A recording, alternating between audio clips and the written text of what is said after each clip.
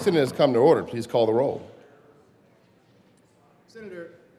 Senators Amabile, Basley, Ball, Benavidez, Right here. Bridges,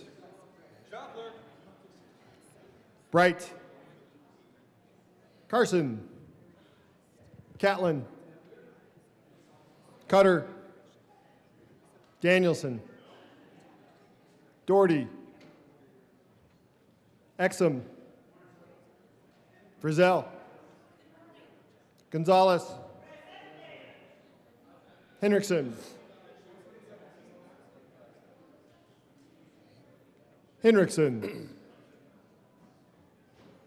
Excused.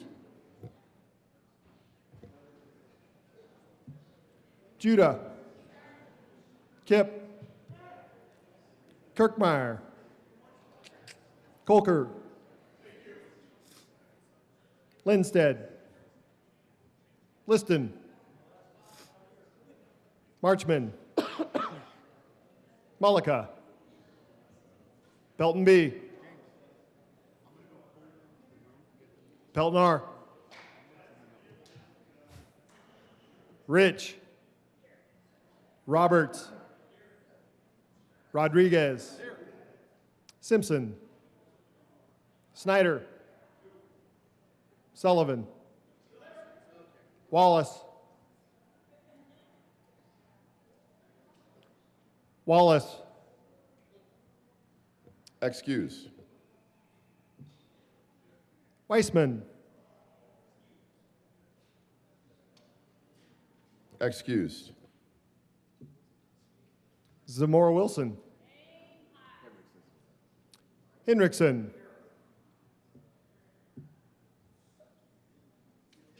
Mr. President. Let's do this. The morning roll call is 33 present, 0 absent, 2 excused. We have a quorum. And before Senator Ball does the pledge, please add Senator Weissman to the roll. Just missing Senator Wallace. There she is. Please add Wallace. Senator Wallace to the roll.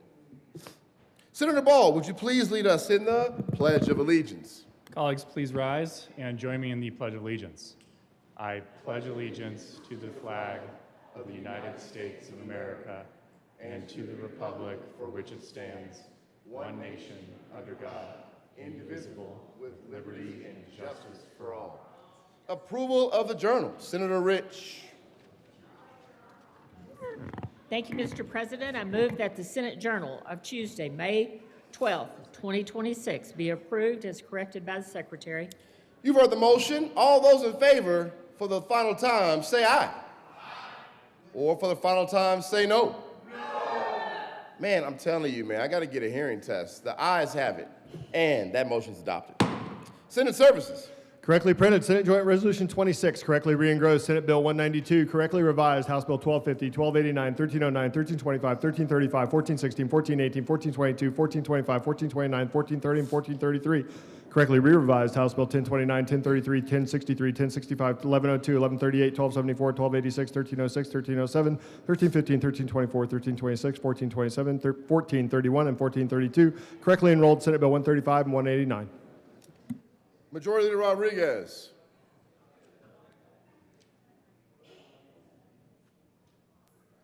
Thank you, Mr. President. I move the Senate proceed out of order for moments of personal privilege. You've heard the motion. All those in favor, say aye.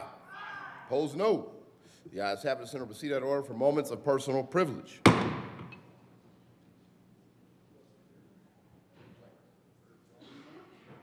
Mr. Minority Leader. Thank you, Mr. President. I request a moment of personal privilege. Granted.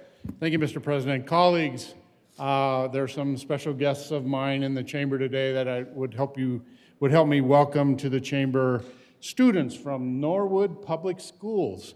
So these are 8th graders, stars in their class. Stand up, stand up, stand up. And they're here with their teacher, Catherine Colbert, and the secondary principal, Militia Reed.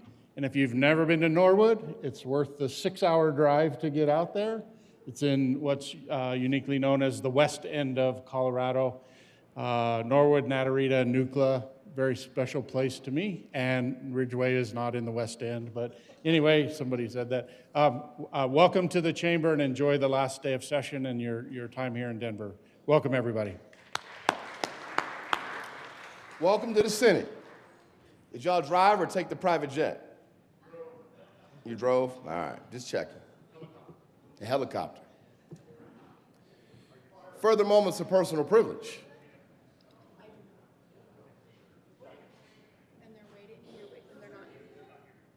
You want me to talk real slow? Senator Danielson. Thank you, Mr. President. I request a moment of personal privilege. Granted. Thank you, Mr. President. I have a tribute today. I think you all know I don't do tributes. I don't typically do resolutions. But I suppose this will be the last proactive thing that I do here in the Senate. And it shouldn't surprise you that it's on behalf of the Southern Ute. And so, Mr. President, I'd like to read the tribute that I prepared. Please. Thank you, Mr. President. The Senate of the Colorado Legislature convened in the second regular session of the 75th General Assembly, hereby acknowledges the service to the state of Colorado by the Southern Ute Indian Tribe. In December of 2024, the 40-year-old Enterprise pipeline within the exterior boundaries of the Southern Ute Reservation failed, releasing an estimated 200,000 gallons of gasoline into the surrounding environment. Following this spill, CDPHE failed to address the significant health concerns and threats to the environment within the reservation, while Enterprise dramatically understated the scale of the disaster and engaged in no earnest remediation. Consequently, the tribe launched its own independent investigation. Tribal consultants identified contamination across more than 110 acres of the drinking water aquifer, with the gasoline plume migrating approximately 10 feet per day. Reservation residents have lost access to drinking water wells and, in some cases, their homes, while others remain at risk of contamination due to spread. CDPHE and the Attorney General must fully investigate and address this disaster. The dedication of the Southern Ute Indian Tribe on this issue is deeply appreciated and will not be forgotten. On request of Senator Jesse Danielson, given this 11th day of May 2026, State Capitol, Denver, Colorado, and signed by James Rashad Coleman, Sr., the President of the Senate. Thank you, folks.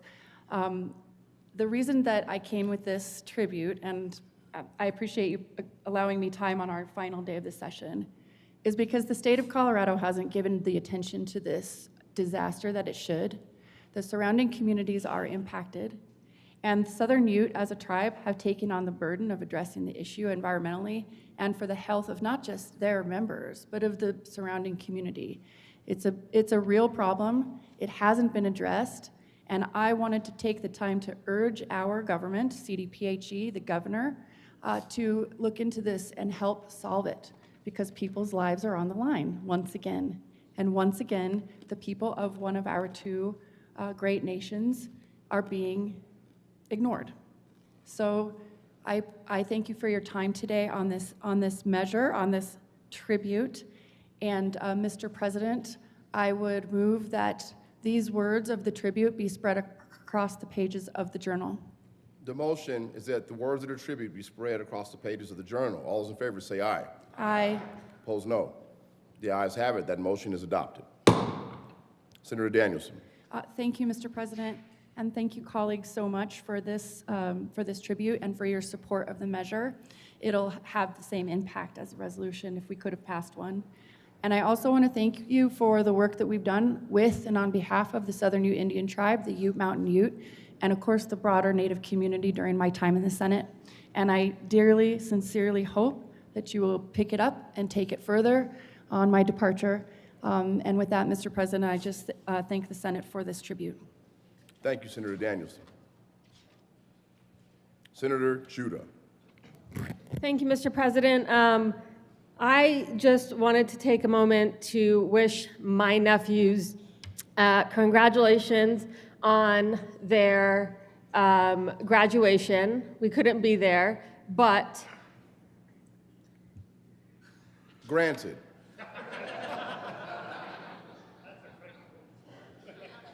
we're going to chalk it up to pregnancy break. Granted.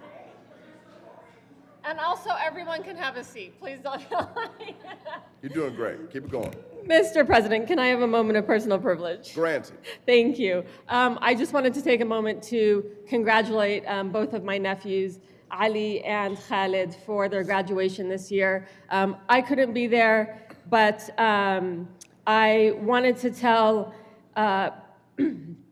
both of Haliwali and the Khalid that they have become thoughtful and principled young men, and they are both compassionate and thoughtful. And Sidon Sito are beaming with pride from up above, and as is the rest of our family. I'm so excited to see where you will go and what you will do. You're amazing cousins to my children, and again, congratulations, and I'm so incredibly proud of you. Thank you, Senator Judah. Senator Pelton R.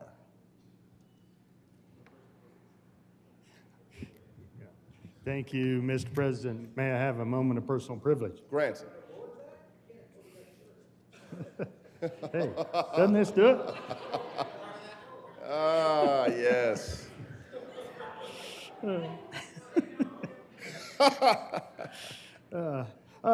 So there's some people that kind of help this chamber and this building to do what it does. And so I'm going to start, I have two tributes. I want to start it off. The Senate of the Colorado Legislature convened in the second regular session of the 75th General Assembly hereby extends heartiest congratulations and commendation to the Senate Sergeants at Arms. And I'm not going to pronounce last names because I'd burger them up bad. So we, the General Assembly of the State of Colorado, hereby extend our deepest gratitude and sincere appreciation to the Sergeants at Arms, Ted, Lee, Jerry, Corey, and Frank, for their exceptional service and unwavering commitment to the Colorado State Capitol. These dedicated professionals exemplify the highest standards of decorum, respect, and integrity. Entrusted with maintaining order within the state capitol, they serve on the front lines of ensuring that the legislative process is conducted safely, respectfully, and without disruption. Their presence provides not only protection, but also confidence, allowing legislators, staff, and visitors alike to carry out the responsibilities in a secure and orderly environment. With professionalism, composure, and a steadfast sense of responsibility, the Sergeants at Arms uphold the traditions and dignity of this institution each and every day. Their efforts are vital to the function of a free and orderly Senate. We commend and honor their daily service, and we thank them for their continued dedication to the General Assembly and to the people of Colorado.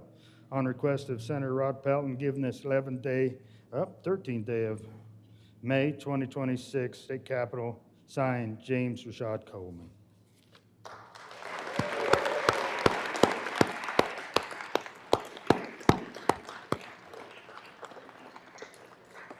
Senator Pelton R. Thank you, Mr. President. May I have another moment of personal privilege? Granted.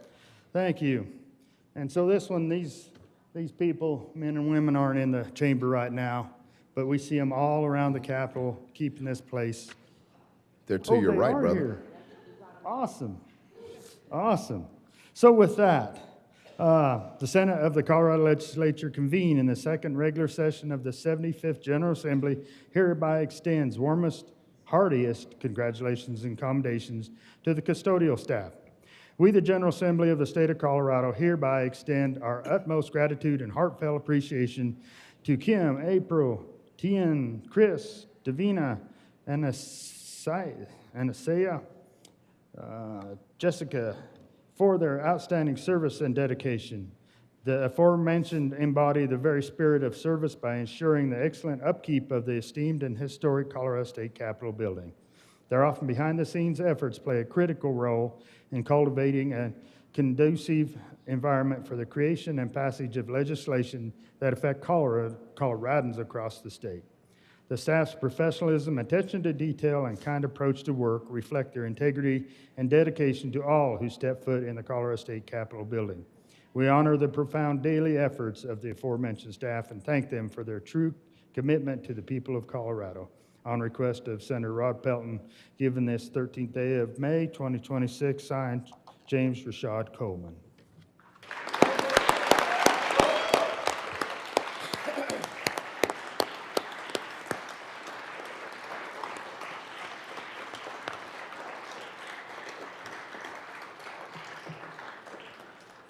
Senator Pelton R. Thank you, Mr. President. And I know there's so many more. We have our staff up here at the front desk that I did not get a tribute for. We have our maintenance crews that go around this building and keep our offices, things hung up, problems fixed. So I'll try to be better in the future if I get reelected.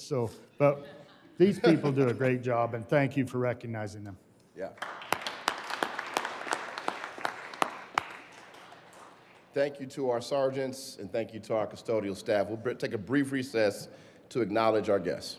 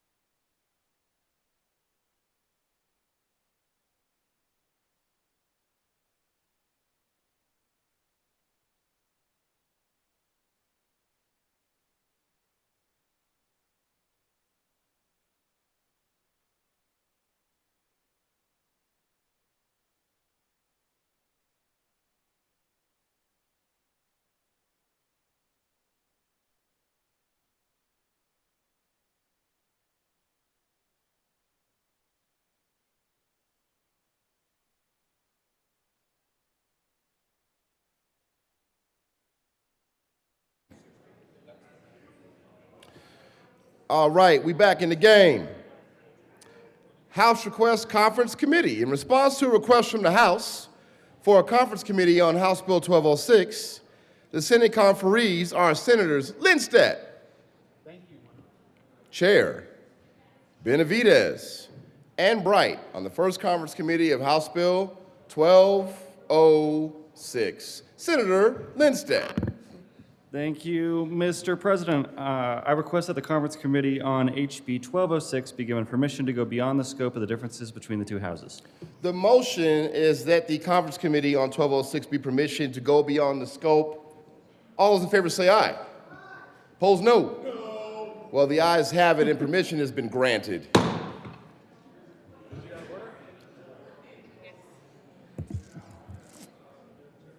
Nick. Majority Leader Rodriguez. Thank you, Mr. President. I move the Senate proceed out of order for consideration of House amendments to Senate bills. The motion is to proceed out of order for consideration of House amendments to Senate bills. Nick. All those in favor say aye. Aye. Opposed, no.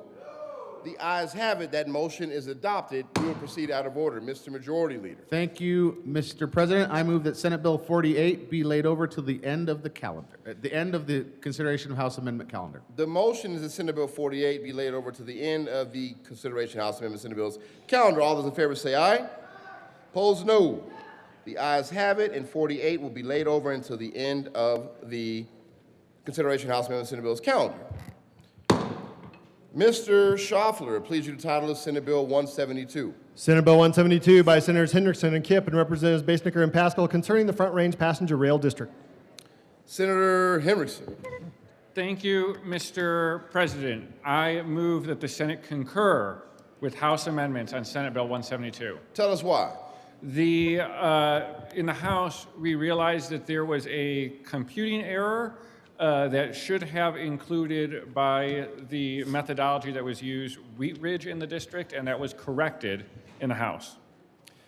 Seeing no further discussion, the motion of the Senate concur with House amendments to Senate Bill 172. Are there any no votes? With a vote of 35 ayes, 0 noes, 0 absent, 0 excused, that motion is adopted. And Senator Hendrickson. Thank you, Mr. President. I move for the repassage of Senate Bill 172. The motion is a repassage of Senate Bill 172. Are there any no votes? Senators, Mr. Minority Leader, Frizzell, Zamora Wilson, Rich, Kirkmeyer, Basley, Liston, Carson, Bright, Pelton B. With a vote of 25 ayes, 10 noes, 0 absent, 0 excused, Senate Bill 172 is repassed. Co-sponsors. Senadora Gonzalez. De nada. 172, co-sponsors. Senator Exum is already a co-sponsor. Good job. Mr. Schaffler, please read the title of Senate Bill 93.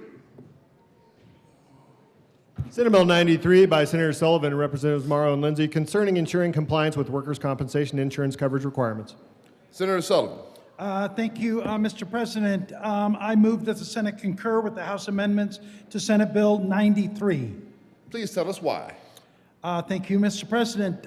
We struck the onus on municipalities that they will no longer be required to verify proof of work and that they will no longer have permissive authority to investigate work comp insurance coverage. And with that, I ask for an aye vote. Seeing no further discussion, the motion is to Senate concur with House amendments to Senate Bill 93. Are there any no votes? With a vote of 35 ayes, 0 noes, 0 absent, 0 excused, that motion is adopted. Senator Sullivan. Thank you, Mr. President. I move for the readoption of Senate Bill 93. Further discussion. Seeing none, the motion is the repassage of Senate Bill 93. Are there any no votes? Senators, Mr. Minority Leader, Kirkmeyer, Frizzell, Zamora Wilson, Rich, Pelton B, Bright, Carson, Pelton R, Catlin, Liston, Basley. With a vote of 23 ayes, 12 noes, 0 absent, 0 excused, Senate Bill 93 is repassed. Co-sponsors. Mr. Schaffler, please read the title of Senate Bill 131. Senate Bill 131 by Senators Ball and Pelton B. and Representatives Woodrow and Wood concerning protections against abusive practices in sports betting and in connection therewith making an appropriation. Senator Ball. Thank you, Mr. President. I move to concur with the House amendments to Senate Bill 26-131. Please tell us why. All the House did was make a change to the ledge deck, so no change to the bill. Further discussion? Seeing none. The motion is that the Senate concur with House amendments to Senate Bill 131. Are there any no votes?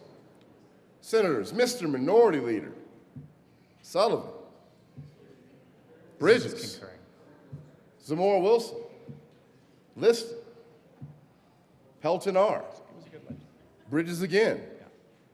That's a great legislation. Catlin. Further no votes on the motion to concur. With a vote of 28 ayes, 7 no, 0 absent, 0 excused, that motion is adopted. Senator Pelton B. Thank you, Mr. President. I move that SB 26-131 for third reading and final repassage. Very well. I'm not sure what the motion was, but I think the motion is that the Senate repass Senate Bill 131. Are there any no votes? I can't repeat what he said. That's why I'm struggling. Mr. Minority Leader Kirkmeyer, Frizzell, Zamora Wilson. 1 second. Marchman. 1 second. 1 second. Why is this not? Sorry about that, brother. We need to start over. I'm sorry. All right. We're moving the repassage of Senate Bill 131. If I already called on you as a no for repassage, please raise your hand again just to make sure I got you. Mr. Minority Leader Kirkmeyer, Frizzell, Zamora Wilson, Rich,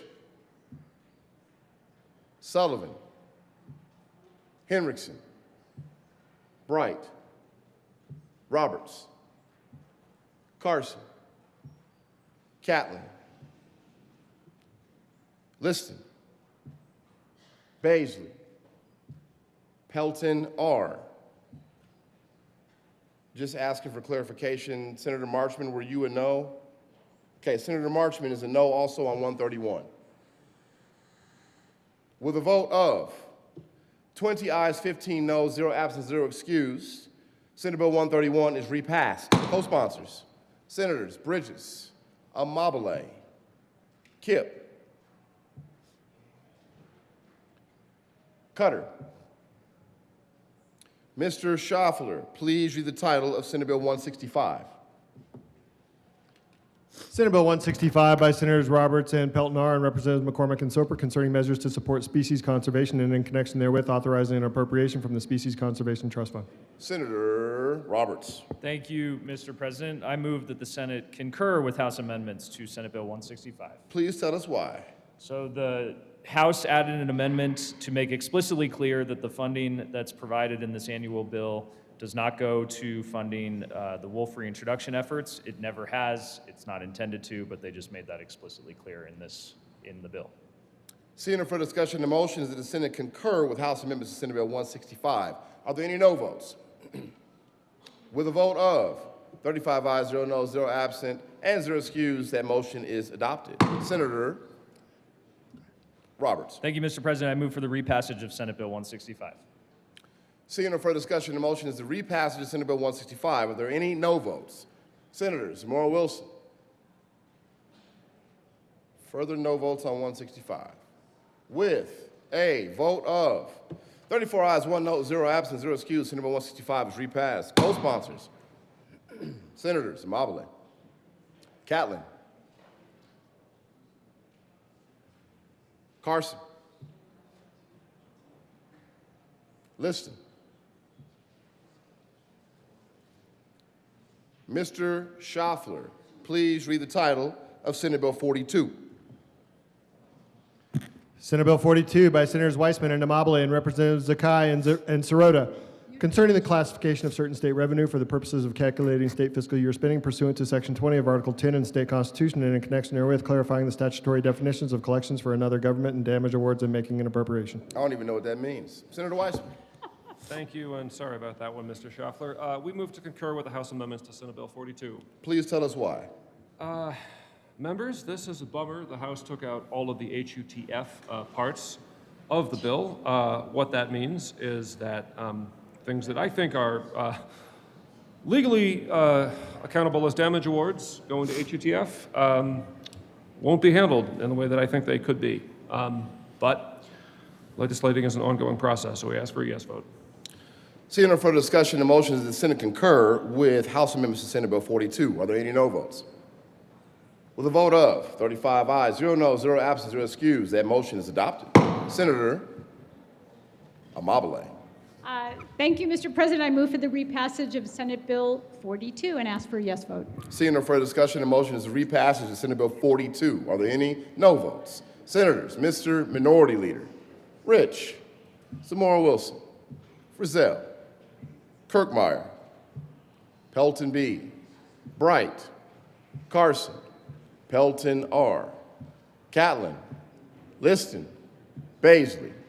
With a vote of 23 ayes, 12 noes, 0 absent, 0 excused, Senate Bill 42 is repassed. Co-sponsors. Please add Senator Gonzalez as a co-sponsor on 42. You were on there. Mr. Schaffler, please read the title of Senate Bill 115. Senate Bill 115 by Senator Gonzalez and Weissman and Representative Bacon and Mabry concerning post-conviction relief for certain offenders sentenced to imprisonment and in connection therewith making and reducing an appropriation. Senator Weissman. Thank you, Mr. President. We move to concur with House amendments to SB 115. Please tell us why. Members, they did a few things in the House, mostly sort of restating provisions that were already in the bill. You can only petition once. Exclusions are exclusions. Probably the most substantive thing they added was some explicit reporting on what we learned from the 3-year pilot in which petitions might be filed. Happy to have that information to inform future efforts. Ask for a yes vote to concur. Seeing no further discussion, the motion is that the Senate concur with House amendments to Senate Bill 115. Are there any no votes? With a vote of 35 ayes, 0 noes, 0 absent, 0 excused, that motion is adopted. Senator Gonzalez. Thank you, Mr. President. We move for the repassage of Senate Bill 115. Seeing no further discussion, the motion is the repassage of Senate Bill 115. Are there any aye votes? Are there any no votes? Senators, Mr. Minority Leader, Kirkmeyer, Frizzell, Zamora Wilson, Rich, Danielson, Sullivan, Lindstedt, Roberts, Mullica, Basley, Liston, Pelton R, Catlin, Carson, Bright, Pelton B. With a vote of 18 ayes, 17 noes, 0 absent, 0 excused, Senate Bill 115 is repassed. Co-sponsors, Senators Amabile, Wallace, Benavidez, Kip, Mr.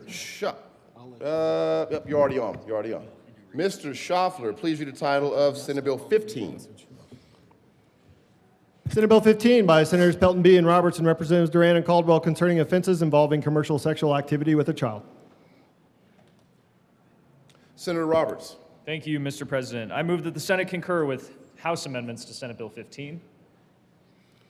Please tell us why. Thank you. In the House, the sponsors over there worked closely with some of the members of the House Judiciary Committee to make some changes, which included moving some of the legislative declaration language that was statutory to make it non-statutory, as well as some other minor technical changes, and we appreciate those amendments. Ask for an aye vote. Seeing no further discussion, the motion the Senate concur with House amendments to Senate Bill 15. Are there any no votes? With a vote of 35 ayes, 0 noes, 0 absent, 0 excused, that motion is adopted. Senator Pelton B. Thank you, Mr. President. I move for the repassage of Senate Bill 26015. Seeing no further discussion, the motion is the repassage of Senate Bill 15. Are there any no votes? With a vote of 35 ayes, 0 noes, 0 absent, and 0 excused, Senate Bill 15 is repassed. Co-sponsors, Senators Mullica, Catlin, Frizzell, Zamora Wilson, Mr. Minority Leader, Kirkmeyer, Exum, Bright, Carson, Sullivan, Pelton R, Liston, Basley, Mr. Schaffler, please read the title of Senate Bill 133. Senate Bill 133 by Senators Bridges and Catlin and Representatives Martinez and Taggart concerning the authorization to establish an artist company in the state and in connection therewith enacting the Colorado Artist Company Act and making an appropriation. Senator Bridges. Thank you, Mr. President. I move the Senate concur with House amendments to Senate Bill 133. Tell us why. So the first amendment cleans up the bill by clarifying an existing LLC can elect to become an artist company rather than converting to become an artist company. It's a small tweak, but convert was not the right process, so we fixed it. Senator Catlin. Thank you, Mr. President. The Second Amendment makes sure that the bill works smoothly with federal tax law, especially for artist companies that are taxed as partnerships. Seeing no further discussion, the motion is that the Senate concur with House amendments to Senate Bill 133. Are there any no votes? With a vote of, this is for concurrence, but not a repassage. With a vote of 35 ayes, 0 noes, 0 absent, 0 excused, that motion is adopted. Senator Bridges. Thank you, Mr. President. I move for the repassage of Senate Bill. Wow. Don't the be last alarmed. motion for adoption that I'm ever going to make, and this is how Don't it goes. be alarmed. Thanks, everyone. I believe it's the motion. that good of a bill. That's how incredible this bill is. Let's vote on The it. city wants to make sure you're paying attention. I believe that, we do need to take a senatorial vote? Thank you. No, Thank you, I believe everybody. the motion over the alarm system. Man, I don't think I've completed it. I move the Senate repass. I move for the repassage of Senate Bill 133 as amended by the House. Excellent. Thank you so much. And seeing no further discussion, the motion is that the Senate repass Senate Bill 133. Are there any no votes? Celebration. Senators Thank you, Zamora everybody. Wilson, Basley. With a vote of 33 ayes, 2 noes, 0 absent, and 0 excused, Senate Bill 133 is repassed. That's alarming. Ha ha ha. Co-sponsors. Senators Wallace, Danielson, Lindstad, Frizzell, Marchman, This will be going on for 3 minutes. Amabile, Cutter. Co-sponsors on 133. Mr. Schaffler, Mr. Majority Leader. Thank you, Mr. President. Please move Senate Bill 193 to the bottom of the consideration of House amendment calendar. Very good. Senate Bill 193, the motion is to move Senate Bill 193 to the bottom of the consideration House amendments calendar. All those in favor say aye. 193? Oh, 193. 193 to the bottom of the calendar. All those in favor say aye. Aye. Opposed, no. The ayes have it, and Senate Bill 193 will be laid over to the bottom of the co-house calendar. Mr. Schaffler, please read the title of Senate Bill 187. Senate Bill 187 by Senators Amabile and Bridges and Representatives Brown and Taggart concerning the creation of a commission to study Medicaid and in connection therewith making an appropriation. Senator Amabile. I move to concur with House amendments to Senate Bill 187. Seeing no further discussion. Oh, question is why? Please tell us why. Because they deleted 3 words that could have either stayed in there or not been in there.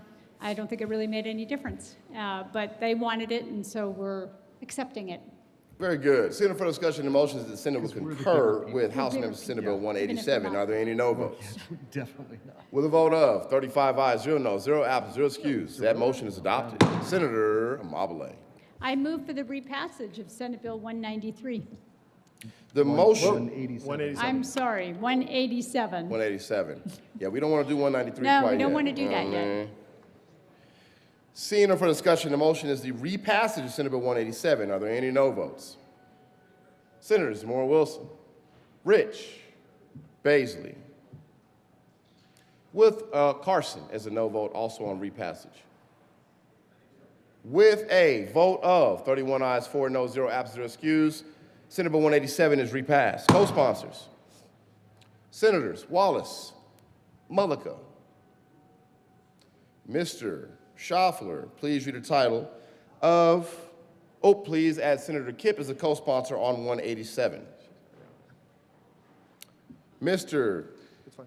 She's already on there. Mr. Schaffler, please read the title of Senate Bill 35. Senate Bill 35 by Senator Roberts and Representative Clifford concerning an increase of traffic violation penalties and in connection therewith making an appropriation. Senator Roberts. Thank you, Mr. President. I move that the Senate concur with House amendments to Senate Bill 35. Tell us why. Thank you. In the House, they adopted two amendments. One, to make explicitly clear that the violation we're talking about is passing on a double yellow line, not other types of passing, and then also lowered the violation for that offense from 8 points to 6 points. And I agree and appreciate the work that went in the House and ask for an aye vote. Seeing no further discussion, the motion is that the Senate concur with House Amendment Senate Bill 35. Are there any no votes? With a vote of 35 ayes, 0 no, 0 absent, 0 excused, that motion is adopted. Senator Roberts. Thank you, Mr. President. I move for the repassage of Senate Bill 35. Seeing no further discussion, the motion is the repassage of Senate Bill 35. Are there any no votes? Senators Zamora Wilson, Basley, Sullivan. With a vote of 32 ayes, 3 no, 0 absent, 0 excused, Senate Bill 35 is repassed. Co-sponsors. Senators Carson, Pelton R., Liston,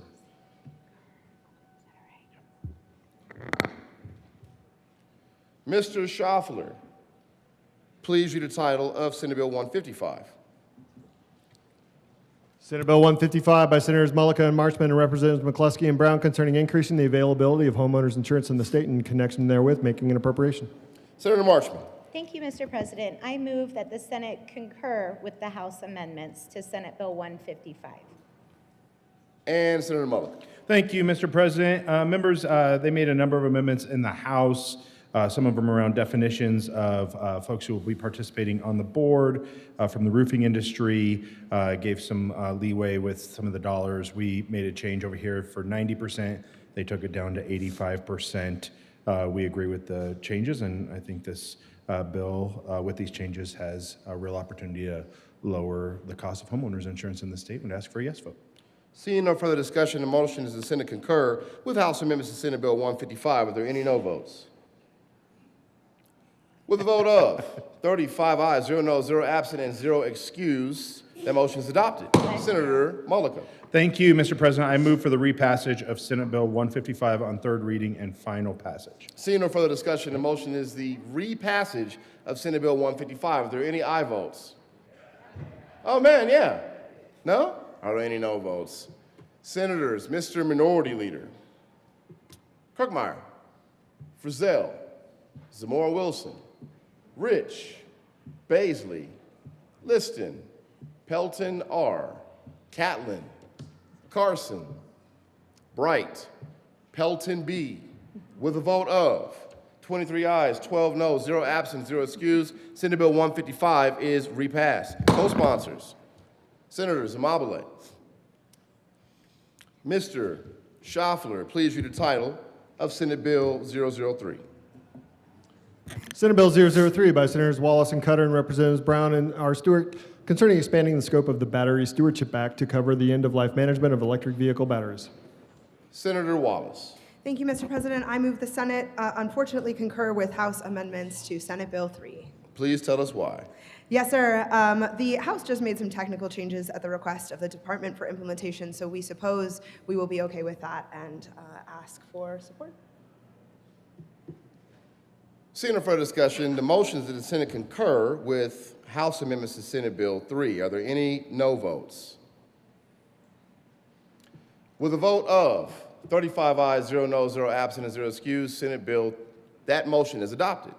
Senator Wallace. Thank you, Mr. President. I move for the repassage of Senate Bill 3. Seeing no further discussion, the motion is repassage of Senate Bill 3. Are there any no votes? Senators Rich, Zamora Wilson, Basley.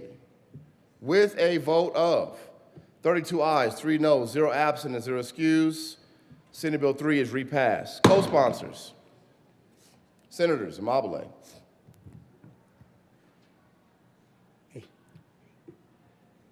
Mr. Schaffler, please read the title of Senate Bill 2. Senate Bill 2 by Senators Kipp and Exum and Representative Wilford and Velasco concerning energy affordability and in connection therewith establishing a percentage of income payment plan program for income qualified utility customers. Senator Exum. Thank you, Mr. President. I move that we concur with the House amendments from on Senate Bill 2 from the House. Please tell us why. Well, when the bill got to the House, concerns were raised about the updated efficiency standards and new appliances and fixtures sold in Colorado that could take effect earlier this year. Organizations serving low-income households reported they could not source complaint replacement furnaces and water heaters in parts of Colorado because the industry has not yet adapted to the new industry efficiency requirements. The House amendments delays implementation of the updated standards until 2031 to provide additional time for the industry to adjust and bring compliant replacement products to the market. And we ask for an aye vote. Seeing no further discussion, the motion is the Senate concur with House amendments to Senate Bill 002. Are there any no votes? With a vote of 35 ayes, 0 noes, 0 absent, 0 excused, that motion is adopted. Senator Kipp.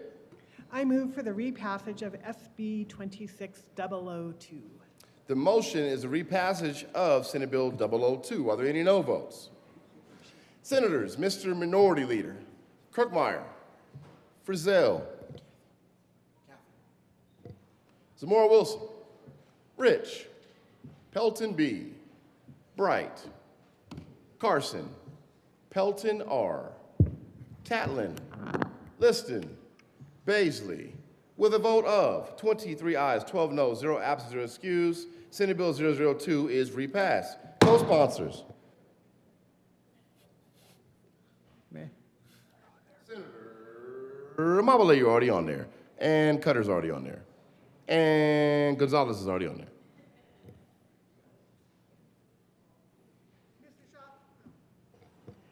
Mr. Schaffler, can you please read the title of SB 26184? Senate Bill 184 by Senators Rodriguez and Ball and Representatives Carter and Mabry concerning benefits for firefighters who contract certain conditions. Senator Ball. Thank you, Madam President. I move that the Senate concur with the House amendments to Senate Bill 26184. That is a proper motion. Are there any no votes? Tell us why, I'm sorry. Thank you. In the House, they made a few changes to the bill. They reduced the list of covered cancers that are covered in the bill. They strengthened the offset language between the trust and workers' compensation. They also added language to ensure that years of service as a state firefighter count towards your eligibility under the cancer presumption law. And lastly, they renamed the bill in honor of Reuben Sims Jr. Reuben Sims Jr. was the first black firefighter in the city of Aurora, and he retired and later died from occupational cancer less than 10 years after his retirement. Under this legislation, he and his family would have been covered through the workers' compensation system, and we ask for an aye vote. Thank you. Any further discussion? Are there any no votes? The motion is for the Senate to concur with the House amendments to SB 26184. Are there any no votes? With a vote of 35 ayes, 0 noes, 0 absent, and 0 excused, SB 26184, the motion is adopted. Senator Ball. Thank you, Madam President. I move the repassage of Senate Bill 26184. The motion is for the repassage of Senate Bill 26184. Is there any discussion? Seeing none, are there any no votes? Mr. Minority Leader Simpson. Senator Pelton. Which Pelton?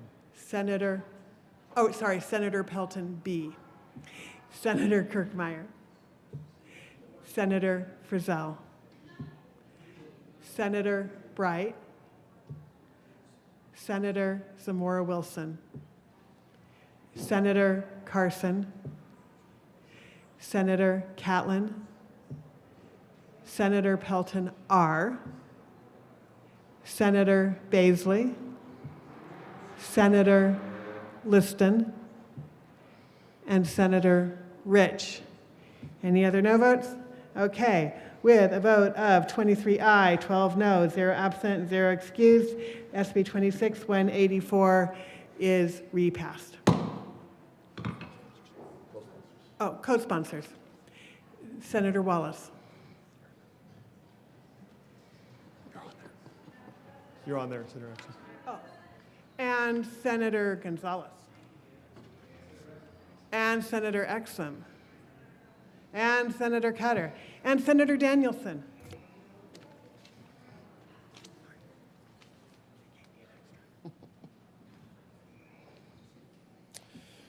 And Mr. Schauffler, please read the title of Senate Bill 152.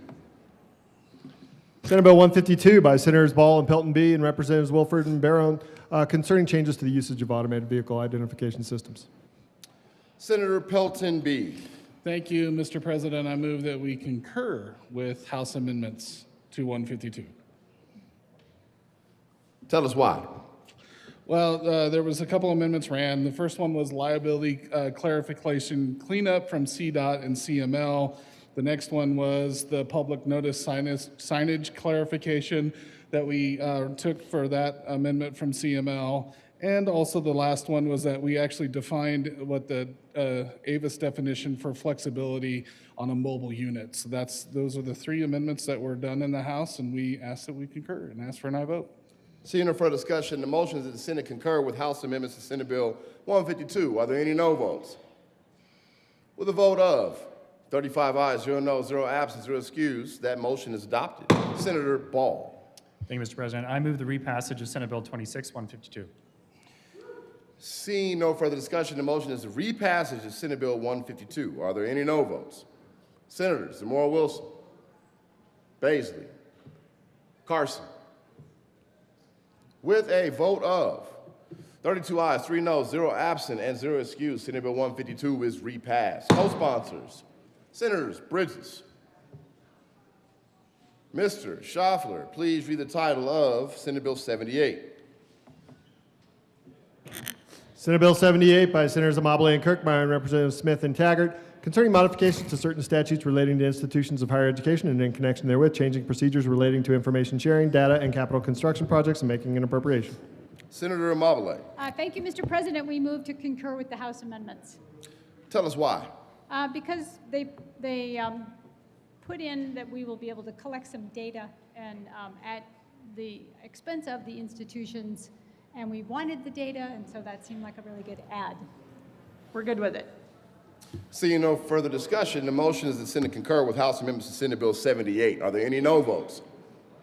Senators, nobody. With a vote of 35 ayes, 0 noes, 0 absent, 0 excused, that motion is adopted. Senator Kirkmeyer. Thank you, Mr. President. I move for the repassage of Senate Bill 26078. Ask for an aye vote. Seeing no further discussion, the motion is the repassage of Senate Bill 78. Are there any no votes?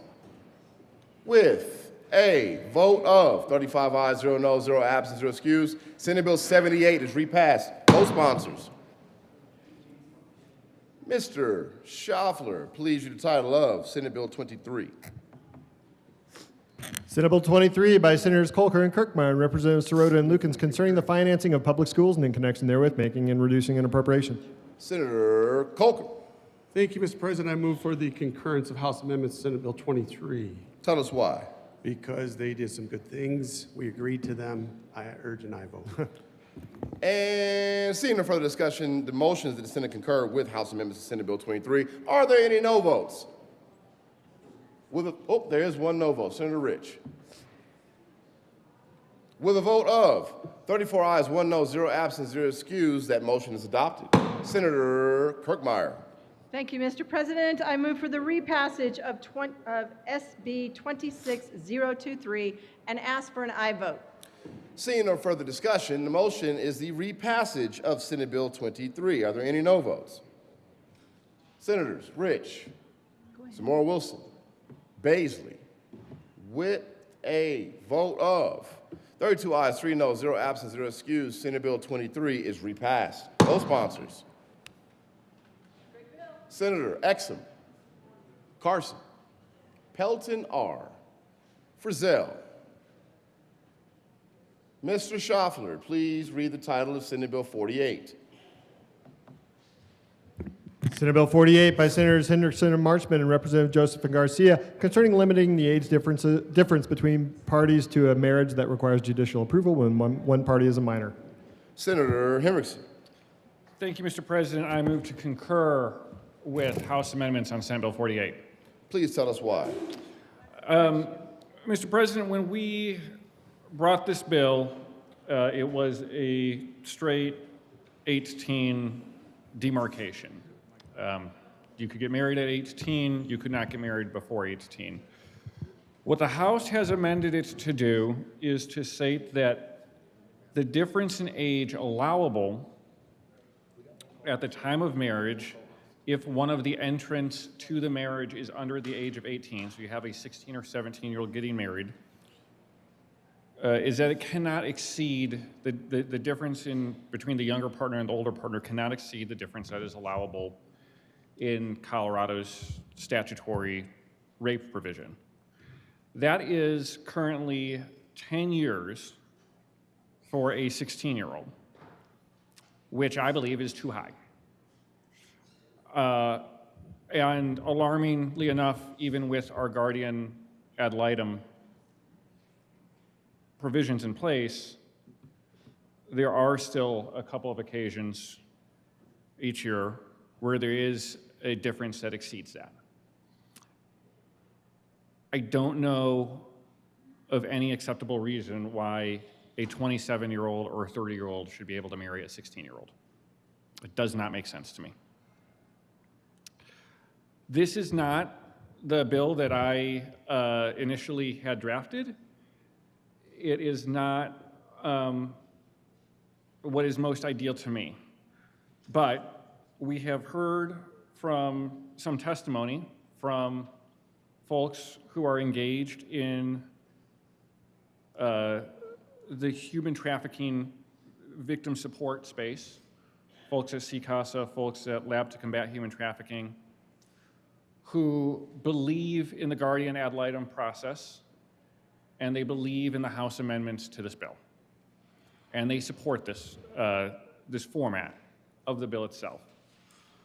And for those reasons, I too am going to support this form of the bill as well, and I ask for your support in voting on concurrence.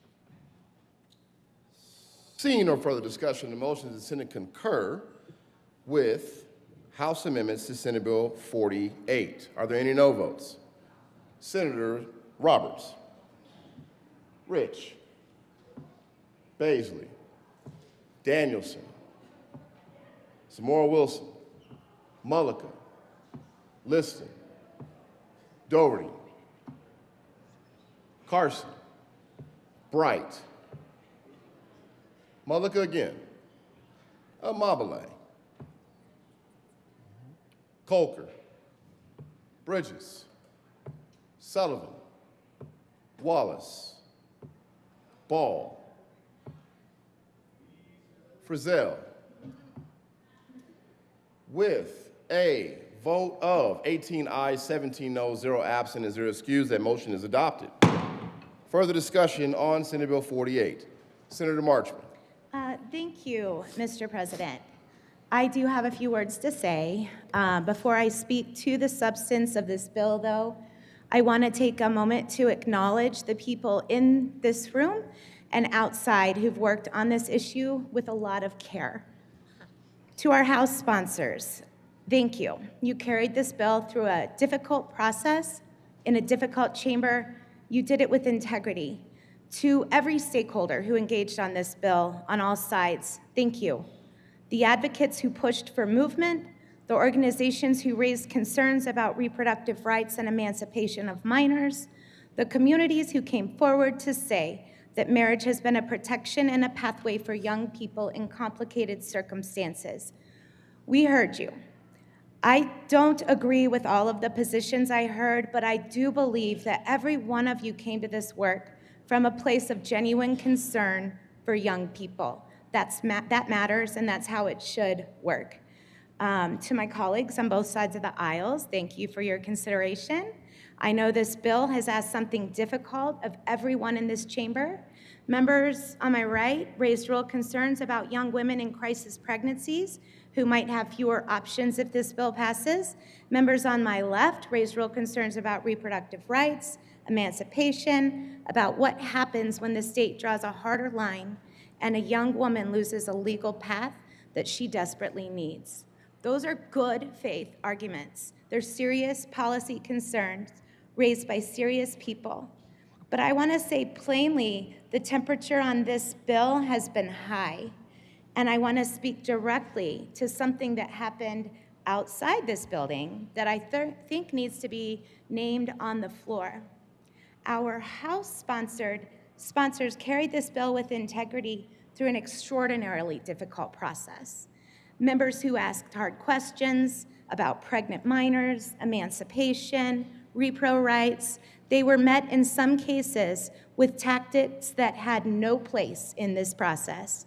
Pressure that substituted volume for argument, language that impugned the motive of legislators who were doing exactly what legislators are supposed to do: ask hard questions, demand honest answers. So I'm grateful to all the House members who engaged seriously with this bill, regardless of where they landed. That deserves respect. But advocacy that cannot tolerate scrutiny is not advocacy, it's pressure. And our House colleagues deserve better than that. Now, everybody in this room is trying to do what's best. We owe each other the presumption of good intent, even when we disagree, especially when we disagree. But I want to take a few minutes before we vote because I think it's important every member understands exactly what's in front of us today and what is not. The bill summary says we passed a hard 18 floor, and that is indeed what the Senate did, but that's not what came back from the House. And I want to be direct about that because I've heard colleagues say they want to support the bill we passed in March, and that's not this bill. What came back from the House is a 10-year age cap on judicial approval for 16 and 17-year-olds to marry. The judicial pathway still exists. A minor can still petition a court. A judge can still say yes. That is a fundamentally different policy than what we sent over. So under current law, 16 and 17-year-olds can seek a marriage license with judicial approval. Just 2 ages, 2 years. And in those 2 years, an adult can walk into a juvenile court and trigger consequences that Colorado's own criminal code says should never apply. A 26-year-old and a 16-year-old, that's a 10-year gap. That relationship's a felony, but the marriage license erases that. That's the marital defense. A 25-year-old and a 16-year-old, well, that's a 9-year gap, so it's under the threshold. The relationship's lawful, and under the House amendment, they can still marry, but under the bill we passed, they cannot. A 24-year-old and a 17-year-old, 7 years, she's 17, so that's the age of consent. The relationship's legal. Under the House amendment, they can still marry. Under our bill, they can't. Now, a 28 and a 17-year-old, it's 11 years. Relationship's legal, she's 17. Neither version permits marriage, but notice what we're saying as a state. Their relationship is permitted, but the marriage is restricted. And that is the incoherence at the heart of what came back from the House. I want to talk about what emancipation through marriage actually looks like, because the argument can be made that marriage protects these children, it gives them rights, it gives them agency, but that argument deserves a serious answer. Colorado rules of civil procedure define minors as infants who lack the legal capacity to sue or be sued. Marriage might emancipate a minor on paper, but they still cannot legally hire a lawyer, file for divorce, or seek a protection order. The moment she marries, Child Protective Service oversight ends. We tell these kids they're emancipated, and then we leave them with no tools to act on it. But the options marriage provides are largely illusory under this rule. She cannot act on them independently. So regardless of how this vote goes today, we have a lot of work to do, and I want to name it precisely. We need to keep Colorado's eyes open. Marriage must not terminate CPS jurisdiction over a minor. That oversight must continue until her 18th birthday, regardless of marital status. We need real emancipation pathways that do not require a child to get married to access her own rights. A minor who needs emancipation to health care, an unsafe home, or bring a legal action should have a pathway. We need to close the courthouse door paradox. A married minor seeking a protection order from her husband cannot file that order. She cannot retain counsel. We must create a statutory right of action under Title 14, allowing married minors to bring domestic relations and domestic order proceedings independently. And we need the hard 18 floor we passed in March, because none of this other work hangs together without it. You can't fix emancipation while marriage remains the emancipation trigger. You can't keep CPSIs open if adults can still walk minors into a courthouse at 16. And guys, we also need a grooming statute. We have none in Colorado. An adult can pursue a child, admit he was wrong, and that is not a crime today. Not one statute covers it. Wyoming just passed a grooming statute. Montana passed one. Nevada, Arizona. Colorado is not leading on child protection. We're catching up. And we need to look seriously at our age of consent. It's not clean. It's a sliding scale. Every Rocky Mountain state around us has addressed this. We have not. So, Mr. President, I am going to move Senate Bill 48 on third reading and final passage, but I am not going to tell my colleagues how to vote today. This bill has asked hard things of everyone in this chamber, and every member here has wrestled with it seriously, and I respect that. I ask you vote your conscience. What I will say is this: if a family in your district called your office tomorrow, a grown man, a teenage girl, the police came and left without an arrest, and under Colorado law, he can still petition to marry her, what would your conscience tell you? I trust this chamber to find the right answer. Thank you, Mr. President. Further discussion? Seeing no further discussion, the motion is a repassage of Senate Bill 48. Are there any no votes? Senators Amabile, Mr. Minority Leader, Kirkmeyer, Frizzell, Zamora-Wilson, Rich, Doherty, Amabile again, Wallace, Benavidez, Marchman. These are no votes. Mullica, Sullivan, Ball, Pelton B, Exum, Bright, Roberts, Carson, Pelton R, Liston, Basley, Catlin,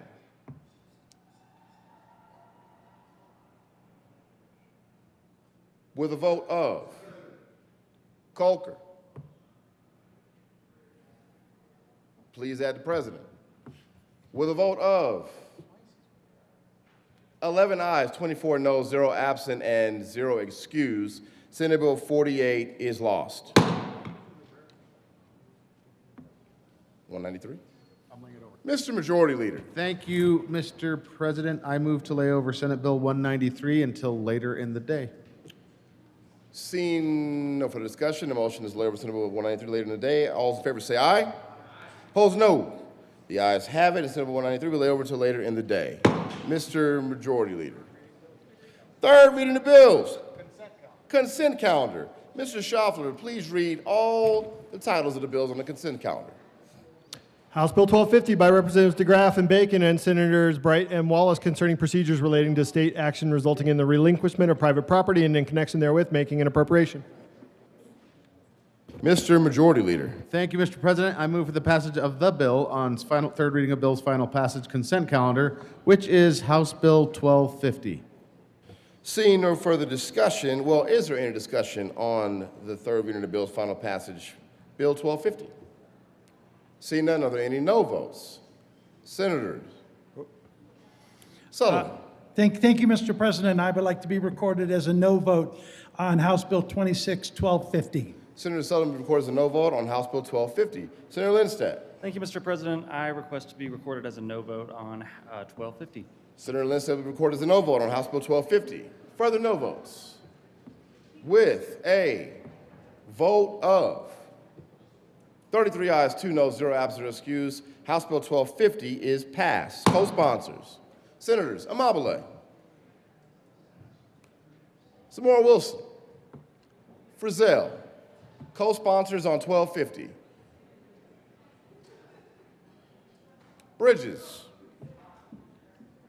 Kip, Hendrickson, Colker, Carson. Co-sponsors on 1250. Gonzalez, Benavidez, Weissman, Snyder, Judah. Please add the president. Third reading of the bills. Final passage. Mr. Schaffler, please read the title of House Bill 1054. 1054? 1054. House Bill 1054 by Representatives Rootenell, Velasco, and Senator Wallace concerning worker safety protections. Senator Wallace. Thank you, Mr. President. I move for the passage of House Bill 1054 on third reading and final passage. Further discussion. There is discussion. Senator Wallace. Thank you, Mr. President. Members, I wanted to take a moment to talk about why we're addressing this bill today. And I thought I would start with a couple of stories of recent incidents that have happened to workers while they were on the job. A dedicated family man working for a major airline was fatally injured while relocating man lifts that rise over 100 feet, violating OSHA standards. He left behind 3 children. At a sugar manufacturing plant, one worker was rendered unconscious by a dangerous gas leak. Another worker rushed in to save him, managed to lift him, and attempted to carry him out. And that worker fell during the rescue effort and sustained fatal injuries. 2 families were devastated that day. In the face of this lack of worker protections, OSHA has been decimated to the point where we only have 5 inspectors for every 1 million workers. That's the lowest that we've been in 45 years. I want to just take us back, though, 100 years, because I recently was able to go to the Lafayette History Museum, which I'd never been to in my hometown.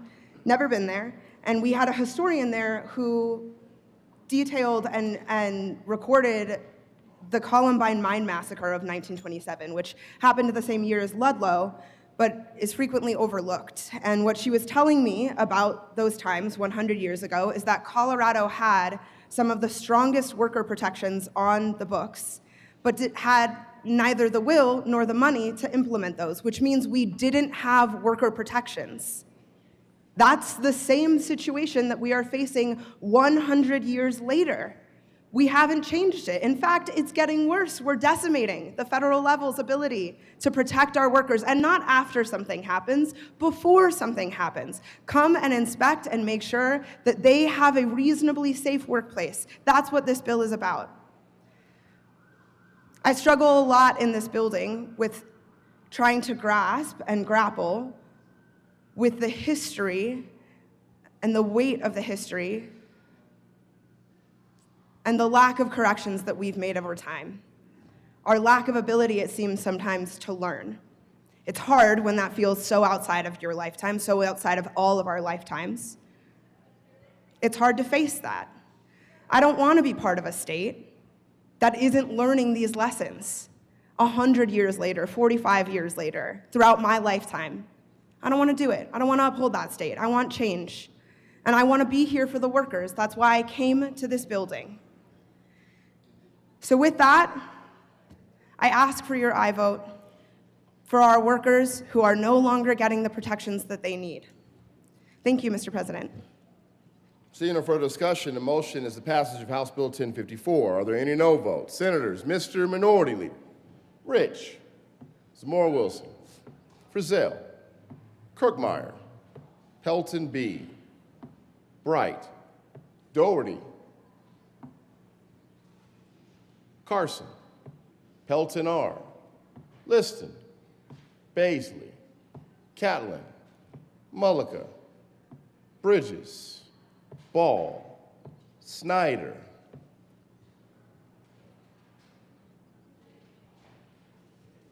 Amabile,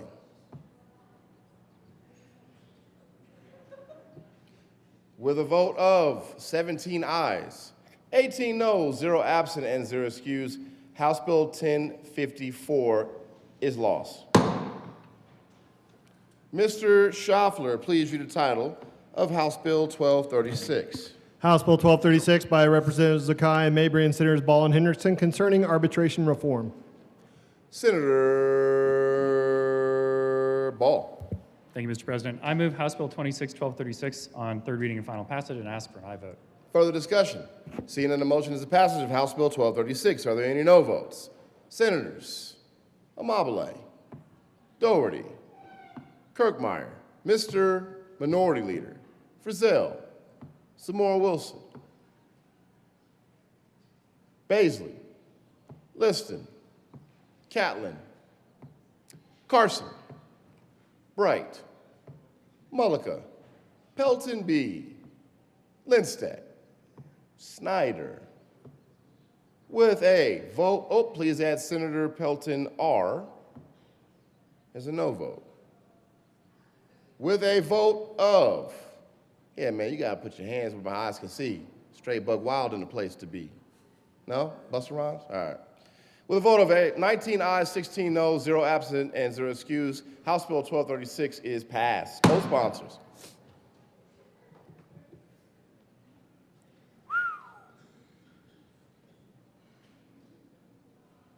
Please add the President. And Senator Kipp. And Benavidez. Mr. Schaffler, please read the title of House Bill 1255. House Bill 1255 by Representative Story and Senator Cutter concerning protections for users of electronic media and in connection therewith requiring an operator of a social media platform to ensure the social media platform provides a streamlined process to allow law enforcement agency to contact the social media platform concerning a search warrant and requiring an operator to report it to a local law enforcement agency if the operator's social media platform takes an adverse action against the user of the social media platform. Senator Cutter. Thank you, Mr. President. I move House Bill 1255 on third reading and final passage. Further discussion? There is. Senator Cutter. A little. Members, this bill is very incredibly important to my community. I'm going to read a letter, just a tiny bit from a letter. Our 14-year-old son endured the unimaginable, a face-to-face encounter with a violent shooter filled with anger and hatred.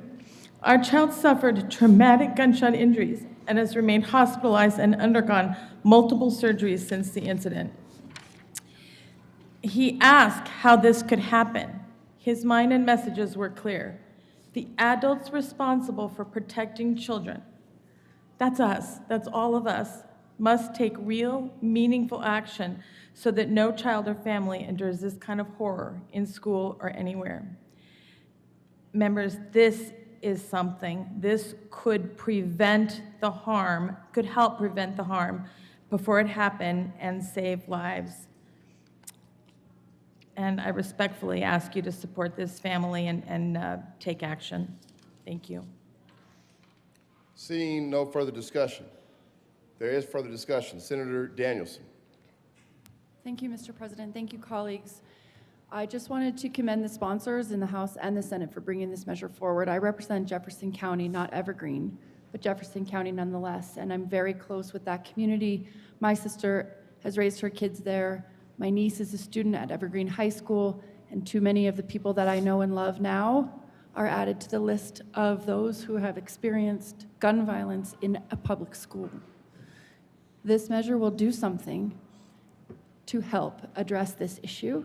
This will protect kids, and I am in strong support of the measure and stand in solidarity with Evergreen High School and the House and Senate sponsors. Thank you. Seeing no further discussion. The motion is the passage of House Bill 1255. Are there any no votes? Senators, Mr. Minority Leader, Kirkmeyer, Frizzell, Zamora-Wilson, Rich, Amabile, Kip, Hendrickson, Snyder, Basley, Liston, Pelton B, Mullica, Pelton R, Bright, Carson, Catlin. With a vote of 18 ayes, 17 no, 0 absent, and 0 excused, House Bill 1255 is passed. Co-sponsors, Senators Danielson, Marchman, Gonzalez, Judah, Wallace, Benavidez, Sullivan, Colker. Please add Senator Doherty. Please add the President. Mr. Schaffler, please read the title of House Bill 1223. House Bill 1223 by Representatives Woodrow and Basnicker and Senators Ball and Roberts concerning modifying certain tax expenditures and in connection therewith making an appropriation. Senator Roberts. Thank you, Mr. President. I move House Bill 1223 and ask permission to offer a third reading amendment. Please tell us why. Thank you, Mr. President. This is a technical amendment that we've been working on with a few folks.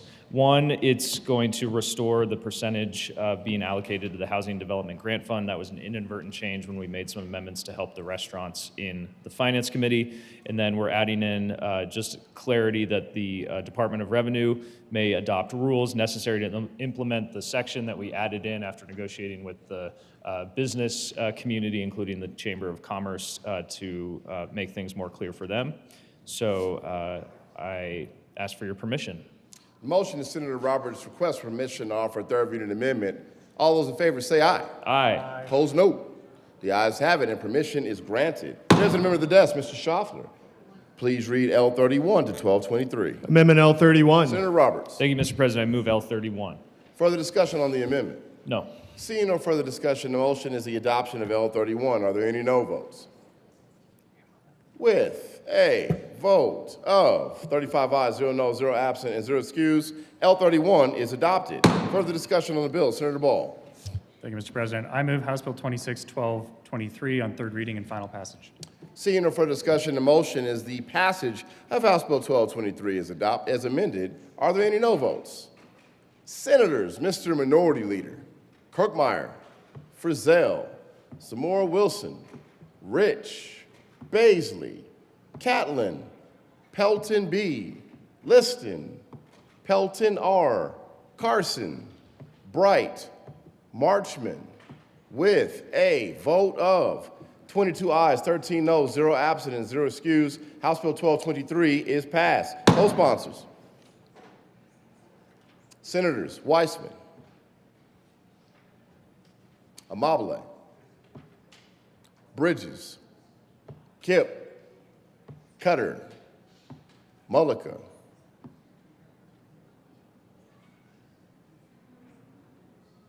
please add the President. Mr. Schaffler, please read the title of House Bill 1272. House Bill 1272 by Representatives Froelich and Velasco and Senators Cutter and Weissman concerning protections for workers necessitated by climate change and in connection therewith making an appropriation. Senator Cutter. Thank you, Mr. President. I move House Bill 1272 on third reading and final passage. Further discussion? Seeing none, the motion is the passage of House Bill 1272. Are there any no votes?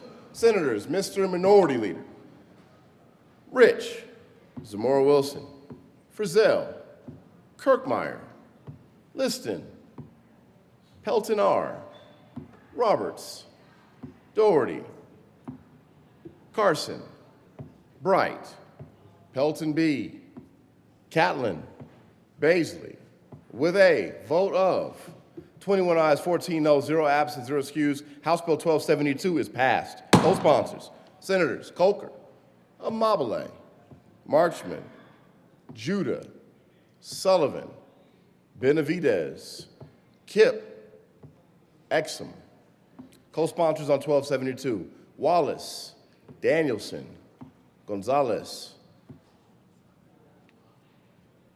Please add the president. Mr. Schaffler, please read the title of House Bill 1141. House Bill 1141 by Representative Bacon and Senators Colker and Marchman concerning civil rights violations involving discriminatory practices in public schools. Senator Marchman. Oh, thank you, Mr. President. I move House Bill 1141 on third reading and final passage. Further discussion. Seeing that the motion is the passage of House Bill 1141.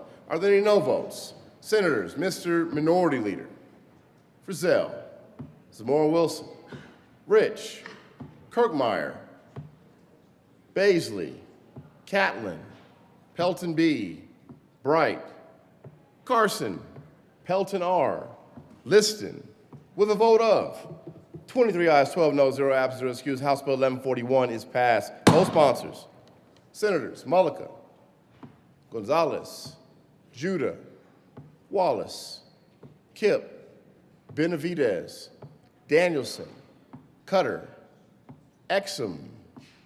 Please add the president. Mr. Schaffler, please read the title of House Bill 1424. House Bill 1424 by Representatives Wilford and Froelich and Senators Cutter and Wallace concerning measures to increase protections for persons engaged with transportation network companies. Senator Cutter. Thank you, Mr. President. I move House Bill 1424 on third reading and final passage. Further discussion. Seeing none, the motion is the passage of House Bill 1424. Are there any no votes? Senators, Mr. Minority Leader, Kirkmeyer, Frizzell, Zamora Wilson, Rich, Pelton B, Liston, Pelton R, Carson, Bright, Catlin, Basley. With a vote of 23 ayes, 12 noes, 0 absent, 0 excused, House Bill 1424 is passed. Co-sponsors, Senators Judah, Danielson. We're on 1424. Gonzalez, Kip, Marchman, Ball, Sullivan, Lindstadt, Bridges, Colker.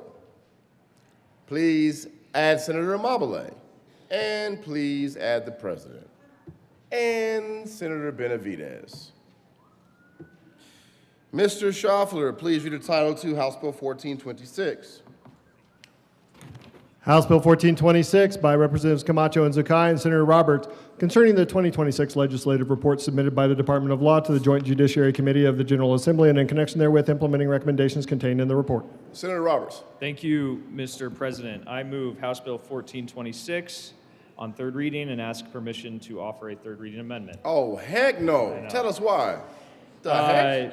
So I've been in a little bit of the middle, I have been in the House sponsors in the middle of a little bit of a discussion that's happened between our governor and our attorney general about this bill and tried to find a compromise, and I think we found it. So that's why I would like to offer a technical amendment on third reading.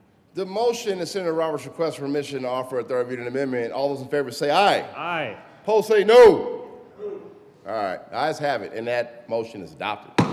There's a member of the desk. Mr. Schaffler, please read L14. Amendment L14. Senator Roberts. Thank you, Mr. President. I move L14. Further discussion on L14. So this amendment would make some changes to Section 1 of the bill, which is around the ability for the Attorney General to offer a executive session briefing to the Joint Budget Committee to discuss litigation costs and other matters. We're changing it to strike out the discussion about potential legislation and potential litigation to just basically enact status quo into statute, which is discussion about ongoing litigation. Further discussion. Seeing none, the motion is the adoption of L14. Are there any no votes? With a vote of, there is a no vote on L14. Senator Kirkmeyer. With a vote of 34, there's another no vote on L14. Senator Zamora Wilson. Are there any further no votes? Stop it. With a vote of 33 ayes, 2 noes, 0 absent, 0 excused, L14 is adopted. To the bill, Senator Roberts. Thank you, Mr. President. I move House Bill 1426 as amended on third reading and ask for an aye vote. Seeing no further discussion, the motion is the passage of House Bill 1426 as amended on third reading and final passage. Are there any no votes? Senators Zamora Wilson, Rich again, gotcha, Basley, Kirkmeyer, Liston, Carson, Catlin, Frizzell, Bright, Pelton B. With a vote of 25 ayes, 10 noes, 0 absent, 0 excused, House Bill 1426 is passed. Co-sponsors. Senators Wallace,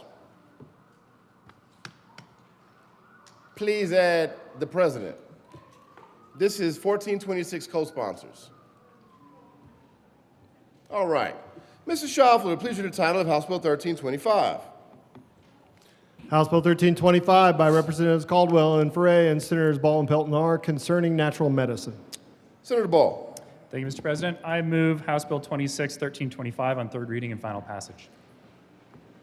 Seeing no further discussion, the motion is the passage of House Bill 1325. Are there any no votes? Senators Amabile, Zamora Wilson, Mullica, Pelton B., Basley. With a vote of 30 ayes, 5 noes, 0 absent, 0 excused, House Bill 1325 is passed. Co-sponsors.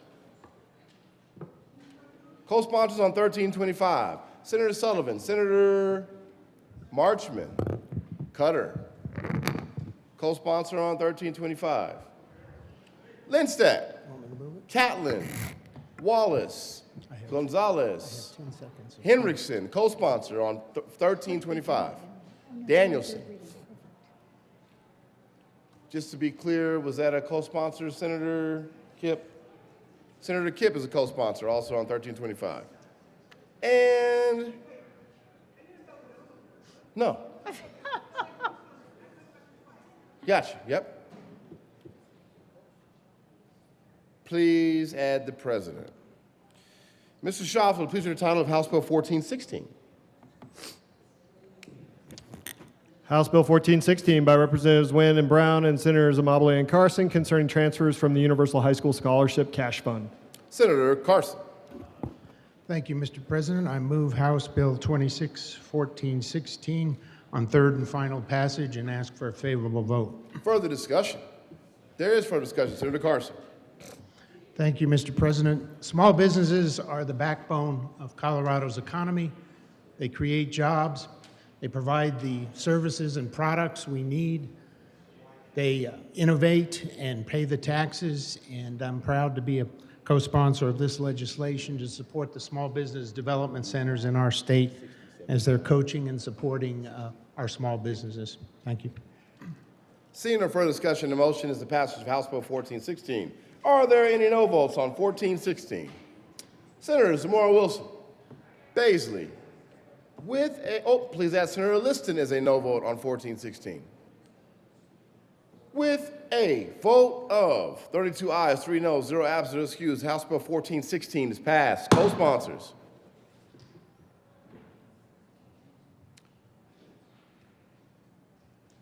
Please add the president.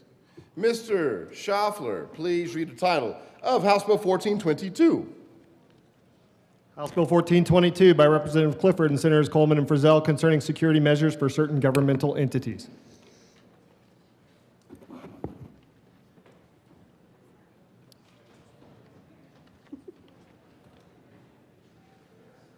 You're going to leave me high and dry.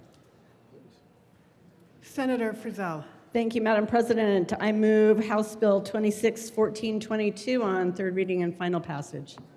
Thank you. Are there any no votes? Is there any discussion? Are there any no votes? Mr. Minority Leader we're on no votes, correct? The motion is the passage of. The motion is the passage of HB 261422. Are there any no votes? Mr. Minority Leader Simpson. Senator Pelton R. Senator Zamora Wilson. Senator Senator Pelton B. Now I got you both, I apologize. It's both of them? Were you a no to Senator Pelton R? Okay. Senator Catlin. I'm sorry, what? We got both Peltons. Both are no's. Sorry. My apologies. Senator Catlin, Senator Basley, Senator Liston. Any other no votes on HB 26-1422? With a vote of 28 ayes, 7 noes, 0 absent, 0 excused, HB 26-1422 is passed. Co-sponsors. Great bill. Senator Mullica. Senator Wallace. Yes, we're co-sponsors on 1422. Senator Marchman. Senator Benavides. Senator Exum. Senator Danielson. Please add the president. Mr. Schaffler, please read the title of House Bill 1425. House Bill 1425 by Representatives Gilchrist and Brown and Senators Doherty and Bright concerning the regulation of applied behavioral analysis services and in connection therewith making an appropriation. Senator Doherty. I move House Bill 1425 on third reading and final passage. Further discussion? Seeing in the motion to the passage of House Bill 1425. Are there any no votes? Senators Zamora Wilson, Basley, with a, Senator Carson is a no vote on 1425.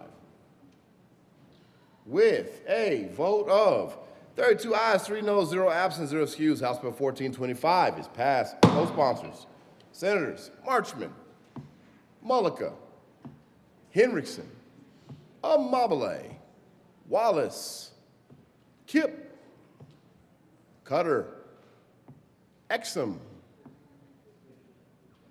Bridges, Danielson, Ball. This is on 1425. Please add the president. And Senator Gonzalez. Mr. Schaffler, please read the title of House Bill 1433. House Bill 1433 by Representatives McCluskey and Velasco and Senator Cutter and Roberts concerning funding to sustain the firefighter behavioral health benefits program. Senator Cutter. Thank you, Mr. President. I move House Bill 1433 on third reading and final passage. Further discussion? Seeing no further discussion, the motion is passed. House Bill 1433. Are there any no votes? Senators Rich, Zamora Wilson, with, Senator Carson. Nope, Senator Carson is an aye vote on 1433. With a vote of 33 ayes, 2 noes, 0 absent, 0 excused, House Bill 1433 is passed. Co-sponsors, Senators Wallace, Marchman, Kipp, Judah, Gonzalez, Ball, Lindstedt, Exum, Mullica. Please add the president. Mr. Schaffler, please read the title of House Bill 1418.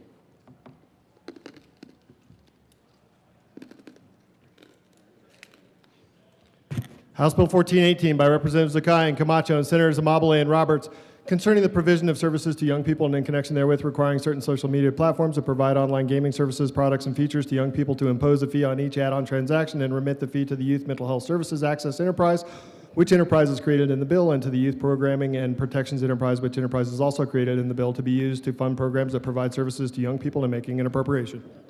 Senator Roberts. Thank you, Mr. President. I move House Bill 1418 on third reading and ask for an aye vote. Further discussion? Seeing in the motions to passage of House Bill 1418, are there any no votes? Senators, Mr. Minority Leader, Kirkmeyer, Frizzell, Zamora Wilson, Rich, Basley, Liston, Pelton R, Catlin, Carson, Bright, Pelton B, Sullivan, Ball, Snyder, Lindstedt, Hendrickson. With a vote of 18 ayes, 17 noes, 0 absent, 0 excused, House Bill 1418 is passed. Co-sponsors, Senator Wallace, Cutter, Judah, Kip, Gonzalez, Coker. Please add the president. Mr. Schaffler, please read the title of House Bill 1335. House Bill 1335 by Representatives Garcia and Nguyen and Senators Wallace and Bridges concerning access to abortion medication services in Colorado college campuses. Senator Wallace.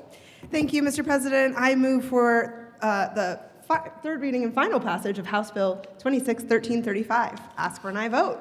Seeing no further discussion, the motion is to pass House Bill 1335. Are there any no votes? Senators, Mr. Minority Leader, Rich, Zamora Wilson, Frizzell, Kirkmeyer, Liston, Basley, Pelton R., Catlin, Carson, Bright, Pelton B.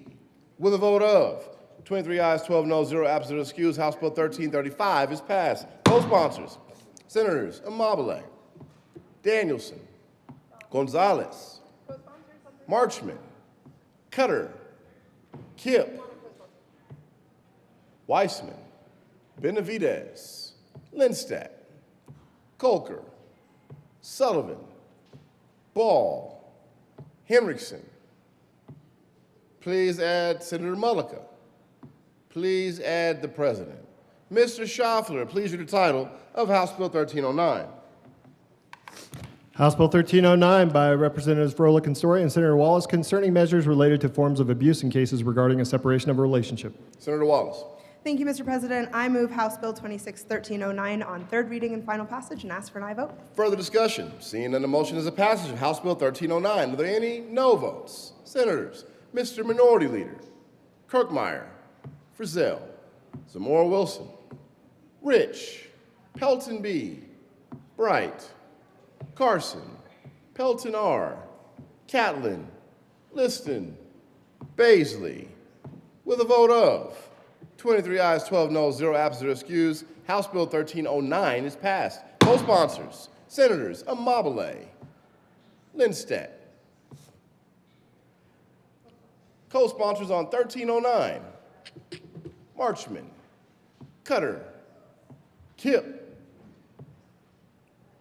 Please add the president and Senator Exum. Mr. Schaffler, please read the title of House Bill 1430. House Bill 1430 by Representatives Basnicker and Sirota and Senators Lindstedt and Amabile concerning adjustments to transportation funding. Senator Lindstadt. Thank you, Mr. President. I move House Bill 1430 on third reading and final passage and ask for permission to run a third reading amendment. Please tell us why. Thank you, Mr. President. This amendment is actually a showing of good faith to the proponents of Initiative 175. What this amendment does is create a new enterprise that can be used to help pursue their goals in getting more funding for road construction that I think we all support. And it will hold our local governments harmless with this new money. And hopefully this new enterprise could be a vehicle for future discussions as they move forward on 1430 so that we can find a sustainable solution to funding improvements in our transportation system. So it's a showing of good faith to them. They support this amendment, and I would ask for permission and an aye vote. Further discussion on permission. Senator Amabile. Yeah, I'll just say that it is a showing of good faith, and it is also good policy because I know that a lot of people are hearing that our roads are in need of repair, and so it does both. It's an excellent addition to this bill, and ask for a yes vote. And Senator Lindstadt. Thank you, Mr. President. And there is one technical change to the appointments in the working group that had to be made as well in this amendment that I forgot to mention. Seeing no further discussion, the motion is request to offer permission for a third reading amendment. All those in favor say aye. Aye. Opposed, no. What? The ayes have it and permission is granted. As an amendment of the desk, will the clerk please read, Mr. Schaffler, L14 to 1430. Amendment L14, amend revised bill page 3 after line Senator 20. Lindstadt, Insert. thank you for raising your hand. Thank you, Mr. President. I move L14. Any further discussion on L14? There is discussion on L14. That's the amendment. Yes, Senator Kirkmeyer. Thank you. Thank you, Mr. President.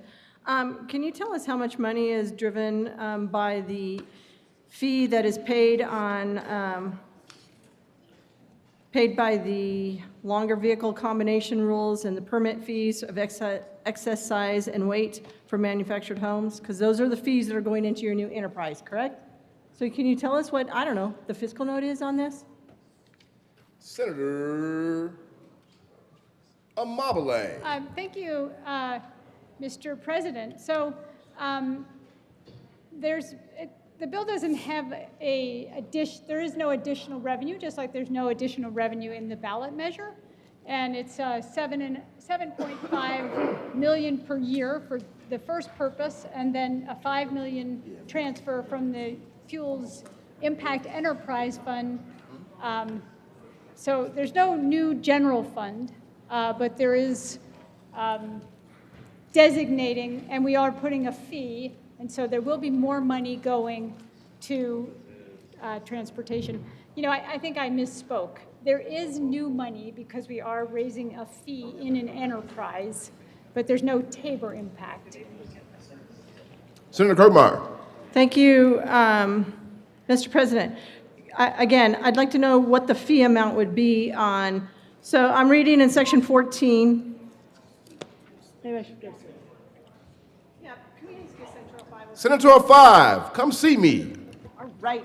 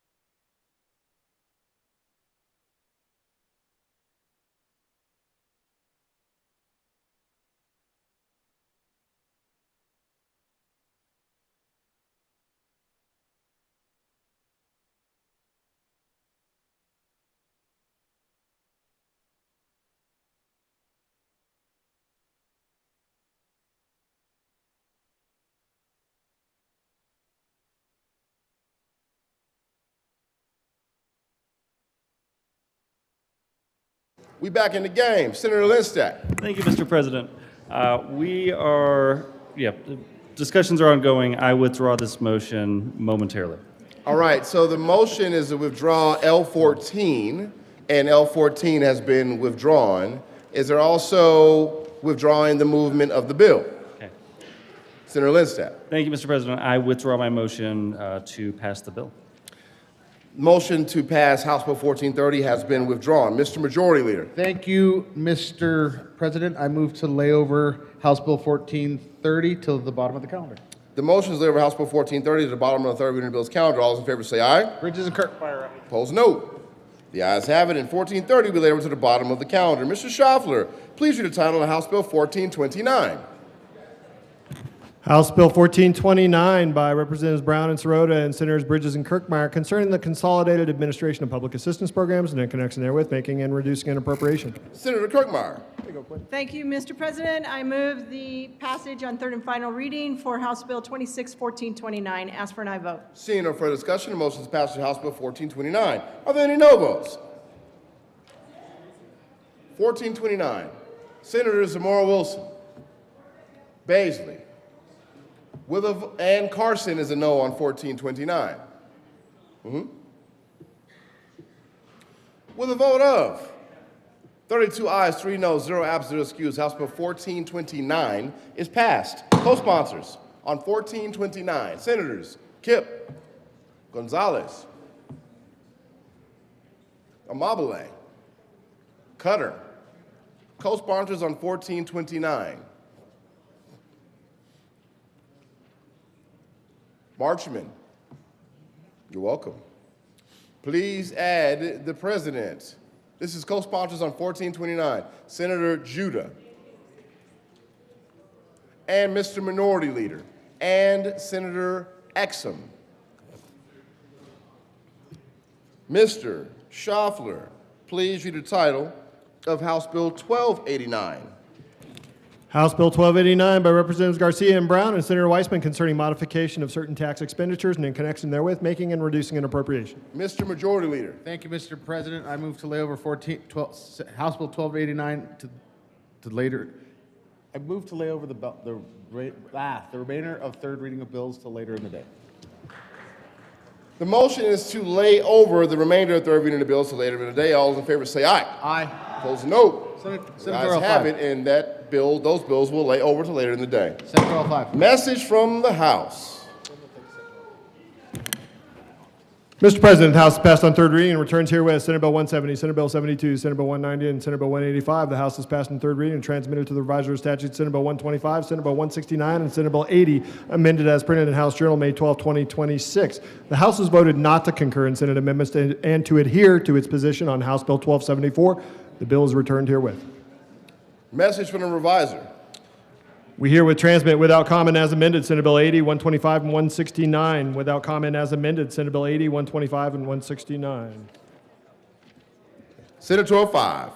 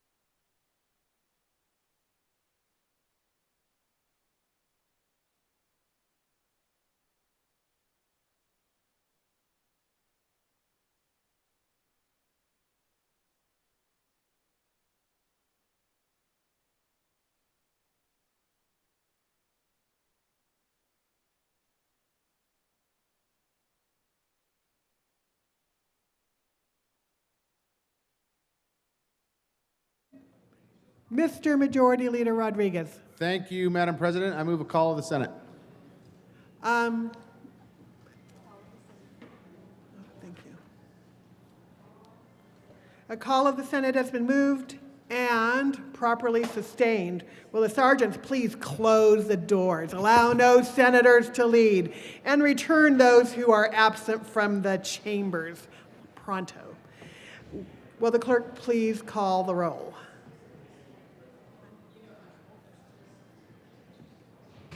Senators Amabile, Basley, Ball, Benavidez,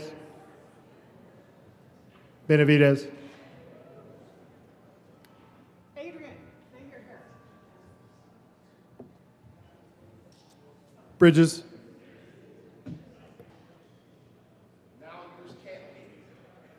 Bright,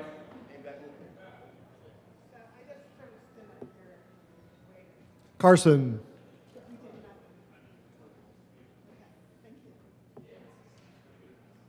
Catlin,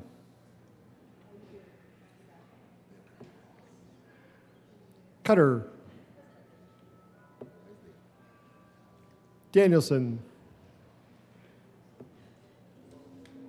Doherty,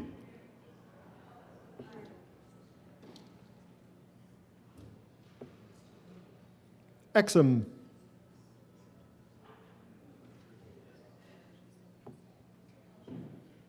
Frizzell,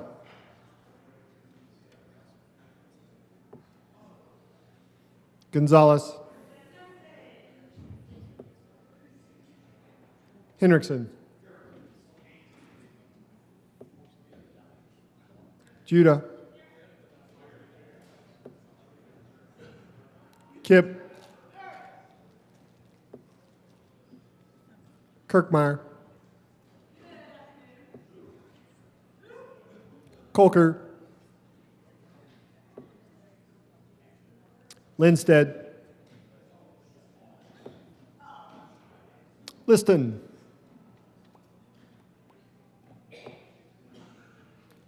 Marchman, Mullica, Peltonby, Peltonar,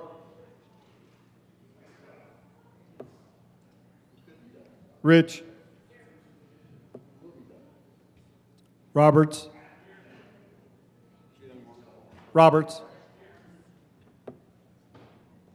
Rodriguez, Here. Simpson, Snyder, Sullivan,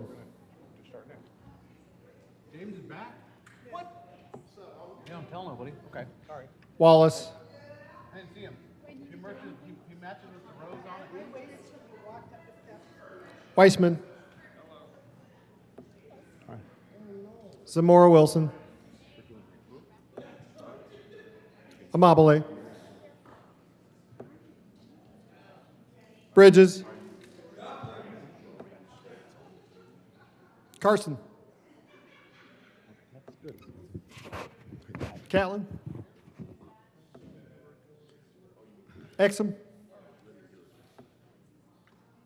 Frizzell,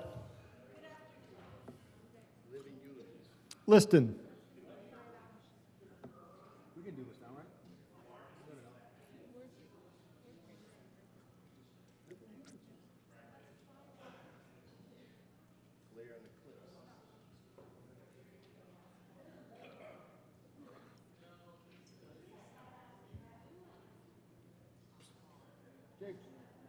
James. For the clips.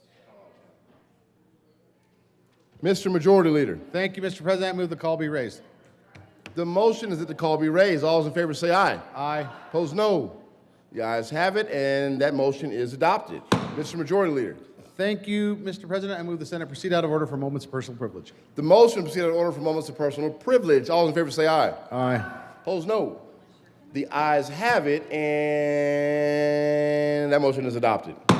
Mr. Majority Leader. Thank you. Today, members, we honor another colleague of us who will be departing. We will be honoring Senator Hendrickson, the senator from Pueblo, depending on who you ask, to join us here at the well so we can present you with your crystal, a flag flown in your honor, and your tribute. Colleagues, I've had the honor of serving with Nick for a few years while he's been with us in the legislature for his first 4 years, and this my last year or two as him as my colleague as the Senate whip. And I had got to work with the previous whip, and the work that needs to be done to wrangle up you guys is a worthy job to do. And as anybody knows who's been the whip, you don't know who's telling you the truth, who's not telling you the truth, and who you have to read. But in my tenure here at this, and for me and the president, you know, being able to know where our votes are and stuff has been, Senator Hendrickson has been invaluable to us to know that strategy, how to get the votes done, how we have to maneuver, knows where the things are going to have, comes and tells me if the bill's going to have a problem. And I can't thank you enough. And it's been an honor serving with you. Well, I'm in my 8th year and you're in your 4th, and watching you grow as a bill sponsor on policies that you really fought for and maybe argued with other members with at the well, and figure out how to navigate policy, and watch you lose your mind as you're passionate about parking spaces. But, you know, that's what I love about all of the colleagues we serve with. I may not always agree with you on policy, but I respect your passion for the policy that you work on. But I just want to thank you for your service to the state, the service you've done to Pueblo. You've been a huge resource to me in transportation spaces and stuff that I've not really delved into, and I'll save that for Senator Cutter. But I just want to thank you for your service. You've been entertaining. I wish more people got to talk to you more one-on-one, or could understand the humor that you bring to things more in text threads than you bring to us at the well. But you know, we're all going to miss you, and I want to thank you for the time you've done with me and the work you've done, making me in the president's job so much more easier, letting us know how things are moving on the floor, what's coming, what you hear, and holding the trust of your members as they give you the counts when you need to. So I'm just going to start that off and then let the roast begin, but I just want to thank you for your service, and you know, I wish you all the best.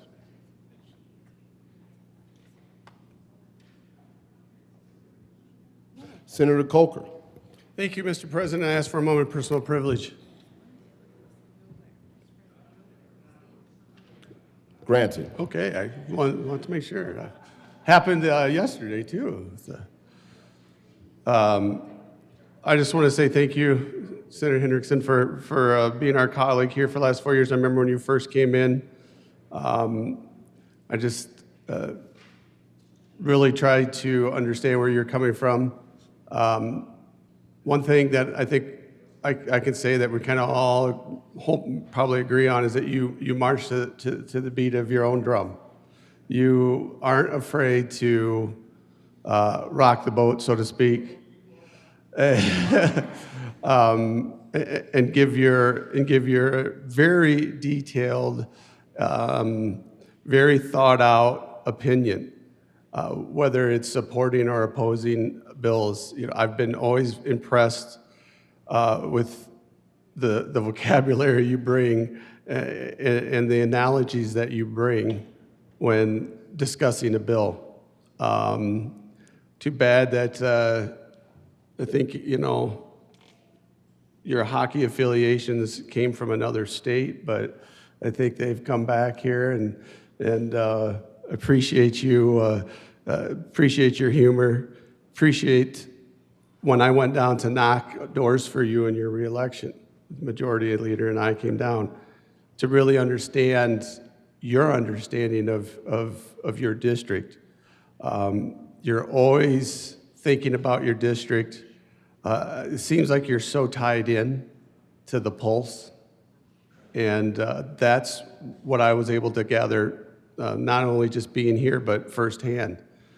I may disagree with you on the motorcycle issues that you bring up, but I appreciate your passion for them and your passion for all those in your district. So I just want to say thank you for being my colleague, our colleague. Thank you for making me think every time you speak, and definitely going to miss you here.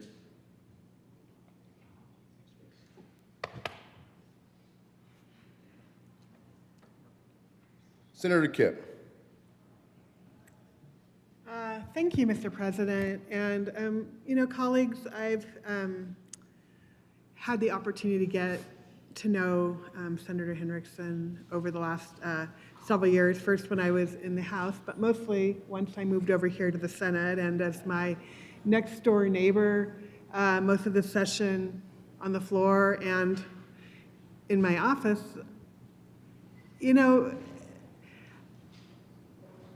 Nick, Senator Hendrickson, is always going to do what he believes is right. And I think that's an incredibly important attribute to have in a legislator, right? We should all be here fighting the good fight as Senator Hendrickson does. It's important. I mean, we should all have a reason to be here, and I really believe that Senator Hendrickson does. And I just have to say also that he is a very cool whip. Anybody get it? Okay, thank you. I had to go there. I mean, he goes around every time and he goes, okay, can I count you on this? And I'm like, wait, what was that again? And he's like, oh yeah, that's what that one was. Okay, thank you for helping me remember what that number means in this context. And, just really appreciate everything he brings to it. And he brings a lot of passion around the whole motorcycle area, which I love hearing about. I don't know, is the motorcycle currently working? Is out in the parking lot? Okay, it's out in the parking lot. It's good to know. Because, we have a good diversity of legislators here, and I'm really going to miss not having Nick as a seat neighbor and an office neighbor next year. So we're going to miss you. Senator Mullica. Thank you, Mr. President. I request a moment of personal privilege. Granted. Well, first off, I just want to accept your apology, Senator Hendrickson, for always yelling at me when we disagreed. So I sincerely accept that apology. And thank you for that. Thank you for being the bigger person and, apologizing. And I just also want to say that, I worked really hard to, instill all of my knowledge on transportation to you, and worked really hard over our time together in this body to instill that, specifically, on parking requirements and making sure we have guardrails, lots of guardrails. So really just want to, say that I enjoyed, trying to instill all that knowledge on you and appreciate you taking it all in and, really focusing on those guardrails. Did I say guardrails? The guardrails. And so, in all sincerity, though, really respect the fact that you have always done what you believe and voted that way and voted your district, and have enjoyed serving with you and wish you nothing but the best. So, thank you. Senator Bridges. Thank you, Mr. President. Do we have to ask for a moment? I just don't know how this whole thing works. That's great. Yeah. Granted. I never asked.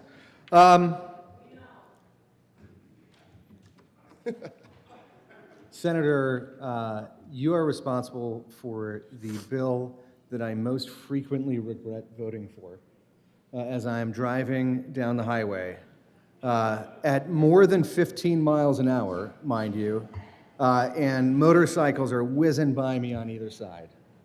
I know that it's safer and all that, and I appreciate that, but man, every time I regret that. So the constant, I will never forget you as long as I live in this state.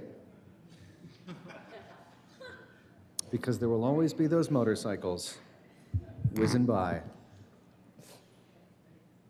You fought me for years on moving the state fair to where it truly belongs, Arapahoe County.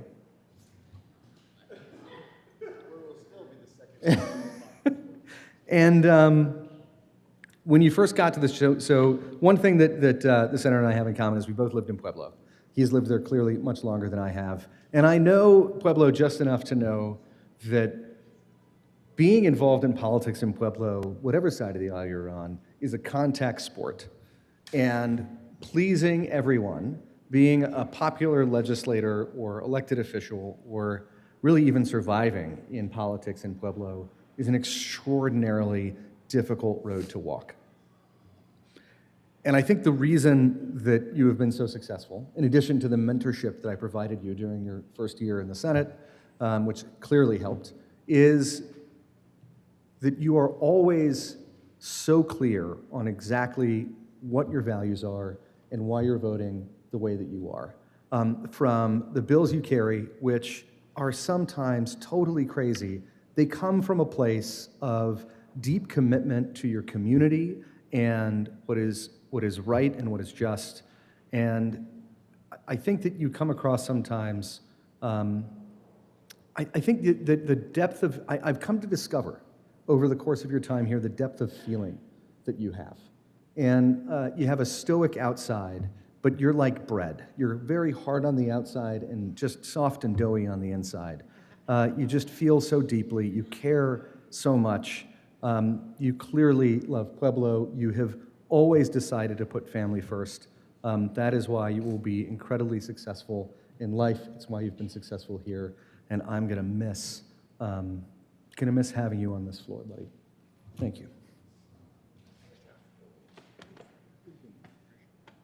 Senator Marchman. Oops. Thank you, Mr. President. May I have a moment of personal privilege? Granted. Thank you. Nick, when I started, we sat right next to each other, and I had so much fun visiting with you. You always made me laugh, and you also helped me a lot with voting, and that's why it's really great that you ended up being the whip, because that continued. One of our first big things we did together was right to repair ag equipment. And I pulled out some chart and started talking, and the dealers were kind of ugly to me. And they didn't like what we were doing. It was the policy, wasn't personal, but it was my first tough hearing. And I cried. And I don't know if you remember, I was sobbing, Nick. And you were so kind. You stood physically in between me and the dealers. The chair took a 5. And I got myself together. And we finished that up, and it was a late night, but it was the kindest thing that someone I'm not related to has done for me, because I was in a really bad spot right then, and you were there. And that passion, your values of goodness and compassion, really direct your life. And I think Noel is really lucky to have a dad like you, to have you as a dad. He's gonna have so much fun, and so will you in these teenage years. And one day, I will finally figure out what lane splitting versus lane filtering is. And I appreciate you so much, Nick, and I'm gonna miss you a lot.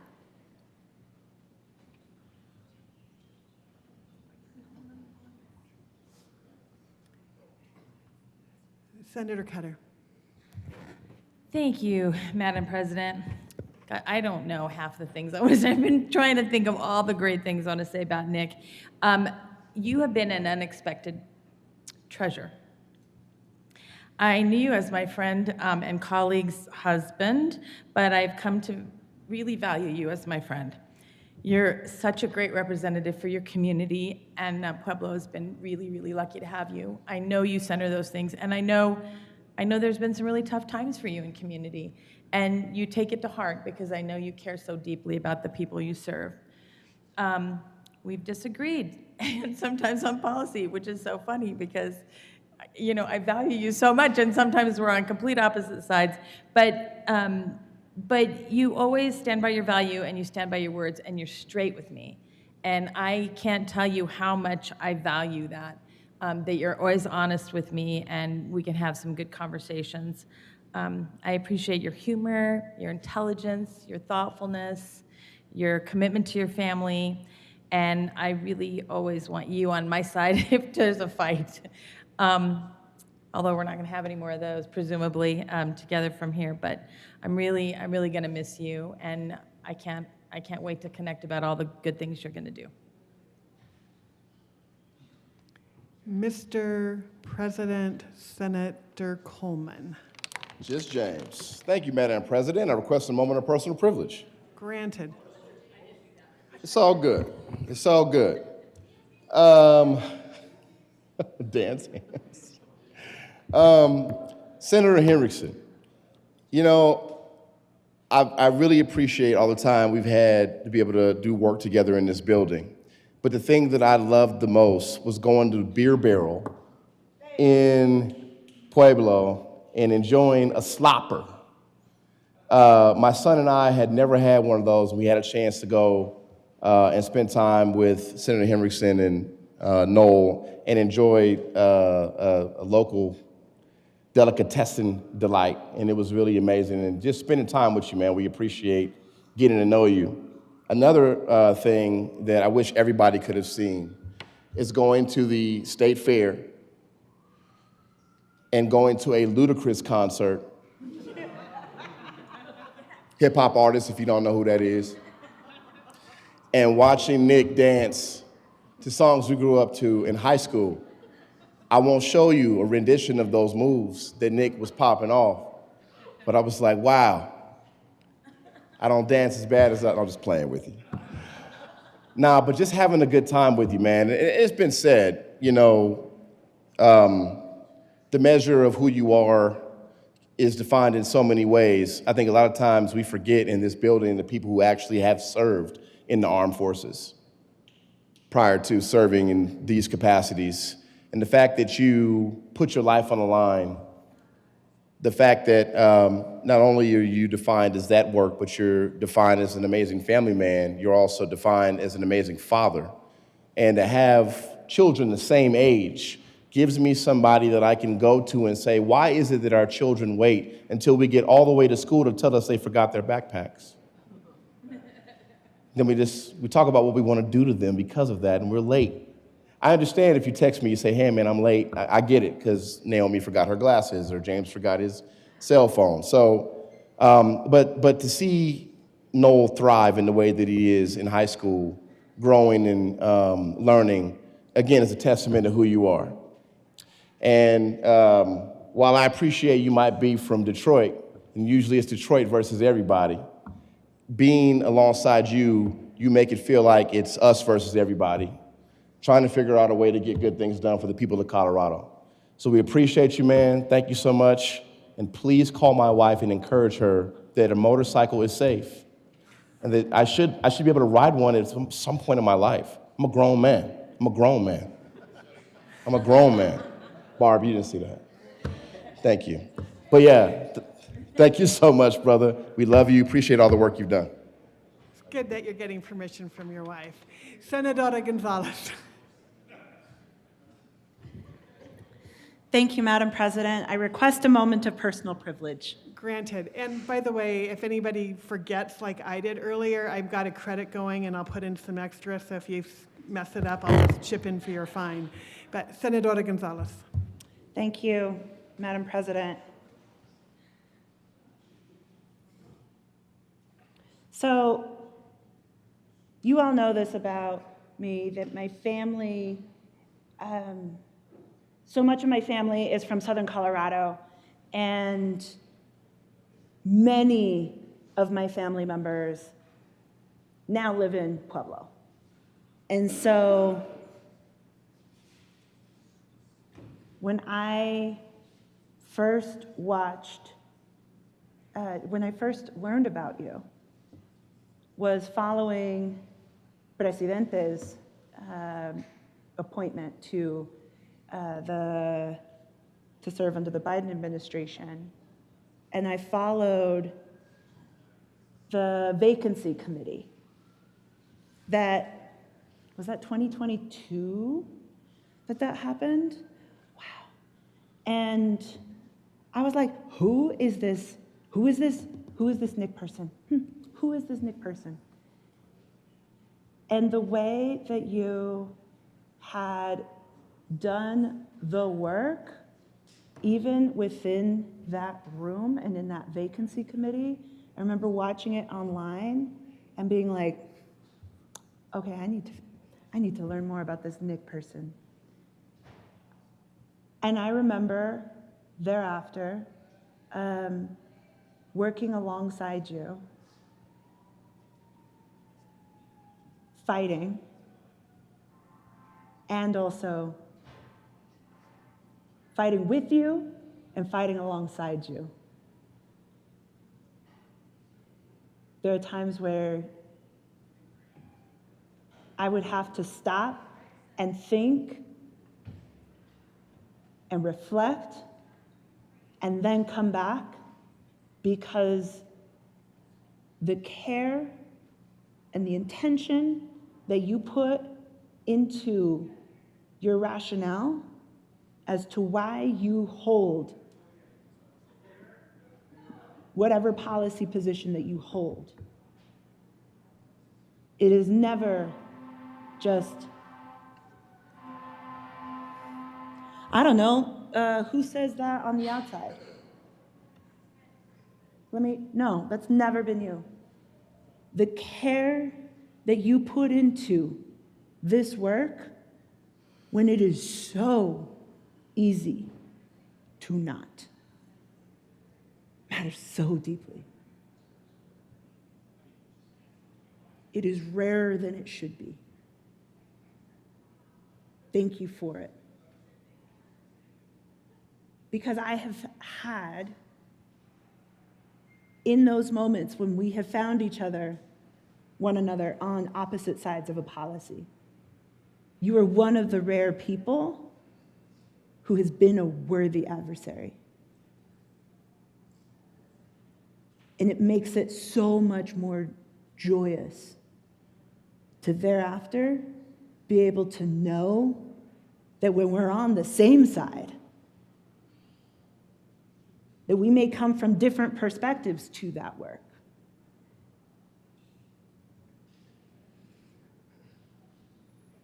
Find the point of common agreement and move forward united and be stronger for it and craft stronger policy because of it.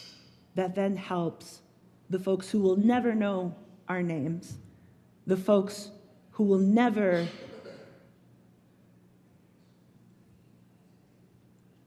remember, who is this Nick person? Who is this Gonzalez person? But whose lives will be improved because of it.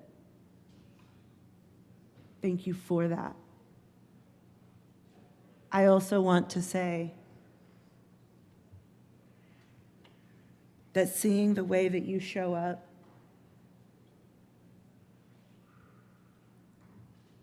and the light that Noel brings to your life, this building can be hard. This building can be exhausting, draining, extractive. And when you talk about your son, your light shines.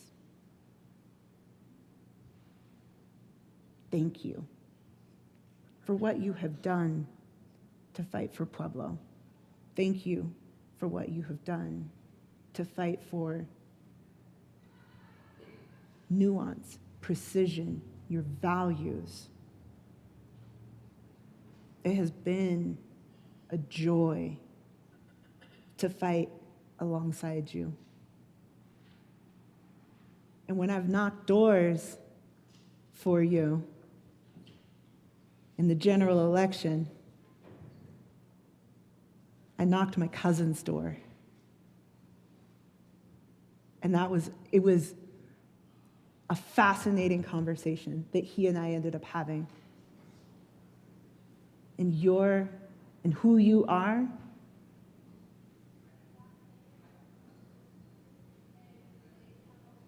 shone through to him, to me, to this chamber, and to your community. Thank you for it. I'm going to miss you in this work, but I won't miss you. Thank you.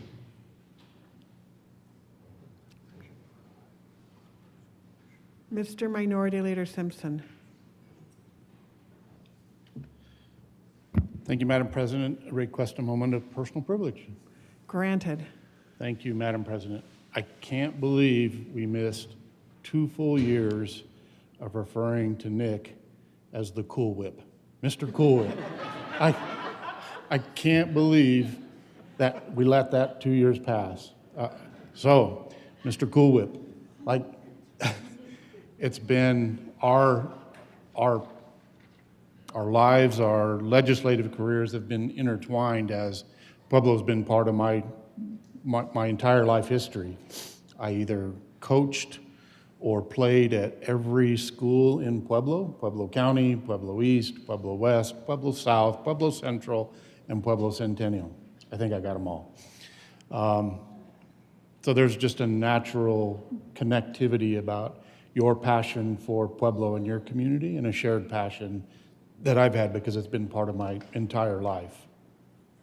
When I was elected, actually in 2020, my Senate district included half of Pueblo County, or the rural part of Pueblo County. So again, we're just kind of interconnected. I'll never forget when you won your vacancy and you came to the Senate. I wasn't sure I was going to say this, but I'll characterize it. The majority leader didn't know where are we going to put Nick. They created a seat in the Ag and Natural Resources Committee, which then afforded an opportunity for me to sit in Ag and Natural Resources because it was a 3-2 committee. So thank you very much for willing to serve on the Ag and Natural Resources Committee because I couldn't unseat Sonnenberg or Don Coram, so creating another seat gave me an opportunity to serve on the committee I was most passionate about. We have other shared interests. I know we've talked about there are not a lot of folks in the chamber that are passionate about racing. Senator Cool Whip is more NASCAR driven and I'm more hot rod NHRA, but a true passion and interest in four-wheeled vehicles that go really fast. I also ride a bike, so like others, think about Senator Cool Whip regularly when lane splitting is happening that's not being conducted like it was intended to be conducted. And then also share, I guess, forever, Senator Cool Whip and I were in Transportation Committee last night and PI'd a bill, so we were kind of together at the very end of a bill we were together on. So I have such respect for you and your passion for Pueblo and Pueblo County. We'll forever be intertwined in that space. I know you advocate relentlessly for the good of the community and really for the good of the state. And I think every time I go through Pueblo or I have dinner at Brews Ale House down on the River Walk, I'll think of Senator Cool Whip while I'm there. I greatly appreciate your service. It's been an honor to serve with you.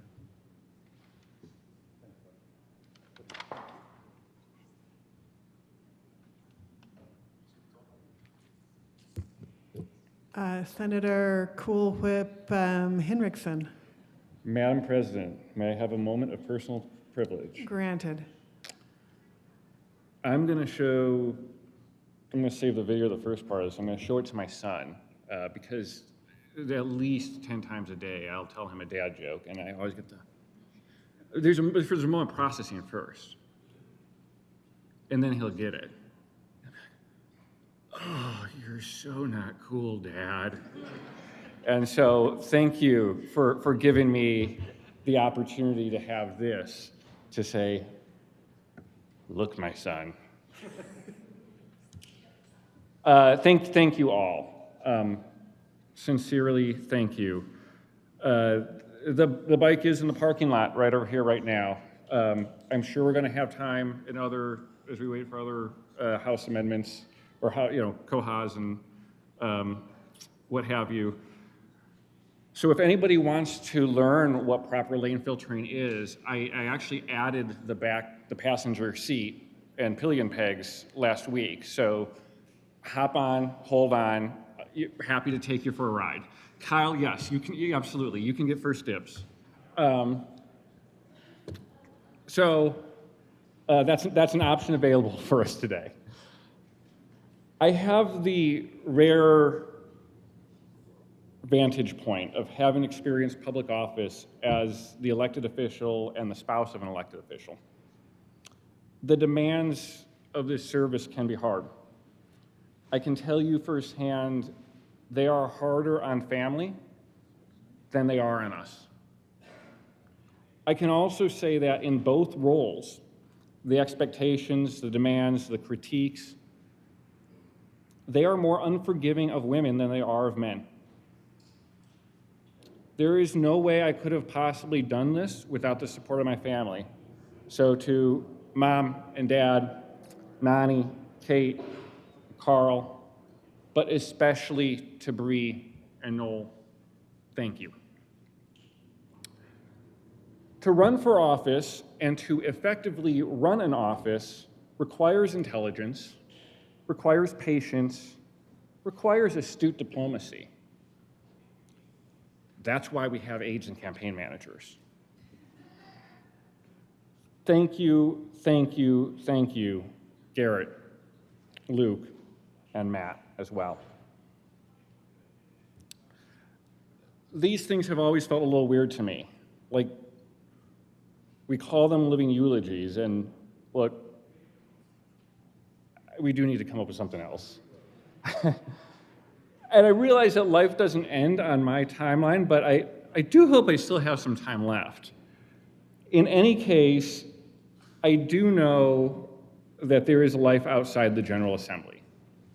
That's true now, that's true after our time in office has come to a close. There are far more important things than a black badge and the accompanying title. I am particularly grateful to have the title of Dad, and that doesn't come with an expiration date. When I won my vacancy committee back in 2022, I was told by a wise consultant that the legislature was like Hollywood, without the movie star looks. It was fairly tongue-in-cheek observation that has, unfortunately, become a little more accurate in my time here. There's a lot of serious work that is done here, and I know without a doubt that most members of this General Assembly come here to do that work and serve their communities. There has been, however, a nationwide trend that chips away at that tradition. Increasingly, we have seen characters who wield elected positions to gain status as influencers rather than to govern. This may be more true in other legislative bodies, see Congress, but we are not immune to it.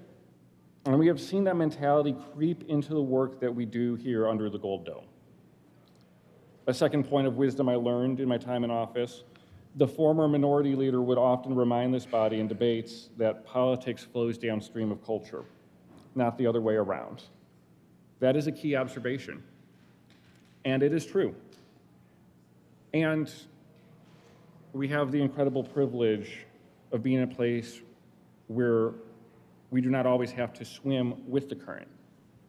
Indeed, leadership is predicated on the ability and willingness not to swim with the current if necessary. We are at a dangerous juncture in our nation's history. Powerful forces seek to divide Americans against one another. They do so by sowing fear, anger, and misinformation, all of which is algorithmically amplified and fed to us under the guise of news, journalism, and journalists issued for content and personalities. The purpose is to keep us hooked rather than to keep us informed. Freedom House, a think tank that tracks the rise and fall of political and civil liberties around the world, scored the US at 81 this year, the lowest in 55 years of their evaluations. 20 years ago, our score was 94, placing us 9th in the world. Today, our score is no longer in the top 40. In fact, we're 9th in the Americas. Freedom House attributes this decline to the erosion of the independent judiciary, attacks on our systems of free and fair elections, the increase of unrestrained surveillance, diminished accountability of money in campaigns, the concentration of media ownership, and rising political violence. This is the record of politics of division. I'm reminded of the wisdom of Bruce Springsteen, who sang that fear is a dangerous thing. It'll take a heart that you can trust, take a God-filled soul, and turn it to devils and dust. To my colleagues, we must restore a standard of civility with those we disagree with, though not for the sake of civility itself, at the expense of our other core values. Rather, we must hold the virtues of transparency and honesty and vociferously reject the politics of fear and disinformation. If and when we can restore a politics rooted in facts and acted upon in public view, if and when we can restore a politics of shared aspirations, civility will flow naturally. To my fellow Coloradans, human life is hollow if it is lived online or in echo chambers. The same is true of our politics. The coffee shop, the diner, the microbrewery, the dog park, these are sacred spaces that we should take our human interactions and our political interactions to. It's easy to be tough and angry with an anonymous Twitter account or when it's fed to you by a caricature on a screen. It's not so easy to be tough when the person is next to you. More importantly, you shouldn't want to be. Often during my time here, I've thought of the wisdom extolled upon me by former Representative Rob Whitwer, that the power of an elected official is inversely correlated to the weight that they place on the next election. I don't know that anyone in our state's history exemplified this better than Governor Ralph Carr. And look, y'all, it hasn't escaped me that I'm using my final moments of personal privilege to shower praise on multiple Republicans. Carr is near universally loved in this state. We remember him for his unwavering convictions in the face of Japanese internment camps. More easier forgotten is that Carr was once considered a presidential contender. His moral convictions cost him that opportunity, and they cost him the governor's mansion, ultimately. And yet we remember him perhaps most fondly among those who have ever served in this building. Forced to choose between a title and his principles, Carr chose his principles. He was a better man than the title of governor allowed for, and over 80 years later, we are still a better state because of it. In 11th grade, Miss Bronstein, my government teacher, would ask the class if the ability to freely engage in civic affairs was a privilege, a right, or a duty. It was partly a trick question. I mean, obviously the answer is all three. Voting, petitioning, protesting, these are inherently American rights. And in a world where such rights are far too uncommon, the enjoyment of them is indeed a privilege. But Ms. Bronstein would not let you answer all of the above. That wasn't acceptable. The correct answer was duty, because only if Americans, generation after generation, are willing to do the duty of governments and to fulfill that duty, will the right of doing so, will the privilege of doing so, endure. Colleagues, please remember that we have an extraordinary duty and that we are in troubled times. Please take up your duty with reverence and courage. Being here is a privilege. Enjoy it. Take it in, like literally. Take pause sometimes and take it in. But don't ever give more weight to the privilege of being here than the duty that comes with being here. The rights of the next generation of Coloradans depend on it. And at the end of that duty, eulogies aside, there is life on the other side. I'll be rooting for you, and I'll be praying for you.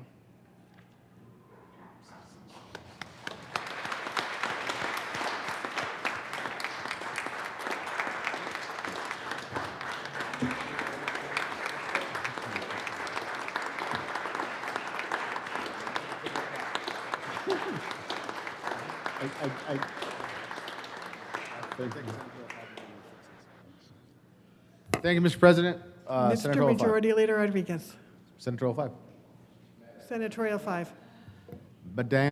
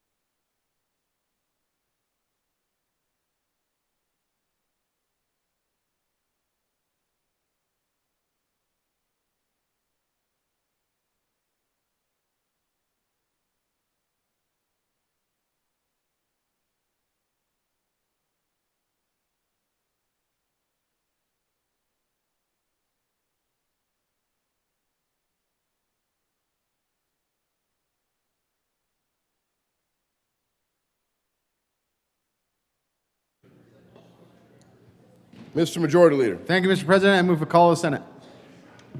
The motion, call of Senate has been moved and properly sustained. Yeah, I looked around to see the hands. Will the sergeants please close the doors and allow no senators to leave and return those who are absent from the chambers? Mr. Schaffler, please call the roll. Senators Amabile, Basley, Ball, Benavidez,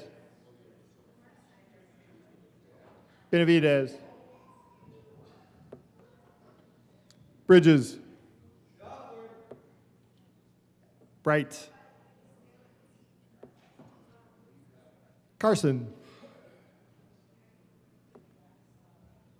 Catlin, Cutter, Danielson, Doherty, Exum, Frizzell, Gonzalez, Hendrickson, Judah,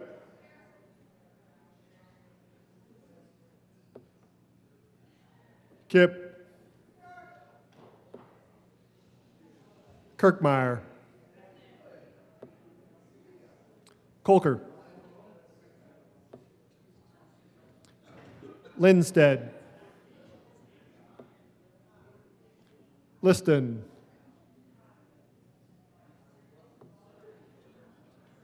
Marchman,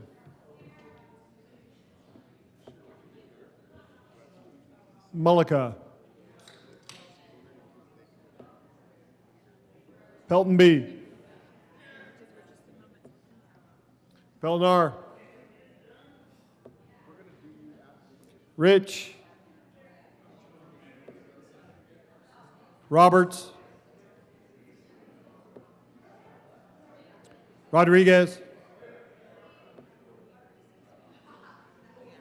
Simpson, Snyder, Sullivan, Wallace,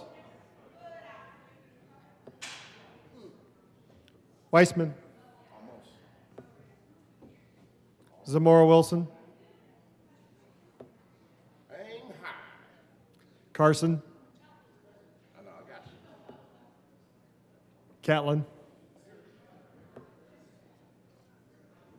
Danielson, Frizzell,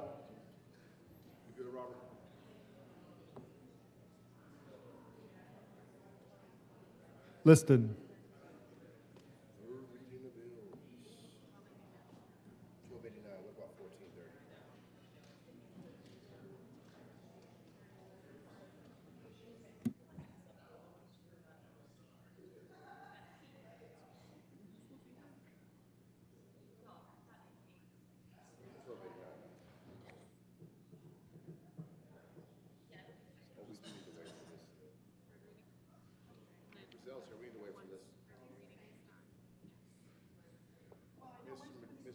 Frizzell,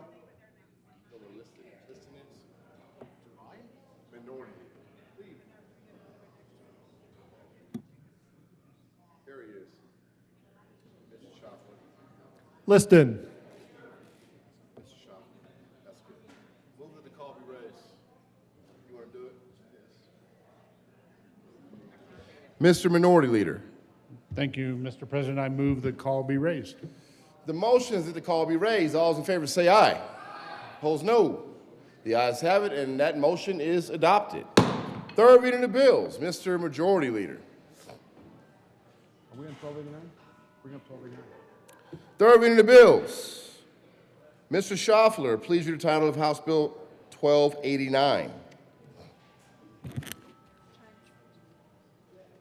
House Bill 1289 by Representatives Garcia and Brown and Senator Weissman concerning modification of certain tax expenditures and in connection therewith making and reducing an appropriation. Senator Weissman. Thank you, Mr. President. I move House Bill 1289 on third reading, and I ask for permission to offer a third reading amendment. Please tell us why.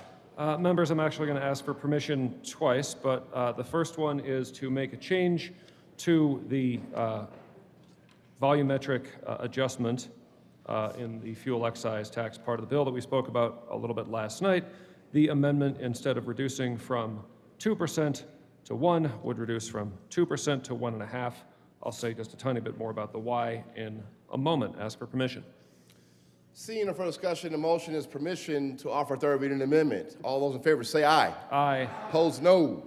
The ayes have it, and permission is granted. There is an amendment of the desk. Mr. Schaffler, please read L81. Amendment L81. Senator Weissman.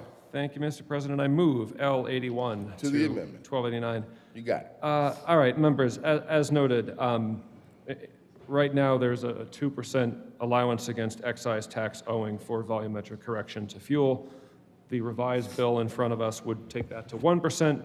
This amendment is literally a 50-50 compromise at 1.5%. It amounts to $3.3 million more dollars going to those responsible for this tax. Just to let folks know, what I've got up here is a June 24 tax expenditure profile from the Office of the State Auditor that references the Washington State Joint Legislative Audit and Review Committee survey of volumetric corrections, including EPA research. That's where 1% comes from. We don't just make these numbers up. There's scientific basis for 1%. Nonetheless, they survey 10 other states, and they find that the median allowance is 1.5. Of course, it varies by type of fuel even, but let's not get into that. So I think we could track the science better, but we're going to track the statutory median with 1.5%. So I ask for a yes vote on 81. Seeing no further discussion, the motion is the adoption of L81. Are there any no votes? With a vote of 35 ayes, 0 noes, 0 absent, 0 excused, L81 is adopted. Senator Weissman. Thank you, Mr. President. I ask for permission for one more third reading amendment. The motion is permission to offer third reading amendment. All those in favor, please tell us why again. Thanks, Mr. President. Members, this is again in the space of excise tax collected by and owing by fuel distributors. This amendment would back out the change to the bad debt allowance. That's another $3.3 million to this class of taxpayers. Seeing no further discussion, the motion is Senator Weissman's request for permission to offer third reading amendment. All those in favor say aye. Aye. Opposed, no. The ayes have it, and permission is granted. Gentlemen of the desk, Mr. Schaffler, please read L82. Amendment L82. Senator Weissman. Thanks, Mr. President. I move L82 to 1289. Further discussion on L82. Seeing no further discussion, the motion is the adoption of L82. Are there any no votes?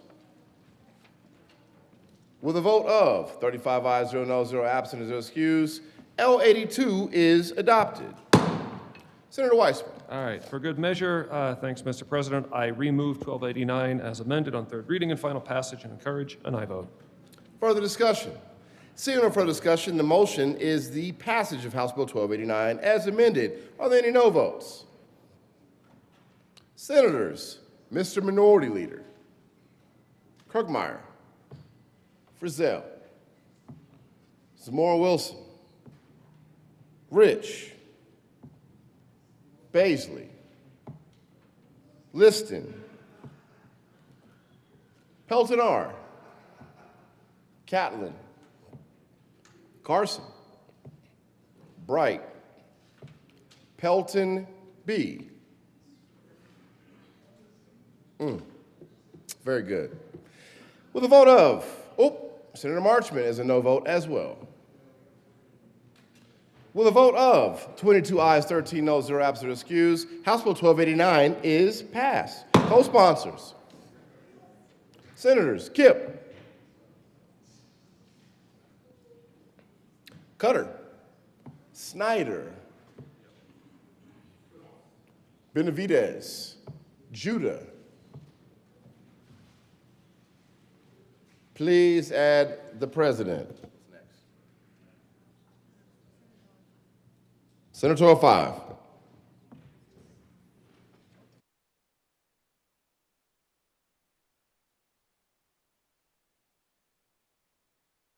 Technically, we are still in the co-sponsor phase, are we not? We took a Senator 5. Do you want to go back? Let's go back. Let's add Senadora Gonzalez as the co-sponsor on 1289.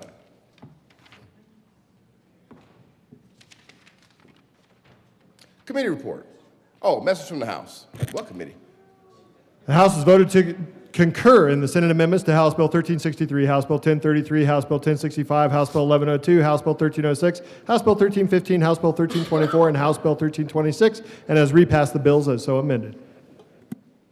And Senator 5.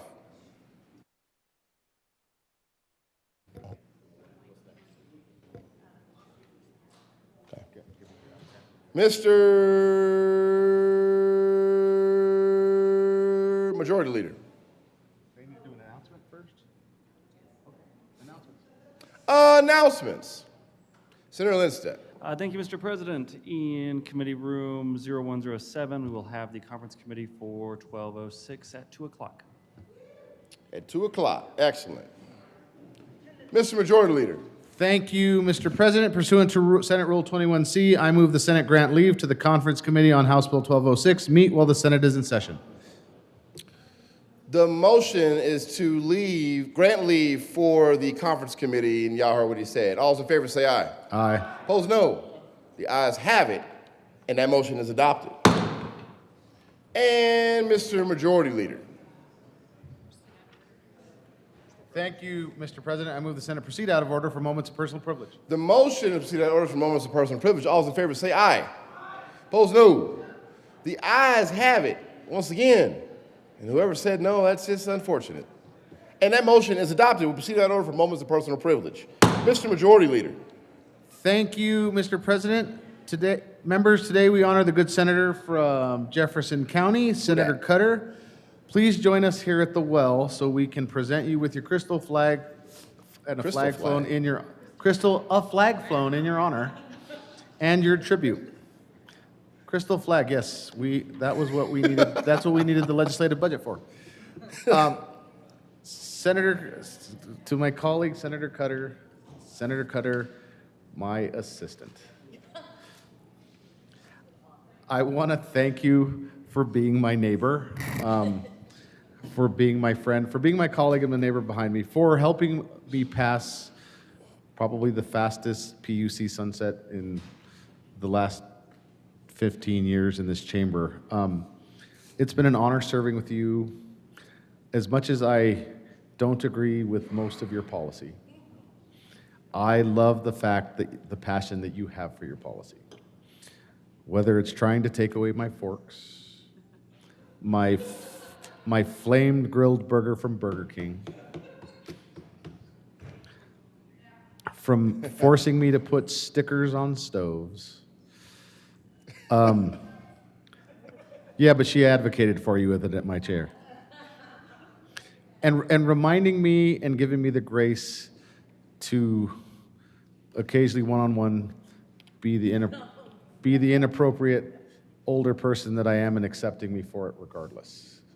Many people in this chamber don't understand how things come out of my mouth and I'm not in jail, but I try not, and that's why I didn't run for president, because I try not to talk that much. But you have been my friend, you have been my colleague. I have learned from you. Well, I disagree on the policy stuff we have, but you help me understand the whys and whats. I still enjoy my gas-burning car, but I'm in awe because regardless of any of the members that I serve with, whether we agree or disagree, I respect the passion you bring to your policy. And that is what I appreciate about serving with you, you being my neighbor, you letting me disagree with you and accept me, or you letting me say something old and curmudgeon-y and just laugh at me. But it's been an honor serving with you. I will miss you. I will look forward to still connecting with you when the session's over. But I wish you all the best, and I thank you for being my neighbor. Best of luck.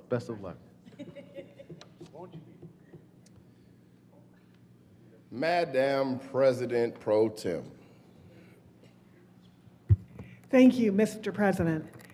Senator Cutter and I came into the House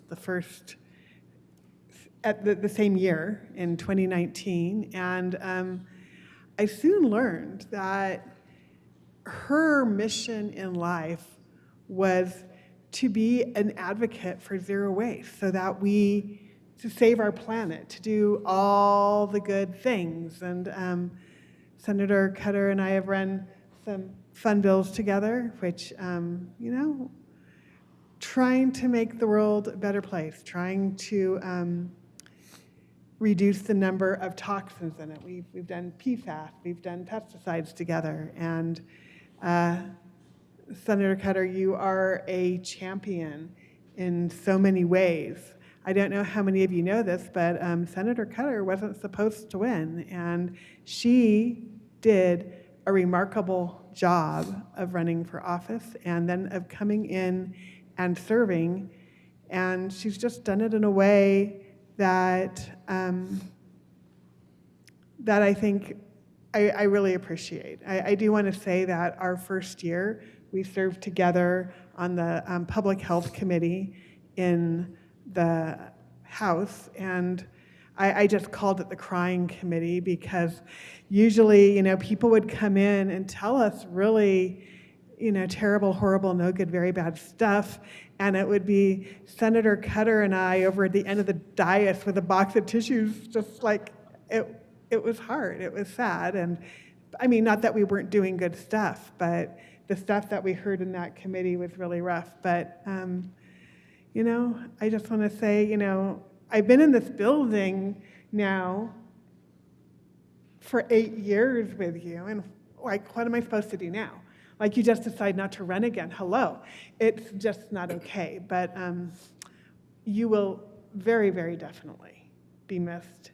And I hope you stay in touch and maybe come back here with your new elected friends and visit us once in a while. But what you have done for the state of Colorado with the policies that you've worked on and implemented, with extended producer responsibility, with all this other stuff, are truly going to leave a lasting impact on our state. So I just want to say thank you.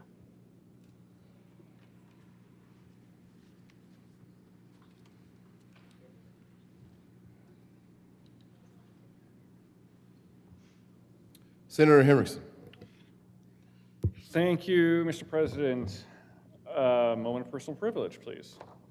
Granted. Thank you again. Lisa, I don't know if there's anybody in my caucus that I've disagreed with on more bills than you.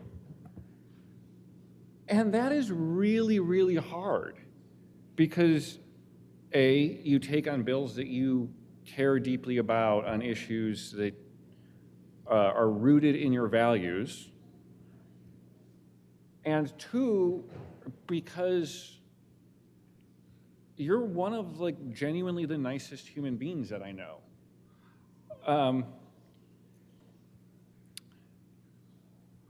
Which means it's harder for me to say that I'm a no to you than maybe it is for other people.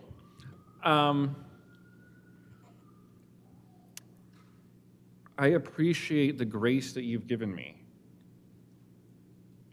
in tough conversations over amendments to get me to yes on something, and tough conversations when I just couldn't get there. That genuinely means the world to me. And when we have worked together, there is no tougher bill that I have ever worked on than the bill that I worked on with you. And I called you up in early December. I'd been working on the bill for a few months with Faith. And I said, hey, I've got this bill, and I don't know what to do with it. And I can promise that it's going to cause a lot of heartache, that it's going to cause a headache, that it will not be popular, that it will be challenging, and it will be tough every step of the way, and I don't know where it's going to go. Will you join me on it? And you said, yeah, let's go. Let's do it. And what I appreciated the most of the process of that fight was how you kept talking about an individual who was impacted by the policy that we were working on, that you had met 8 years ago, when you didn't understand the policy, when you didn't understand the nuances around that space near as well as we both do today, and that you wish you'd been able to have handled that meeting differently 8 years ago, and that you felt that you owed it to this person. And you wish that they could see that. And then we found out, oh, they did see that. And they do appreciate you for that. And you deserve that. Because that is the kind of person you are. To notice something that is totally understandable, perhaps not even a mistake, and if a mistake, something you could totally write off as just error of human in any day, just a minor disagreement you had with somebody 8 years ago that you consider to think about, and I wonder if there's a way I can do right by that person. Here's an opportunity to do that. You went well above and beyond. That is who you are as a person. That is who you are as a senator. And that is why it has been such a joy to serve alongside of you and to call you my friend.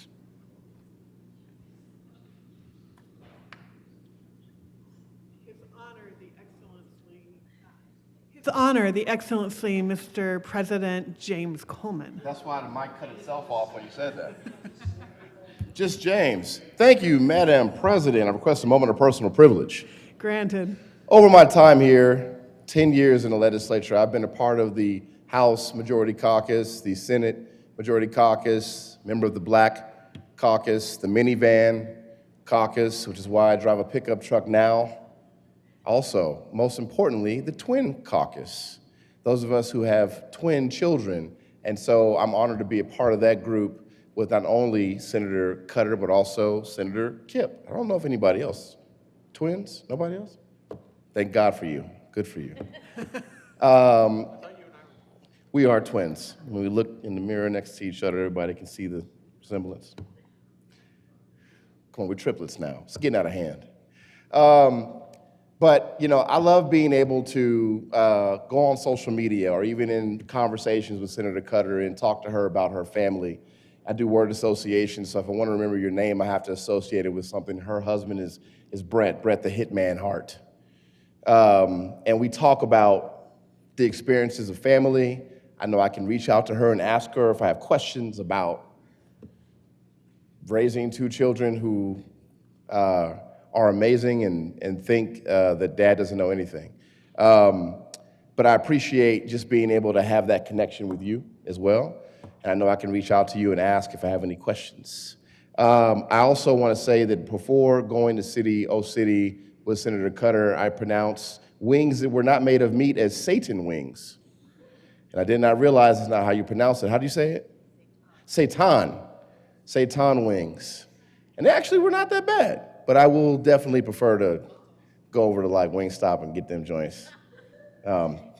Appreciate being able to go and spend time with you. But thank you. That was one of my first times having those. And then I tell this story, but I don't know if she knows it was actually her who got me in trouble. We were in the house, and I was responsible. And while I very much love Nick, the person who was the cool whip was me, man.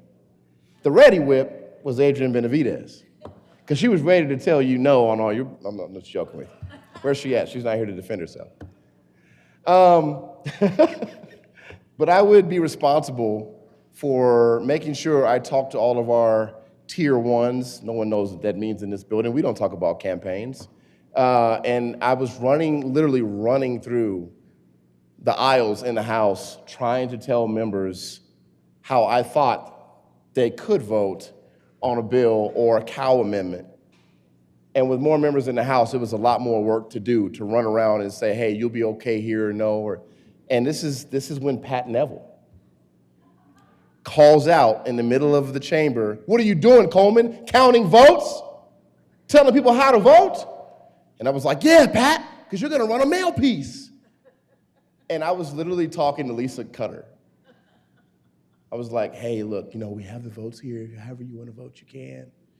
And it was just one of those things that I'll never forget. She's one of the folks that has done amazing work in this building and genuinely cares about the policies. Sometimes we have bills we care about and we're competitive, we get frustrated, it doesn't go our way, we keep it moving. But the policies that Senator Cutter runs are personal for her. She's passionate about them to the point where she can get emotional about those policies. I actually think it's a sign of strength, crying, showing tears, being emotional, and allowing people to, it's all right, Robert, if you want to cry, you can cry, Mr. Majority Leader. But I think that shows that you're not just here doing a job. You're genuinely connecting what policies you're running with the people that you're thinking about, and you're thinking about the impact that you want to make. I just have one request as you move on to the lower level of government. I'm just looking at the county. Any other county commissioners in here? Any other county commissioners in here? Please don't come back and run and tell Byron Pelton and Kirkmeyer or whoever what bills they should be running. Just remember where you started. You know what I mean? Local government is great, but remember who you are at your core. Oh gosh, I don't think I have any more bills that I need votes on. No, but just want to say thank you so much. We're excited for you for what you're going to do next. Glad you're going to continue to be in public service and do the work, and can't wait to come to your neck of the woods and have another coffee with you. Cool. Appreciate you, fam.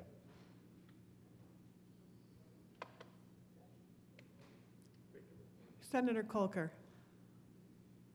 Thank you, Madam President. I request a moment of personal privilege. Granted. Thank you for that timely notice. Senator Cutter, I just wanted to say thank you for your service here. And also, when I was first elected, after 22, I shouldn't say first elected, when I got redistricted in 22, and I had to take part of Jeffco into my district, you called and you invited me to your home with a bunch of other local electeds, county commissioners types, and made me feel welcome in Jeffco, helped me understand some issues in Jeffco at that time, because it was so new to me, and it meant a lot to me that you reached out and invited me into your home to just bring me into the fold. And that's who you are. You want to make sure people are taken care of, acknowledged, thinking more than just about yourself. Sometimes you think about plastic forks and plastic spoons and batteries and plastic bags and things like that. But, honestly, truly, your passion for the environment, those policies, we need people. We need people like you to pick up the torch. We all have our expertise and our passions, and you fill that for me. I always know I can rely on you for those issues. And now I'm worried, that you move on and you'll come back and yell at us and say, as the president said, you'll yell at us about unfunded mandates and start thinking with that county hat on, which is absolutely appropriate. But as the senator said, don't forget where you started. Again, I appreciate you, appreciate the work you've done here. I just know it's too bad we'll never be able to run another book bill together. So thank you so much.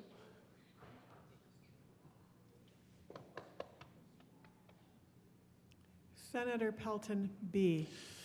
Thank you, Madam President. I ask for a moment of personal privilege. Granted. Thank you. So Senator Cutter and I came in together into the Senate.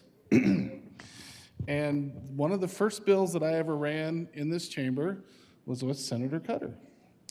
And it was a veterans bill. And I remember I told her, I said, veterans bills should not be partisan, because she has veterans in her district as much as I have veterans in my district.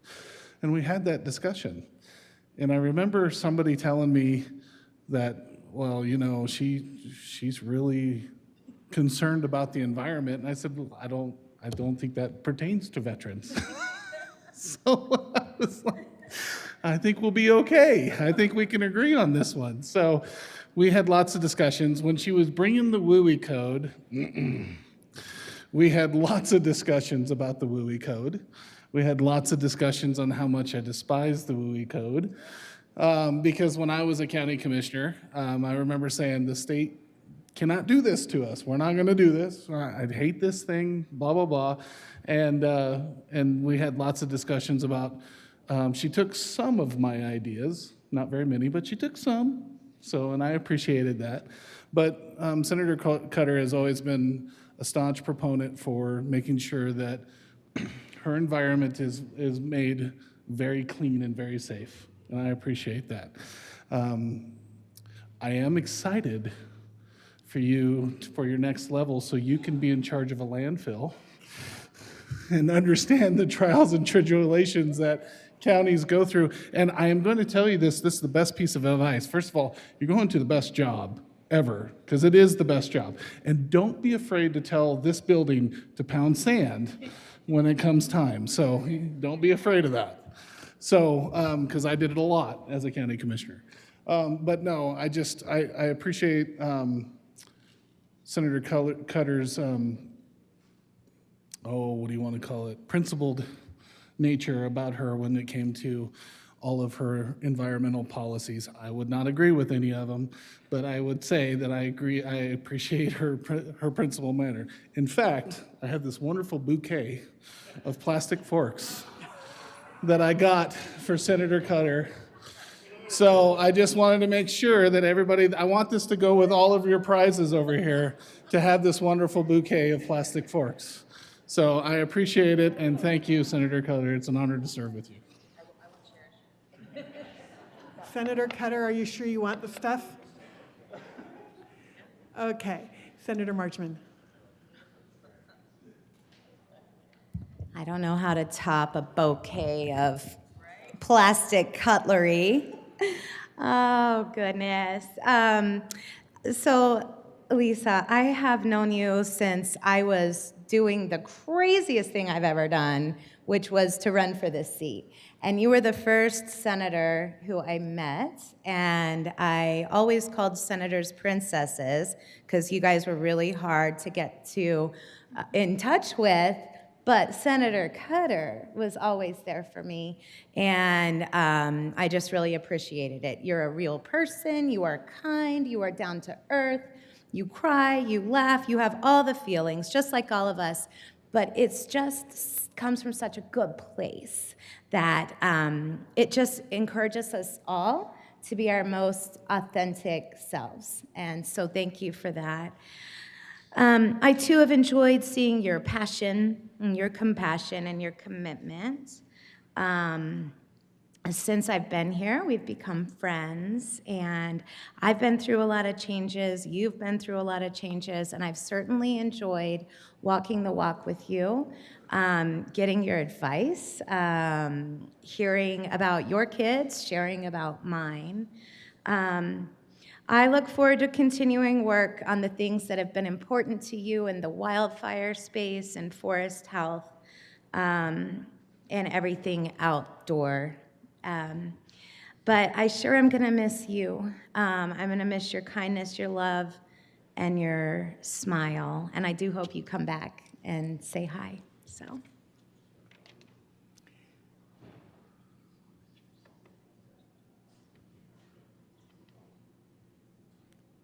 Senadora Gonzalez.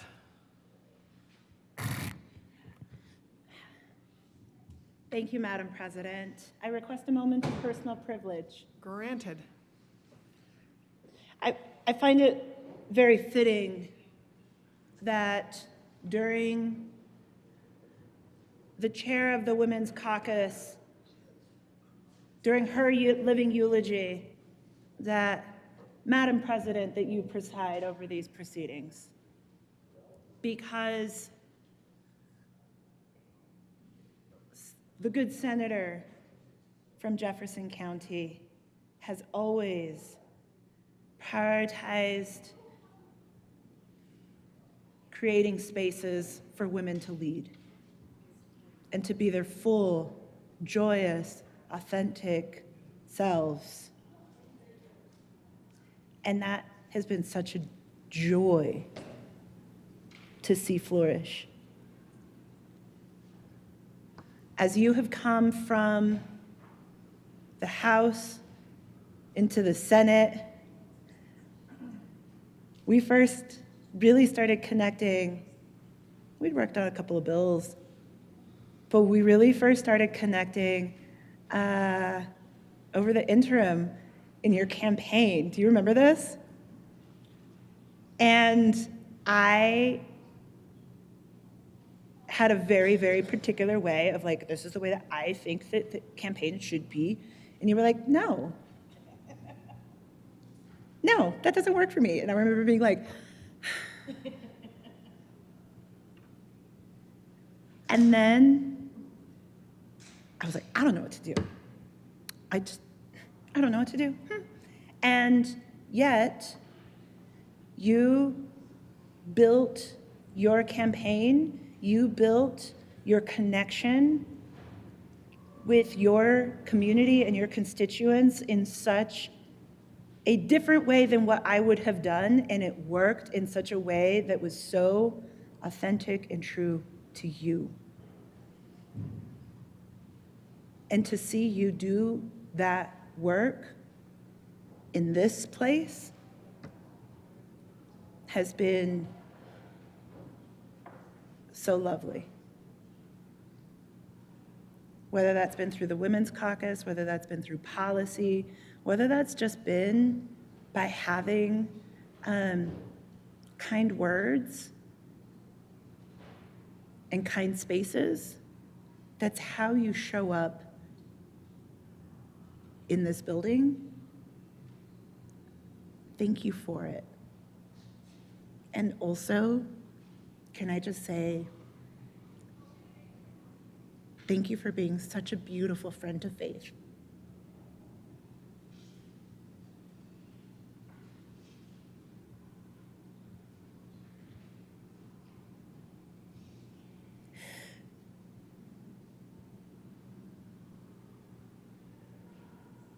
I think that this year, you've done such a beautiful job of honoring her and the work and your values in a way that no one else could have.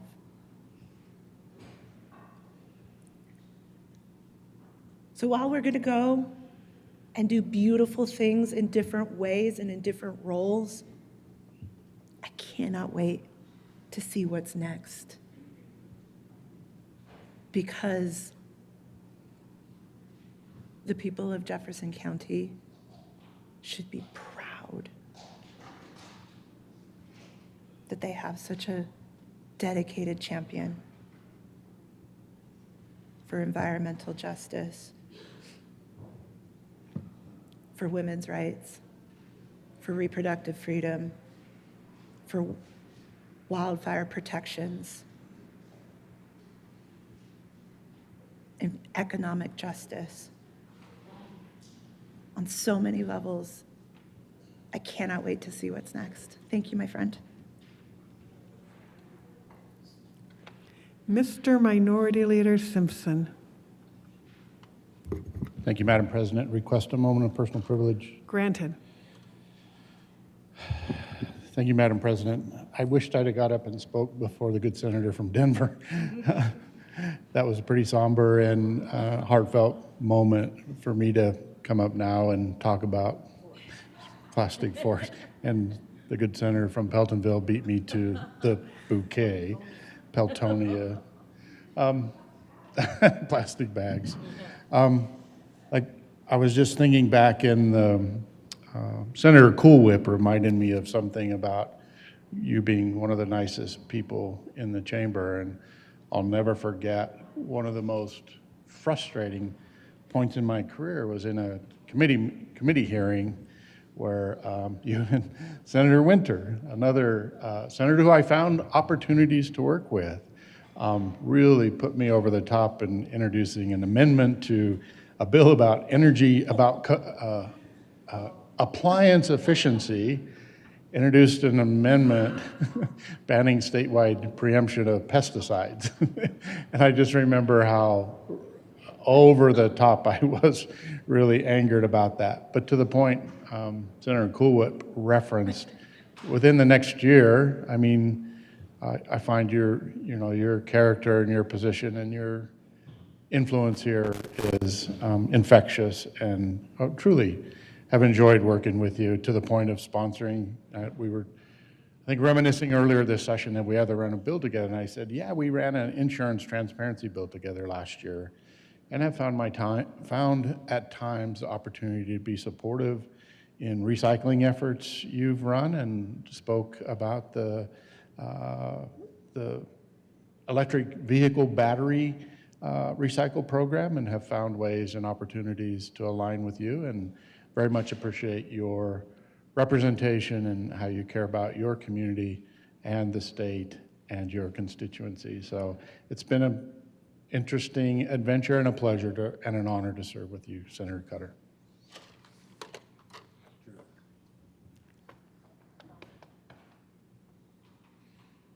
And Mr. Majority Leader Rodriguez. Oh, I'm sorry, Senator Cutter. Oh, no, No. Wow, thank you. Oh, may I have Madam President, may I have a moment of personal privilege? Yeah. Okay. I'm so grateful to work with all of you and for all the kind words. Wow, means a lot. Serving as a legislator has been an incredible honor. But as many of you have recognized and said up here, it is very difficult for our families. And I'm so grateful to mine, especially my husband, Brett, for never failing to support me through my campaigning and crazy work schedule. I'm also grateful to every aide I've ever had: Chitska, Brooke, Mikey, Sydney, Adrian, Abby, and Magali. My interns have also been top-notch. I really don't know how I've been so lucky. I always joke that I hire on vibes, and I've truly enjoyed and appreciated every single one of them. In fact, some of my favorite memories involve hanging out in my office and talking about the legislature, politics, and the world in general with all of my aides and staff and many others from the Capitol. Honestly, if we're not listening to young people, we're really missing out. Their insights and vision for the future have inspired me and helped shape me as a legislator. That includes my children, too. I'm here for and because all of you. It's been quite something to serve in these interesting times. I ran because I was so disappointed in the direction of our country, and I always believe it's better to do something than to complain. Although it turns out you can do something and also complain. Being a legislator has really changed me. I like to say I used to be shiny and now I'm a little rusty. While it is an incredible honor to give voice to my community and strive to center the environment, children, families, women, and all of the most hardworking and vulnerable people in Colorado, it is also draining and difficult. It turns out, as the president mentioned, there's a lot of crying. There's a fair amount of crying in legislating. When I entered the House in 2019, things were crazy. Countless events inside and outside the building, zoo animals, mascots on the floor. Some of you remember. I know some of you came over with me from the House. And countless groups and visitors moving through the building. Then came COVID. and things ground to a halt.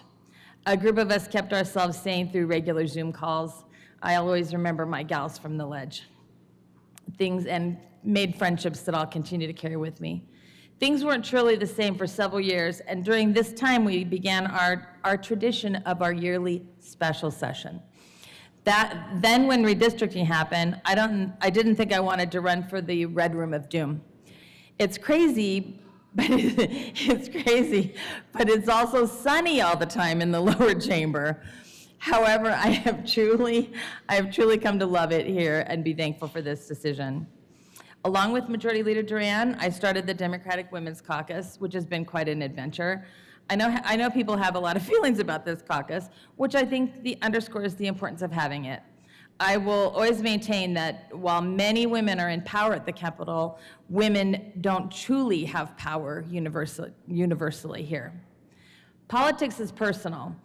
I fought for what I believe in because it matters, and I will continue to fight for the people and values I hold dear. But what I've come to realize through the last several tumultuous years is that most of the people are also doing what they believe in their heart to be the right thing for their communities. I still think they are misguided, Byron, but I hope we can all find love in our hearts for people doing what we might think to be the wrong thing for the right reasons. I do have a lot of opinions about people doing the wrong thing for the wrong reasons, but that's a topic for another speech. It seems fitting to close with an example that illustrates this. Earlier this session, the good senator from Pueblo and I were working on a bill that he referenced earlier.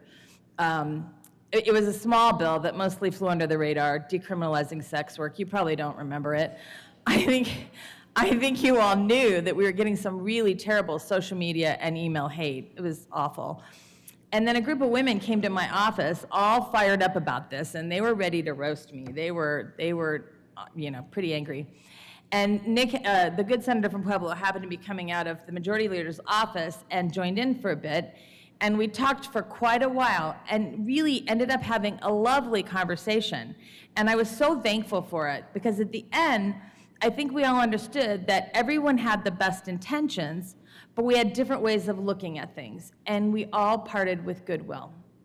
I'm going to carry that encounter with me as I work on getting shiny again by spending time with my family, friends, and in nature. Reading a book a week, as used to be my habit, haven't read a lot in a long time, and tending to my very, very neglected garden. I'll take this break, but I won't stop fighting for our democratic values and the future of this country and the people who make it great. Wishing you all shiny, happy times, and whether we've been good friends, good colleagues, or even adversaries, you've all taught me something. You've made a mark on my life, and I'm glad that you've been a part of it.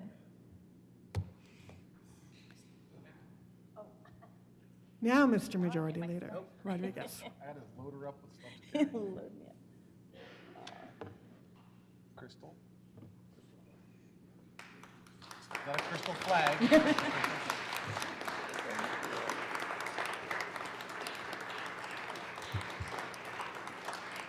Thank you, Senator Kerr, good senator from Jefferson County. Colleagues, we're going to take a quick senatorial 5, get a little recess. I think we can do a few bills. We got to take a little pause. We don't have much left to do. I can check in what bills we have to do from the other chamber. So just a little quick break. Don't go too far. Make me do a call to Senate. But we're getting to the end. We have a couple more living eulogies to do, and then we can. I think the president has a large rubber band ball to drop today. So, senatorial 5. Senatorial 5.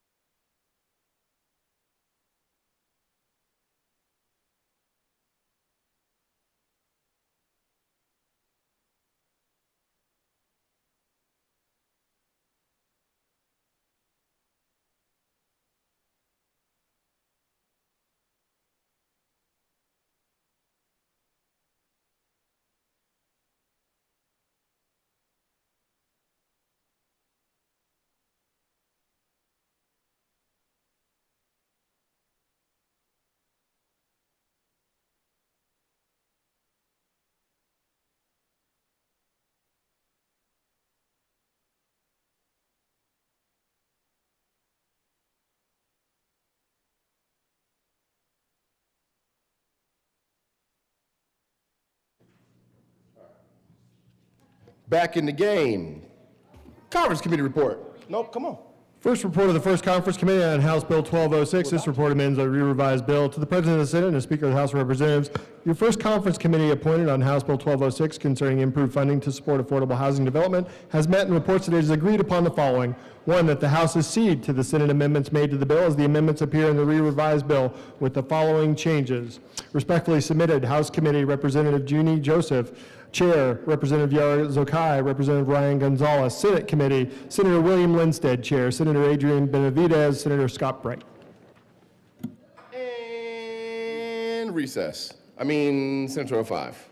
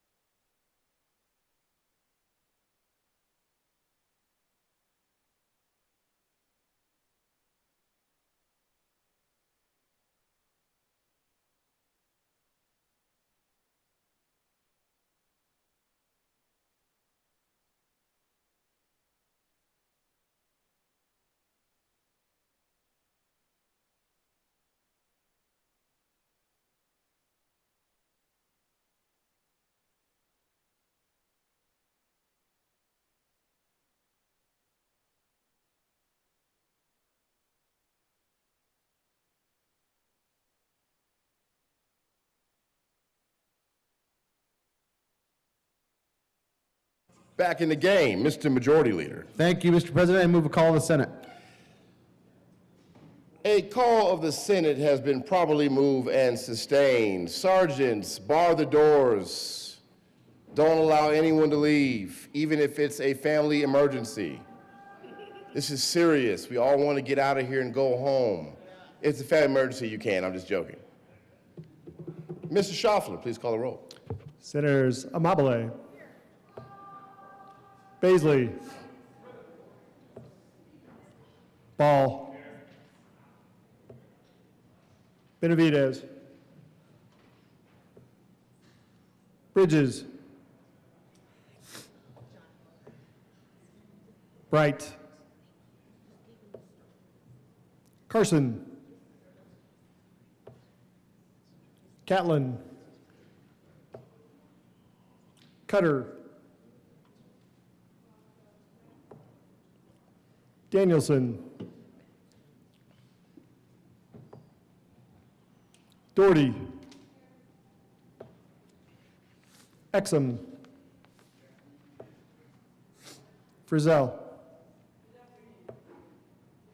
Gonzalez, Hendrickson,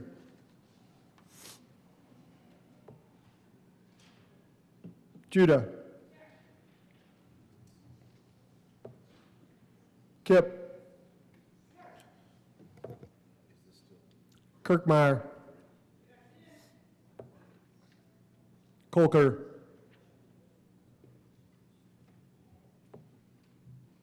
Lindstedt, Liston, Marchman,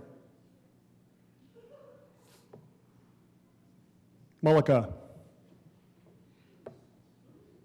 Pelton Beat, Peltonar, Rich, Roberts, Rodriguez, Simpson, Snyder, Sullivan, Wallace, Weissman, Zamora Wilson, Bridges, Cutter,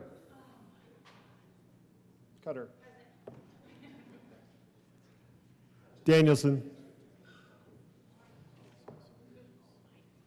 Hendrickson, Colker, Marchman,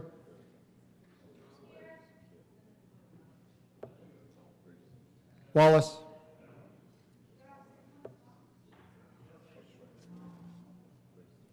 Bridges,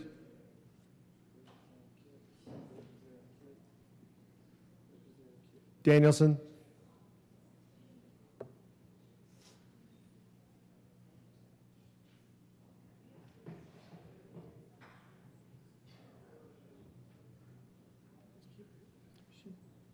she was here. Okay, good. It's just Bridges and Mr. Mr. Majority Leader. Thank you, Mr. President. I move the call be raised. The motion is that the call be raised. All those in favor say aye. Opposed, no.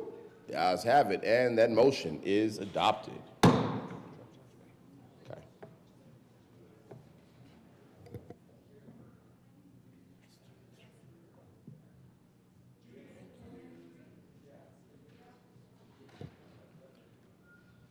Consideration of House amendments to Senate bills.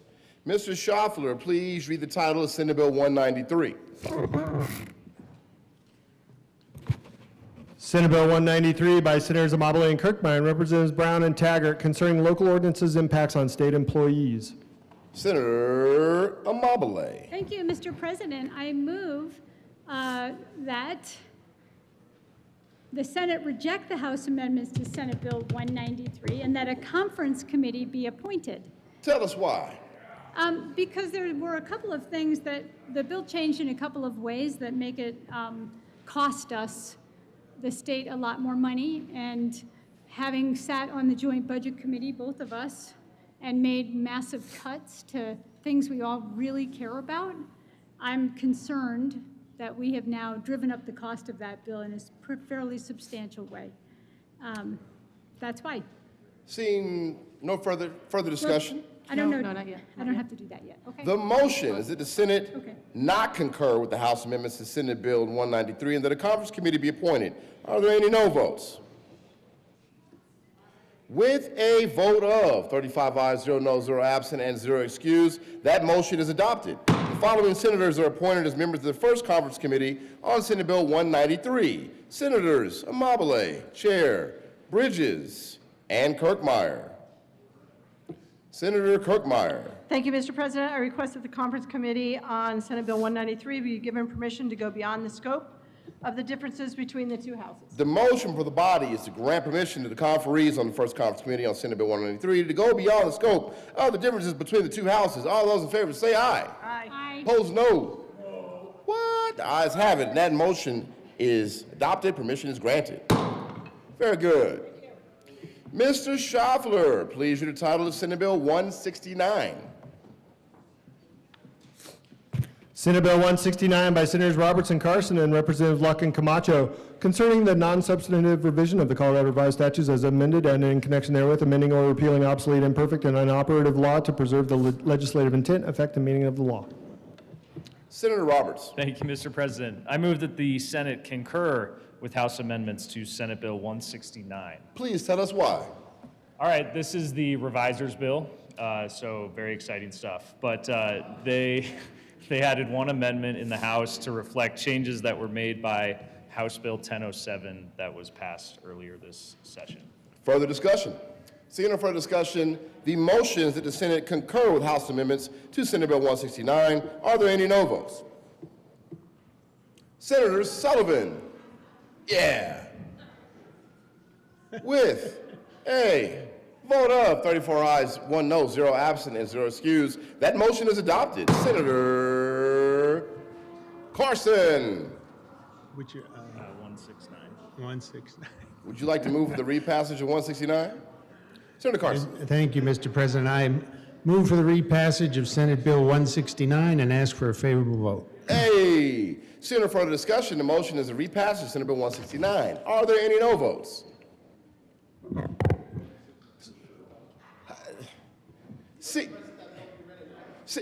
Seeing none, with a vote of 35 ayes, 0 no, 0 absent, 0 excused, Senate Bill 169 is repassed. Co-sponsors. I'm already at it.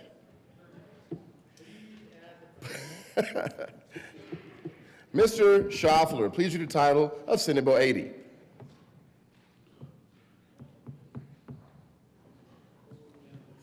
Senate Bill 80 by Senators Coleman and Simpson and Representative Lukens and English, concerning creating the Cradle to Career Grant Program.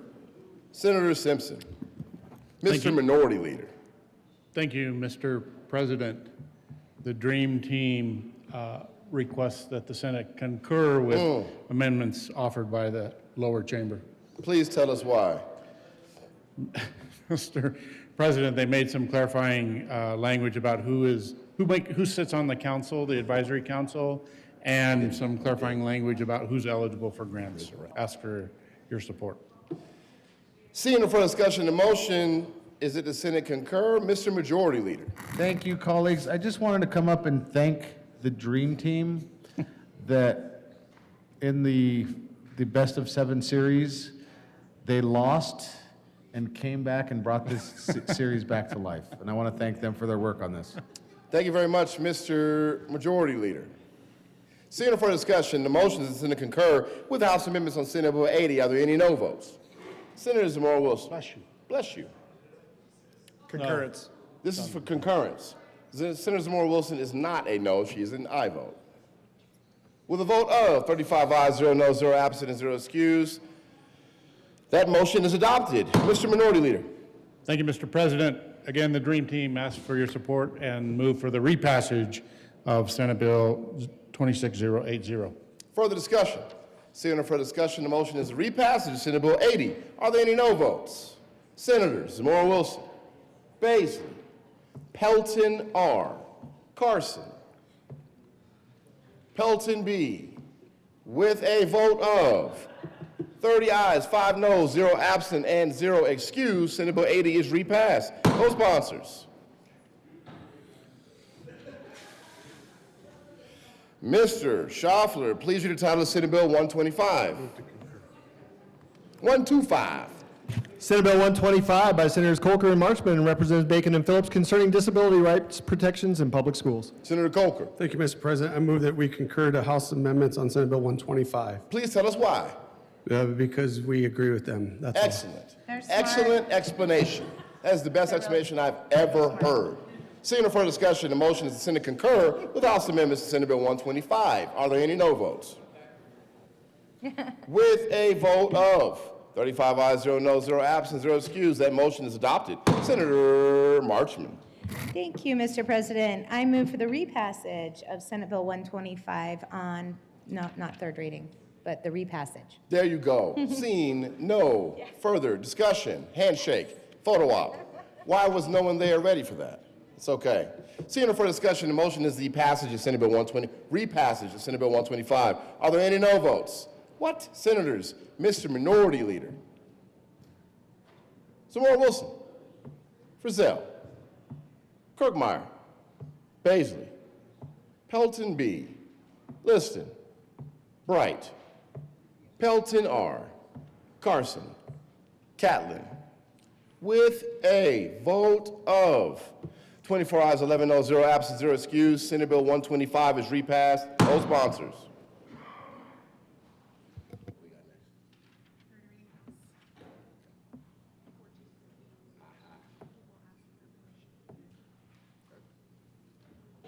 Third reading of the bills. Final passage. Mr. Schaffler, please read the title of House Bill 1430. House Bill 1430 by Representatives Basnicker and Sirota and Senators Lindstedt and Amabile concerning adjustments to transportation funding. Senator Lindstedt. Had to get the right microphone. Thank you, Mr. President. I move House Bill 1430 on third reading and final passage and ask for permission to run a third reading amendment. Oh, man, tell us why. Well, I think we talked about this earlier today, but now we have a fiscal memorandum to our amendment that is a give to the proponents of Initiative 175 to create a new enterprise and transfer some seed money into it. So ask for an aye vote on allowing us to run that amendment. The motion is permission to offer a third reading amendment. All those in favor say aye. Aye. Opposed, no. The ayes have it, and permission is granted. There's a member of the desk. Mr. Schaffler, please read this book, L14. Amendment L14. Senator Lindstedt. Thank you, Mr. President. I move L14. To the amendment again. This amendment creates a new enterprise and then updates one of the appointments, the technical language surrounding that appointment. I ask for an aye vote. Further discussion on L14. Senator Kirkmeyer. Thank you, Mr. President. And I would ask for a no vote on the Amendment 14. And it's true, it doesn't add any new money at all. It just creates an enterprise. Moves money around, creates an enterprise, doesn't actually bring in any additional money with the exception of $7.2 million of fees that are already being paid. We're going to move those over into an enterprise. So maybe it's some point of a good faith effort. I don't know. I would think that really pushing through on a working group and actually having discussions where you sit down and try and work it out would be better. But creating an enterprise to me is not the way to be going about this either. Because that's still, they're still going against the ballot, the initiative that is out there, and it's still infringing, in my mind, on people's First Amendment rights to petition their government. So anyways, I would ask for a no vote. All this does is put $7.2 million into an enterprise, and I think there's a possibility, no, actually I looked it up, there is not a possibility for the Transportation Commission to increase the fees. So there would have to be other things that would happen. But it does create an enterprise, and it starts us down that path. Further discussion on L14. Seeing no further discussion, the motion is the adoption of L14. Are there any no votes? Senators Rich, Zamora Wilson, Basley, Liston, Kirkmeyer, Pelton B, with, Senator Carson, Bright. Any other no votes on L14? Pelton R, with a vote of 26 ayes, 9 noes, 0 absent, 0 excused, L14 is adopted. Further discussion on 1430. Senator Pelton B. Thank you, Mr. Chair. Or Mr. President, sorry. Mr. President. All good, Brad. It's only the end of session, and I draw my experience from the majority leader. So anyway, I just want to read a little bit of something that I put together last night when I was thinking about why we don't need this bill, but we need the ballot initiative. So the money that I used to buy a car was taxed as income before I ever saw it. Then I paid sales tax on that vehicle itself, along with the title and registration fee, just to legally drive it. Every year since, I've continued to pay ownership taxes and registration fees to keep it on the road. When I fill up the tank of my car, I pay state and federal taxes, taxes that are supposed to fund the very roads I'm driving on. If I take certain routes, I may pay tolls on top of that. When I park, there are often fees or taxes there too. Even my insurance premiums include taxes and regulatory costs. And of course, the house where my car sits is taxed every year through property taxes. Some portion of that, which is supposed to support local infrastructures like roads, and if I rented instead, I'd still be paying those same taxes indirectly. The parts and maintenance I need to keep that car running, tires, oil changes, repairs, are all subject to sales taxes. The labor for those repairs is often taxed as well, and if I need replacement parts, those parts were manufactured, transported, and sold through a chain of businesses that are also taxed along the way, with costs ultimately passed down to me. If I finance the vehicle, I'm paying interest to a lender that operates in a heavily taxed and regulated environment. If I lease, there are taxes embedded in each monthly payment. If I ever sell the car and buy another, I'll pay sales tax on the next one all over again. And if I move the vehicle across state lines or into a new jurisdiction, there are often additional fees, inspections, or emission testing requirements, sometimes with their own associated costs and taxes. Along the Front Range, there are specific vehicle-related fees tied to environmental programs or transportation funding initiatives. Even the roads themselves are supported by taxes that don't always show up as road taxes on receipt. In other words, even when I'm not directly thinking about paying for roads, I often still am. So when I look at the full picture, owning and operating a vehicle involves a continuous stream of taxes and fees at nearly every step. That's why I'm frustrated when something as fundamental as basic road maintenance doesn't seem to keep up.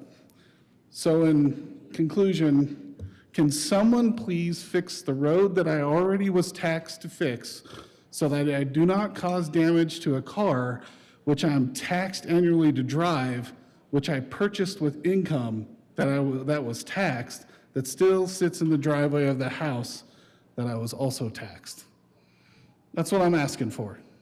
I'm hoping that the people that are bringing this ballot initiative do not pull it.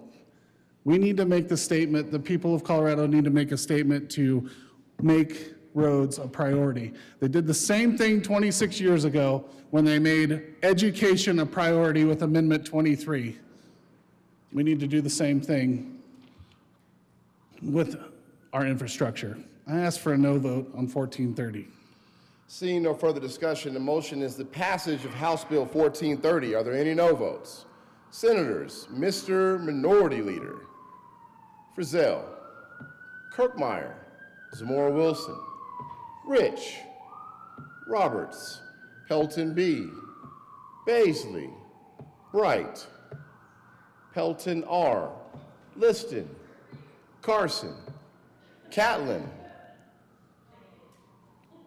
With a vote of 22 ayes, 13 noes, 0 absent, and 0 excused, House Bill 1430 is passed. Co-sponsors, Senators Hendrickson, Kip. Co-sponsors on 1430, Wallace, Benavidez, Kip again, oh, never mind, Ball. Please add the president. Consideration of conference committee reports. Mr. Schaffler, please read the title of HB 1206. House Bill 1206 by Representatives Joseph and Gonzalez and Senators Lindstedt and Benavidez concerning improved funding to support affordable housing development. Senator Benavidez. Thank you, Mr. President. I move that the Senate adopt the first report of the first conference committee on House Bill 1206, and I'll explain now, or? Yes. Please. Okay. Those of you that maybe were in committee or recall this bill, what this bill provides for is a way to address the housing crisis going on in the state. Some cities, some counties have housing authorities. And it's nice to have a housing authority and manage properties, but if you don't have any money in order to build those, it's some problems. So they're really looking for ways to do this. And we put an amendment on in committee that allowed the housing authorities to work with the city, if it was a housing authority just in a single city, or a housing authority to work with the county to enter into an intergovernmental agreement in order to increase sales tax and to put that on the ballot. And that would be a way for them to get money for affordable housing. We also gave the housing authorities the ability to get revenue bonds and general obligation bonds. Prior to that, they only had the authority to get what's called public activity bonds. So and that authority, it was raised, we had a very long discussion in committee that if a county was going to impose a tax, I'll speak for Adams County, there's unincorporated areas, there's cities, there's municipalities. If a county imposes a tax, it's for things that are bought anywhere in the county. And so we felt very strongly when we put an amendment on second readings that the county, before they would put a tax to the ballot, that they should be talking to the cities and the municipalities in that county. And we requested that they enter into a MOU in that. So in conference committee, we made a small fix to the amendment that we put on second reading.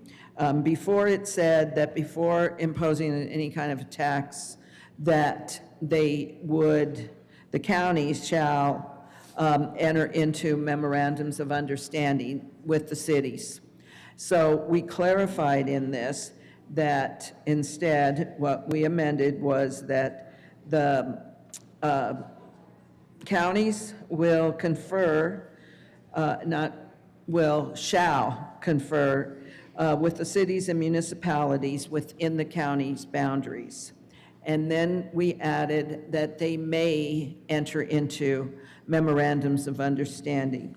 Because it was pointed out to us, if you have, let's say, 10 counties and municipalities in your county, if one doesn't really care about affordable housing and they don't want to enter into an MOU with you, you don't have it. You might only have it from 7 or 8 of them out of 10, let's say. So by saying may, it gives the counties a little more leeway in this. So that's what we did in conference committee, and we would urge a yes vote on the conference committee report. Just to be clear, members, the motion was that the Senate adopt the first report of the first conference committee on House Bill 1206. That was the motion. Senator Mulliken. Thank you, Mr. President. So we heard this bill in Senate Finance and on the floor. First off, I want to thank both of these sponsors who worked diligently to come up with, I think, some real solutions. We all represent Adams County, and so I think that there was, and we did come up with solutions with amendments that were ran in the Senate. I'm sure everyone's been getting text messages and cards over the last couple of hours, but these are big changes that are coming out of the conference committee. With the amendment that we adopted in the Senate, we said that a local board of county commissioners can give approval to a housing authority to put up to a 1% sales tax countywide. That's a third party. And what we said is when that board of county commissioners gives that approval, you also need to get an MOU from the municipalities, the home rule municipalities within that county. And the example that I use, and credit to the sponsors because I think they recognize it too, is that in Adams County, the Board of County Commissioners can give that approval, but the way the bill was written, the city I represent, which is Thornton, the 5th largest city in the state, wasn't being consulted at all, wouldn't have a say on anything. And mind you, I want to be clear with how the taxing structure works from a local piece, and that's a very nice jacket in front of me. Not distracting at all. A county can go out and do a sales tax countywide on their own, and they don't need approval, and that's fine. I think that's appropriate. But if a county wanted to do a special sales tax, say on candy or on marijuana, they need to get an IGA from the locality, from the home rule municipality where that tax would take place. What we were trying to say here is that since it's a third party and you're going to, the Board of County Commissioners is giving the approval, that you also need to get an MOU from those localities. What happened in conference committee is they changed the words and they said, shall confer with the cities and municipalities within the county's boundaries. So confer, we're gonna go talk to you. We're gonna say, hey, what do you think? And then change the shall have an MOU to a may. And so what's gonna happen is we'll go talk to you, we'll get your thoughts, and then we'll pat you on the head and say, we're gonna do what we wanna do anyway. And I think that that's the concern I have. And I wanna be clear that I think that in the conversations, multiple conversations I've had with the sponsors, I think that those concerns are probably shared and they wanna try to address this solution. And I wanna be clear, I believe that we did address that with the Senate amendment that we ran here to make sure that we are getting that buy-in. We have a lot of our municipalities that are at 8.5%, 9%. And there is a glass ceiling when you serve in local government that is talked about a lot, that 10% glass sales tax ceiling that communities are very aware of, that they know if they hit, they've pretty much maxed out their sales tax. And it starts affecting people's ability to purchase goods, their thoughts on purchasing goods. And so when we're talking about a 1% sales tax, that's significant for these municipalities, for these communities, and they should get buy-in, and we should have buy-in from these localities. And that's what we did with the Senate version. Credit to the sponsors for doing that. And I know there's heavy lobbying of wanting to make this optional, but we are not accomplishing that voice and that seat at the table if you just make it optional. And for that reason, I make a motion that we take a stand and we adhere to the Senate position on House Bill 1206. The motion on the table now is that we adhere to the position on House Bill, Senate position on House Bill 1206, and there's discussion. Senator Lindstedt. Thank you, Mr. President. Thank you, colleagues, for all of your work on this bill. I was very comfortable with the bill that we passed out of the Senate originally. I am also very comfortable with the conference committee report that was produced today. I think my colleague from Adams County has strong points, and either way this bill goes, it will lead to more housing in our state of Colorado. I will be voting no on this motion. That's what I will be doing. Further discussion. Senator Mullica. Thank you, Mr. President. I also want to be clear with this motion, members, because I know there's a lot of lobbying. I know there's a lot of texting. This does not kill the bill. What we did in the Senate is fully implementable, and there's still opportunities for the House to recede from their position. So I want to be clear because I want to make sure that there's not misinformation that is out there. This motion simply adheres to the Senate position. I would ask for a yes vote. The motion on the table again is that we adhere to the Senate position on House Bill 1206. Are there any no votes? Senators Kip, Judah, no votes. Wallace, Gonzalez, Mr. Majority Leader, Benavidez, Cutter, Judah again, Weissman, Sullivan, Coker, Exum, Lindstedt, Hendrickson, Marchman, Danielson,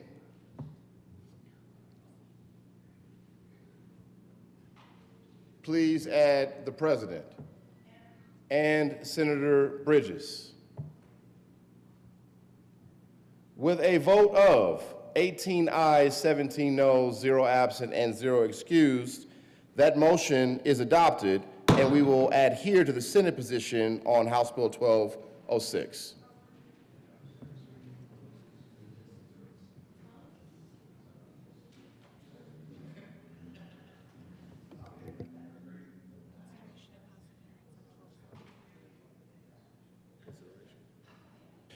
Consideration of House adherence. I'm going to need.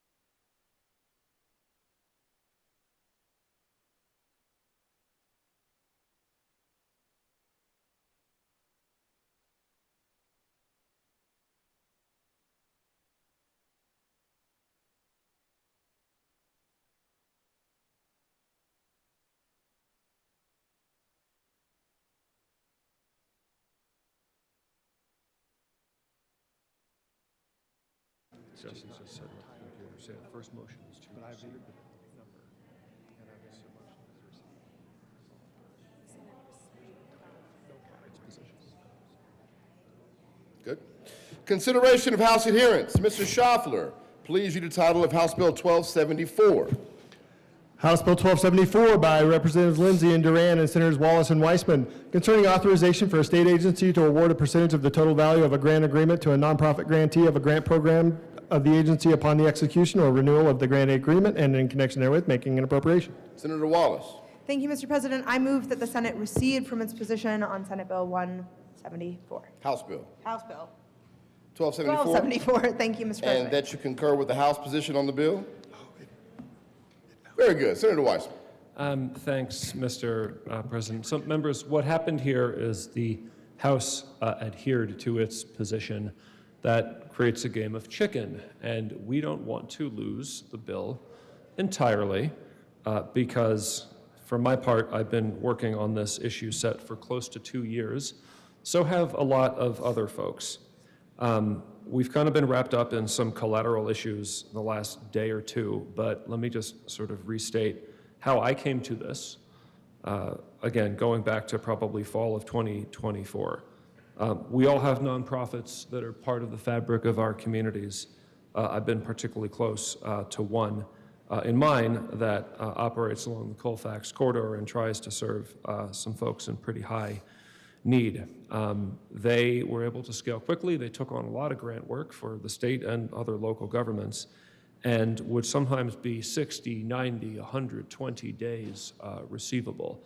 And their executive had to take out a personal 6-digit loan because the arrearages to governments that asked them to do work for public ends were that profound.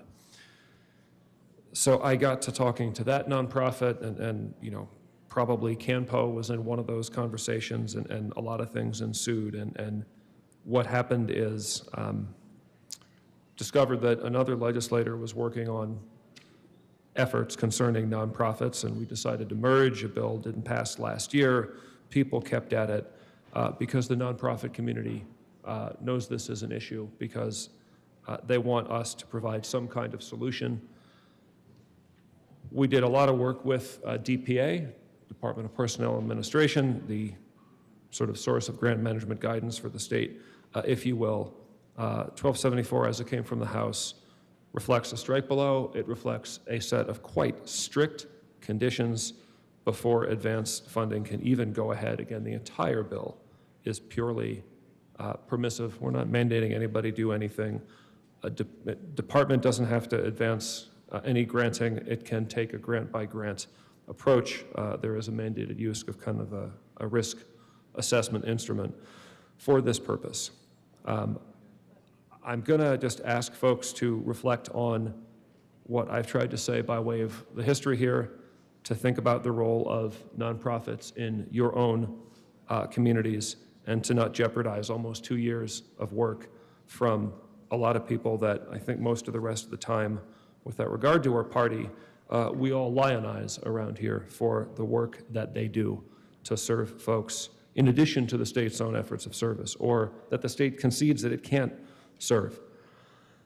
So whatever other opinions folks might have about collateral issues, we don't want to lose the bill. We are asking for you to support that the Senate recede so we can proceed with what the House did, because the nonprofit community of Colorado deserves that much. Senator Kirkmeyer. Thank you, Mr. President. Members, I ask you to vote no. And I would ask you, I understand there are collateral issues. Here's another one. I ask you not to jeopardize the integrity of our office that we hold, or jeopardize the integrity of this chamber or the other chamber.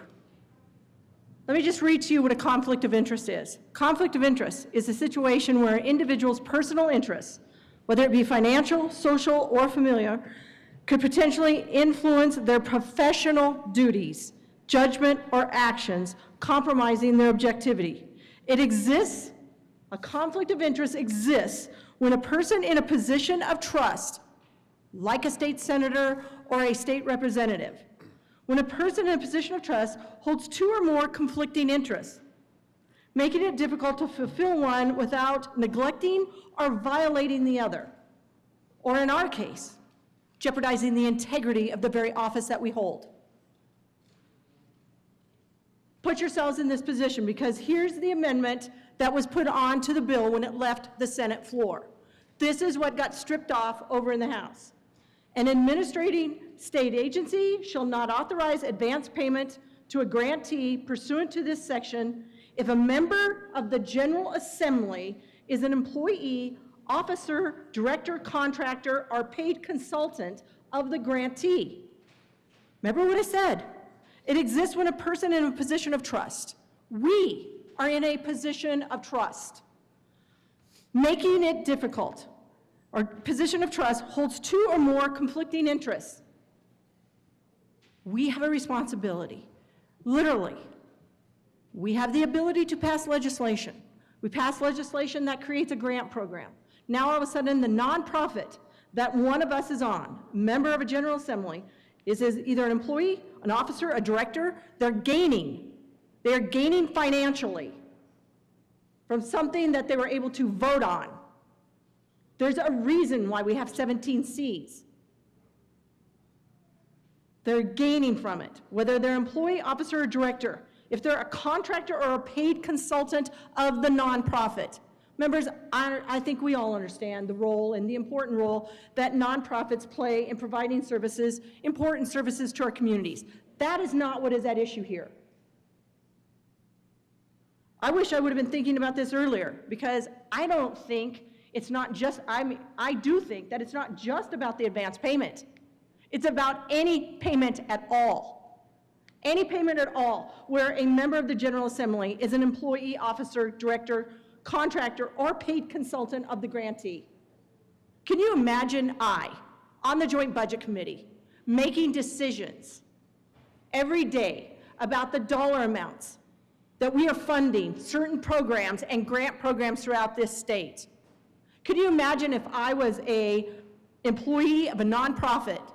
You know, the other 8 months that I'm not here, or I guess the other more like 5 months that I'm not sitting on the Joint Budget Committee. Can you imagine that I would then be part of that, be getting dollars, be making a monetary gain from that decision, breaking that trust? That's what this is about. That is what this is about. I don't think a member of the General Assembly should be allowed to receive grants from the state at all.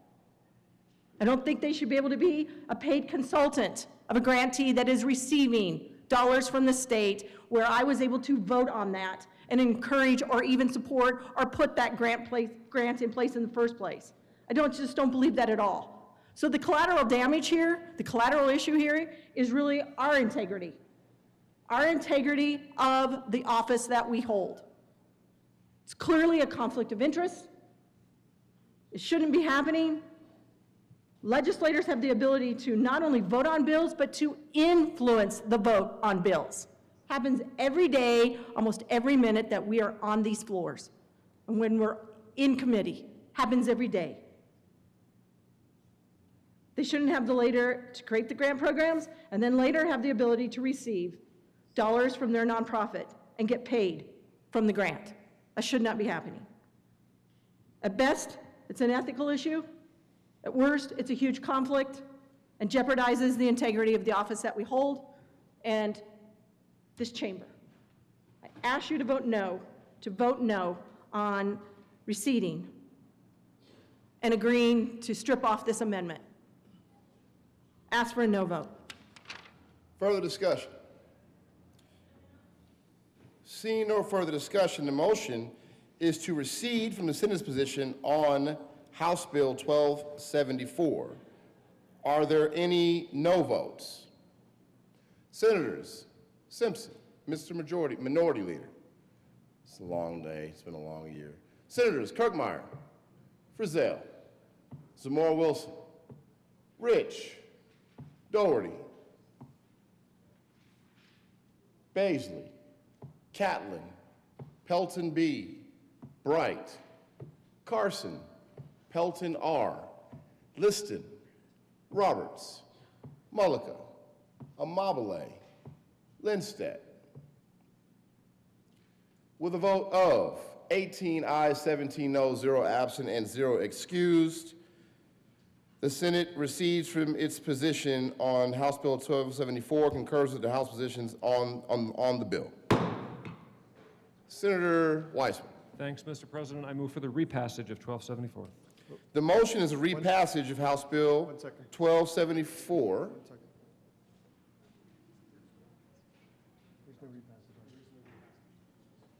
There is no repassage.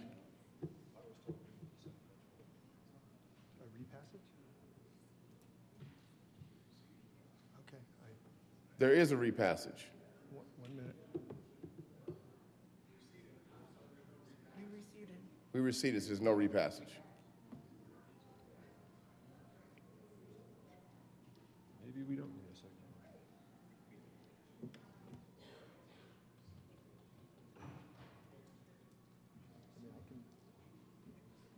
There's nothing to repass for us. Senate 205.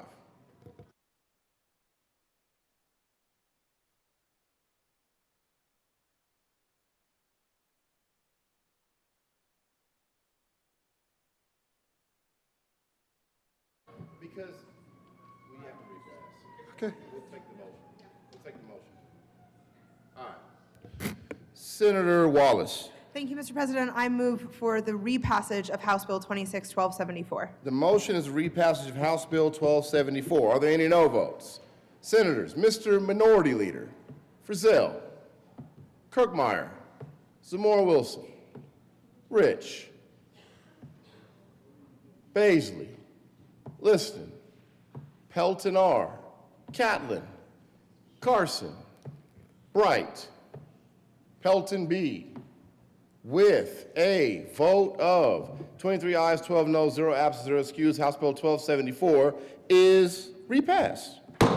Co-sponsors, Senadora Gonzalez, Judah, Benavidez. Consideration of resolutions. Mr. Schaffler, please read the title of HJR 1031.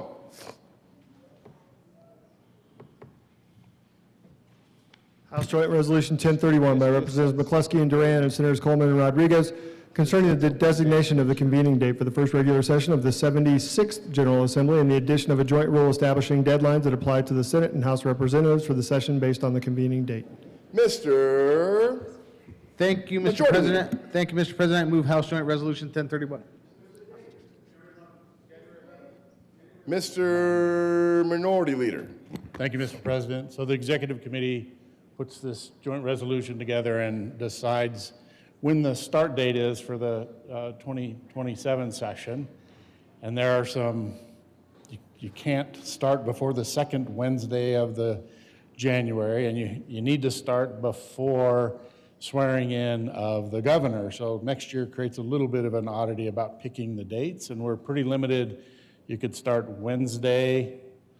We're starting on Monday, the 11th. So you had the 11th on Monday, 10, 9, 8 on Friday, 7 on Thursday, or the 6th on Wednesday. I kept advocating I wanted to start on the earliest possible date on the 6th, or at the very least, start on a Friday, because if you start on a Friday, you end on a Friday. So we're going to start next year on a Monday, which means we end on a Monday next year. So if we're going to work through the whole calendar next year, rest assured you're probably here on Saturday and Sunday. More than likely, I can't say that for positive. So I voted against the resolution in committee, advocating for, and there are consequences in all those scenarios, which one you want to pick. If you pick a Friday, I have to drive the 250 miles to be up here on a Friday, but I would rather do that to start than at the end of the session. So I'll be a no on, I'm not sure what happens if the resolution fails. I don't want it to go back to the House, but I'll be a no on the resolution for those reasons. I really wanted us to either start on Wednesday or Friday and not on a Monday. Further discussion. Senator, for discussion, the motion is the adoption of HJR 1031. Are there any no votes? Mr. Minority Leader, Senators Zamora Wilson, Frizzell, Kirkmeyer, Basley, Rich, Two members Catlin, of the executive team aren't going to be here. Liston, Pelton R., Carson, Bright, Pelton B., Colker, Ball, Amabile, with Marchman, with a vote of 20 ayes, 15 no, 19 ayes, 16 no, 0 absent, 0 excused. HJR 1031 is adopted. Oh, man. Co-sponsors. Mr. Minority Leader. Senator Hendrickson. Thank you, Mr. President. Having voted on the prevailing side, never mind. I was going to push the override button up here and cut this mic. Thank you, sir. Other co-sponsors. Bridges. Wow. Let's see how it is.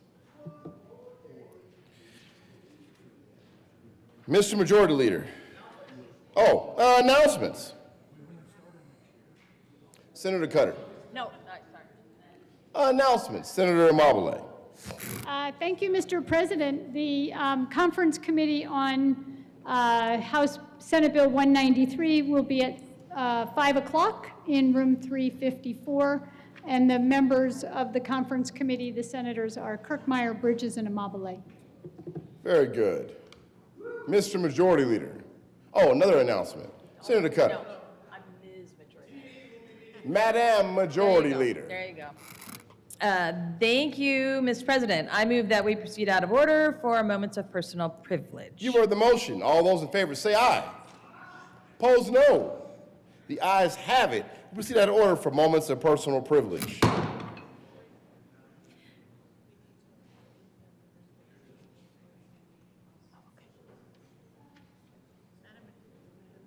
Madam Assistant Majority Leader. Madam Majority Leader.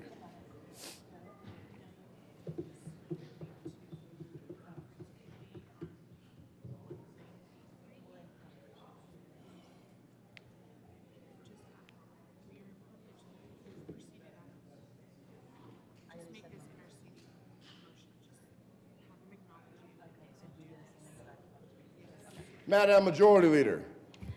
Thank you, Mr. President. Pursuant to Senate Rule 21C, I move the Senate grant leave to conference committee to meet with for 193 to meet with the Senate while the Senate is in session.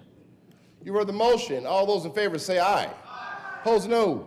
The ayes have it. That motion is adopted. Y'all ain't got to go home, but y'all got to do the conference committee. Now, Madam Majority Leader again. Thank you, Mr. President. Members, today we honor the good senator from Denver, Senator Rodriguez. Please join us at the well so we can present you with your crystal, a flag in your honor, and your tribute. A crystal flag? Oh, wait.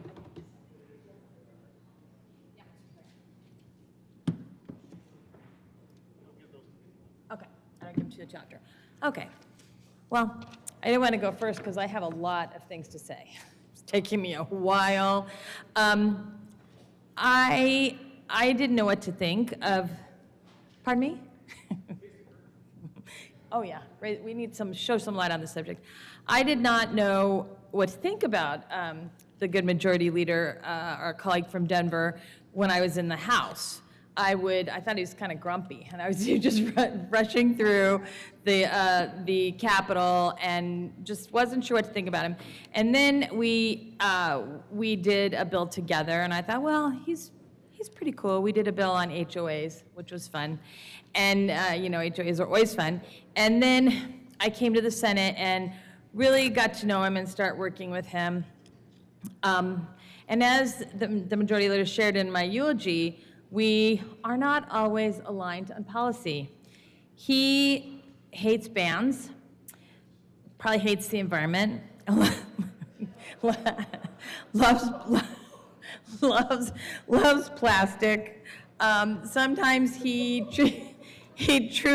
does love plastic. He's a fondness for plastic. He should get the plastic, okay. Sometimes he really makes me crazy, but also I have grown to appreciate him so much and really, truly be fond of him as a friend and colleague. You may see us laughing down here frequently, usually about probably about something inappropriate that he said, and then I refrain from hitting him in front of everyone. That seems wrong. But I've grown to appreciate his sense of humor. We laugh at friends' references and all kinds of silly things. And despite my better instincts, I just really have grown to love the majority leader, and I am gonna miss you a lot. So thank you for everything.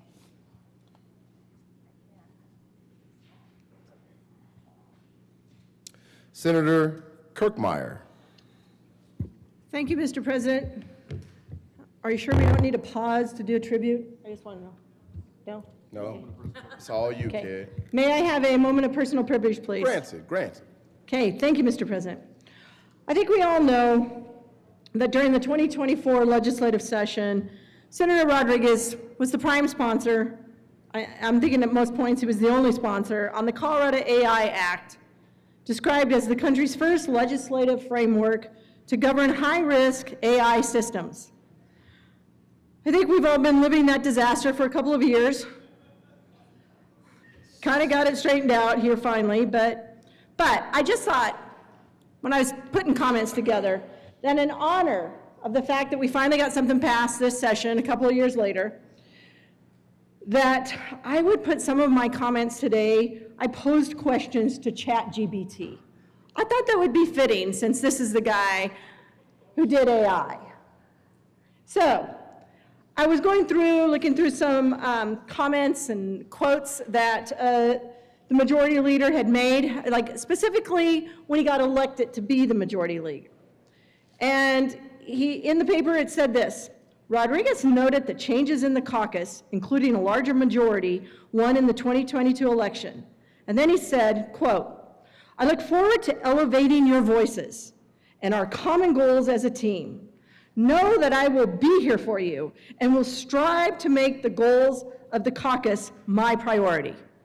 Now, when I first saw that quote, I thought, who the heck wrote that for him? And then I thought, well, maybe he put it through ChatGPT. But then I thought, no, because I asked ChatGPT, what did that statement really mean? And the first thing they said, well, in plain English, it means this: the caucus moved further left after 2022, and my job as leader is to keep everyone unified and make the caucus agenda the priority. But ChatGPT said what he really meant to say was, I'm just one guy trying to keep a big caucus from eating itself alive. Now, Senator Rodriguez, there was another quote, Senator Rodriguez was largely backed by more progressive wing of the caucus, but declined to define himself that way when asked. And here was his quote in the paper: "I think I always get conflicted of what progressive means because what I consider progressive might not be considered by another person. We're all different in that point." Now, I don't know that anybody really knows what that means, but I asked ChatGPT. And here's what they said the statement really meant. What he really meant to say is, hey, they may be my people, but I'm not committing to anything. No labels, man, no labels. So, and what ChatGPT went on further to say was, it's obvious that Senator Rodriguez is avoiding being pinned down while still working to keep his caucus allies happy. There you go. Now, I have to tell you, I kept looking through a lot of stuff. I was going through the internet looking for quotes, specific quotes from then Senate President Steve Fenberg regarding Senator Robert Rodriguez becoming the majority leader. I couldn't find any. I just couldn't find any. So I could not ask ChatGPT what Senator Fenberg meant by his quotes because there just wasn't any. So then I asked, the internet, I said, well, are there any notable quotes about Senator Robert Rodriguez? No, there was not. So I couldn't pose that question. So I thought, geez, what else could I ask ChatGPT? And it was like, asked ChatGPT, I said, what are some of the most important bills that Senator Rodriguez has passed? Now you're thinking, he's been here a while, he did the AI stuff, there should be a lot. And they said, Senator Rodriguez, representing Colorado's 32nd district, has sponsored several notable bills. And here were the top 10. No, they didn't say that. And you can't say that. I know, I can't say that. I can't say what he said. Number 1, he passed Senate Bill 26189. Yep, he finally got her done this year. It was the automated decision-making technology. He finally got the AI bill passed, something we could all vote on. Number 2, Senate Bill 25B004, increased transparency for algorithmic systems. Now, if we all remember, that was during the special session. We spent 6 days, 3 of which was specifically here because of the AI bill, that we couldn't get to anything. And so on the last day, it kind of got gutted, and he just pushed it out. Hence why we had 26189. But that was the second of the top 10 bills that he passed. most notable. Then, 25, 318, artificial intelligence consumer protections. This guy is basically focusing in on AI. And we had problems with that bill too. I think you gave us a big lecture or a big story at the end of session on that one. Then, number 4, Senate Bill 24205. This is the bill that started the problems, but it got passed. And it's notable because it got passed and the governor signed it, and then everybody complained about it afterwards. And that was concerning protections in interactions with artificial intelligence systems, consumer protections. And then we jump to number 5. And I think this is kind of a stretch, but hey, it's ChatGPT and they know everything. Number 5, Senate Bill 26, 1001. That was just this year. Does everybody remember? This is regarding prohibiting selling of dogs or cats through pet stores. So you can no longer go buy your pet dog or pet cat at a pet store. Great bill. Number 6. And this one was kind of creepy, I just want you to know, but it gets creepier. Number 6, House Bill 20, 1060. Are you trying to look these up real quick? Do you remember these bills? House Bill 20, 1060. Natural organic reduction human remains. Right up there with the in death. Right up there with the bill concerning death, right? That we had this year from other members. The long title, concerning the conversion of human remains to basic elements within a container. Is that a coffin? Yeah, okay, we know about axes too. Within a container using an accelerating process.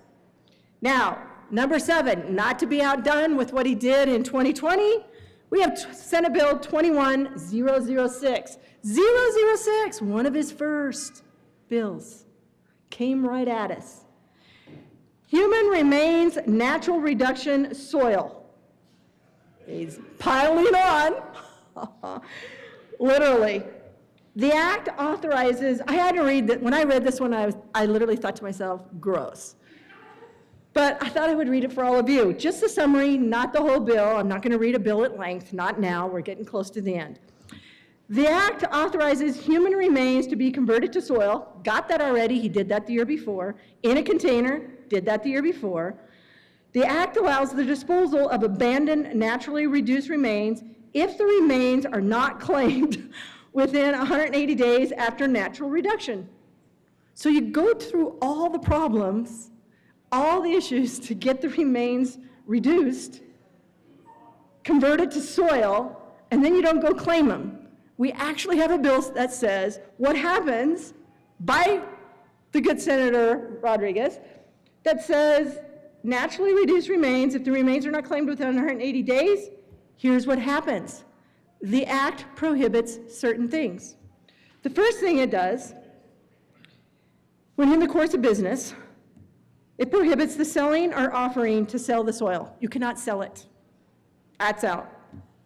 You cannot commingle the soil of more than one person that's been reduced to soil without the consent of the person or persons with the right of final disposition unless the soil is abandoned. Now, it's not abandoned until after 180 days. So you're going to have to wait till 180 days. And then I suppose you have to wait for 2 of them to be abandoned. And then you could commingle them. You cannot commingle the human remains of more than one person without the consent of the person or persons with the right of final disposition within the container wherein natural reduction produces soil. And so you can't even start the reduction. You can't even put 2 people together to reduce them to soil. But here's the one where you think and you're like, oh, this is gross. The act prohibits the following. You cannot use the soil to grow food for human consumption. Oh, yuck. That's a very notable bill, though. Man, he's been doing a lot of stuff down here as a state senator. What a guy. Here's one of his other bills that are most notable. Definition of a pawnbroker. I guess because people can't use the dictionary, we had to put it in law and decide what the definition of a pawnbroker was. Do you know the definition of a pawnbroker? That was your bill. It was in 22. You weren't a freshman in 22? probably a department bill because we have pawnbrokers. They're regulated. Okay, number 9. Retail businesses must accept cash. Man, that's an important bill. Yep, concerning a requirement, not as in 21-1048, concerning a requirement that retail establishments accept the United States currency for purchases. We spent time on this bill. I actually do. No, do I remember this bill? I think I do. I do remember this bill. I actually remember we spent a lot of time on this bill arguing about accepting cash or not.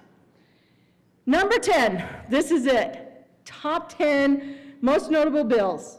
House Bill 19-1328. Do you remember this bill? It's a House bill.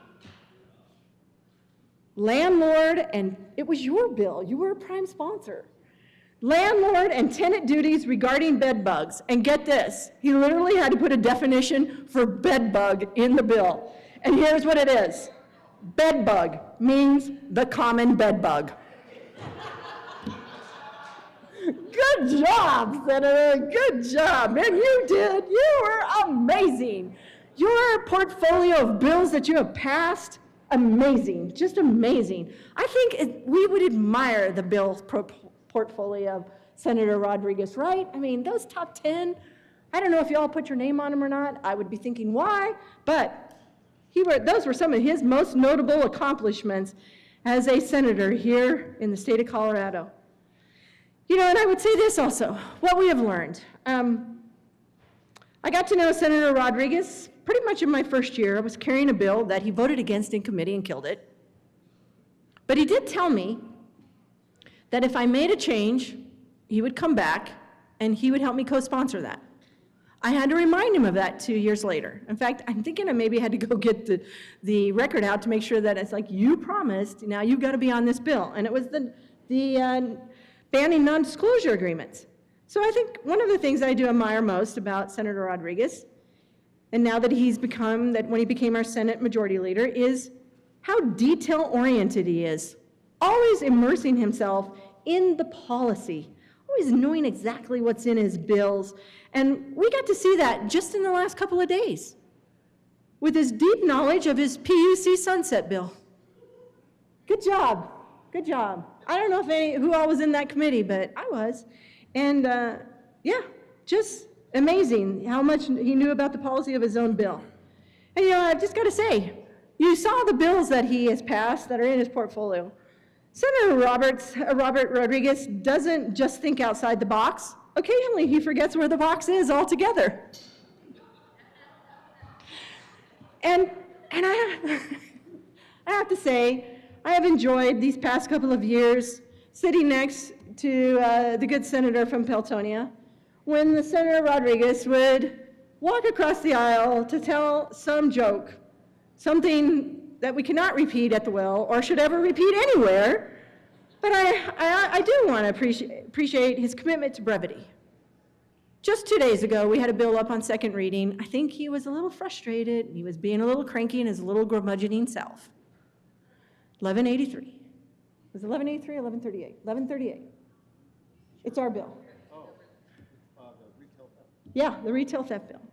We got up here, we're on seconds. I thought, you know, we're going to at least say what the bill is. No.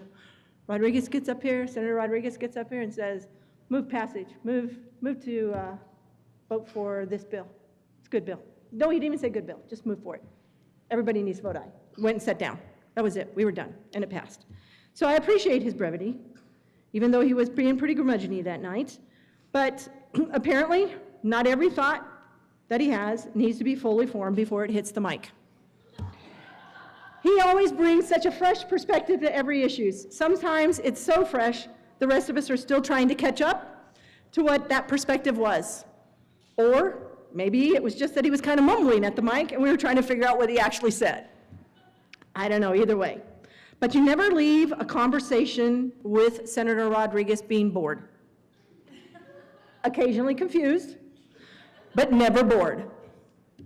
He's proof that confidence is at least half the job, and he's got that part absolutely covered. Doing little finger snaps. And I would say that I also admire his wizardry of managing the floor. In spite of what Senator Hansen used to say about you, I still think you did a pretty darn good job of managing the floor and the other members of your caucus. Even though I know at times it was probably like herding cats, you sitting in your chair with that curmudgeon-y look on your face just calmed them all down. I don't know if you realize that, but it did.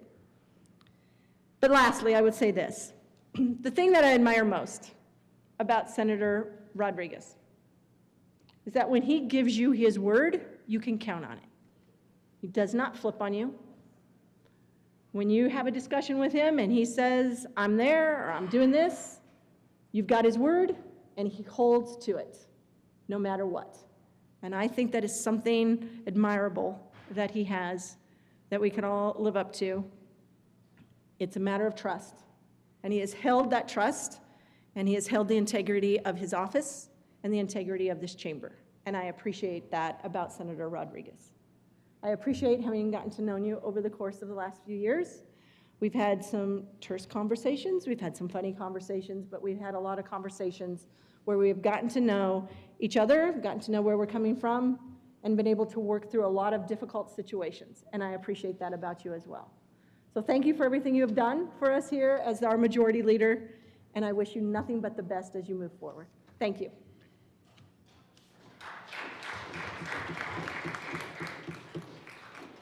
Senator Judah. Thank you, Mr. President. Can I ask for a moment of personal privilege? Granted. I just wanted to thank you for being my very best chamber uncle, because that's how old you are to me. And also for letting me tell you how to vote on my bills. And you will be missed. I'm very honored to have had the opportunity to serve under you, and I hope I see you across the park. You never know. You're not going to be in the park. Thank you, and thank you for your service to the state. Thank you. Senator Hendrickson. Thank you, Mr. President. May I have a moment of personal privilege? Granted. Robert, what I think I appreciate the most about you is having you as an ally when the chips were down was always a comfort no matter what the storm. I cannot count the number of times where you've called me into your office as I'm battling an issue, battling a bill, battling a vote count, battling something, and said, all right, what's up? And I'm an analytical guy.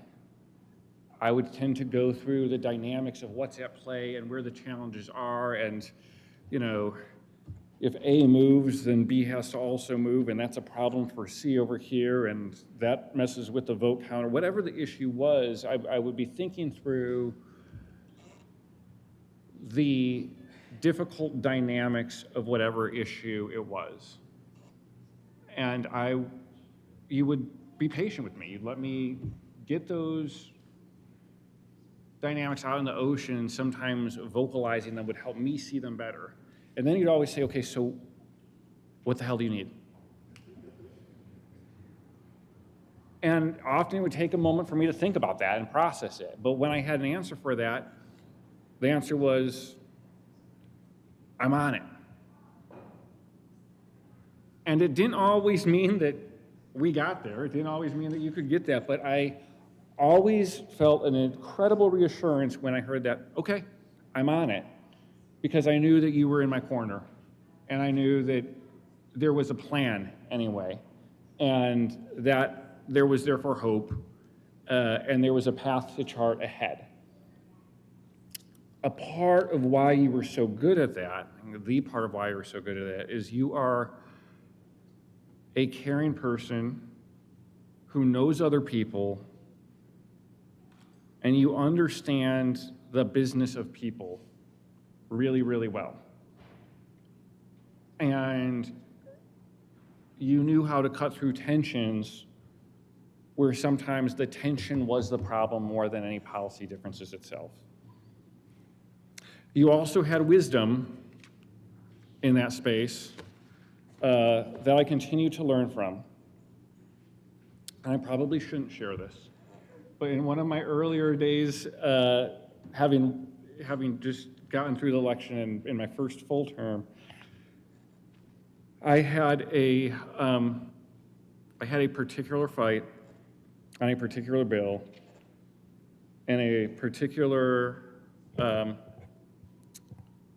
adversary working against my bill. Guardrails?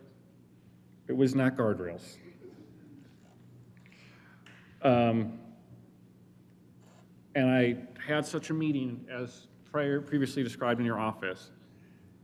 And what I mentioned about this particular bill was that my frustration was I can't reach a deal on an amendment the adversary I was working with.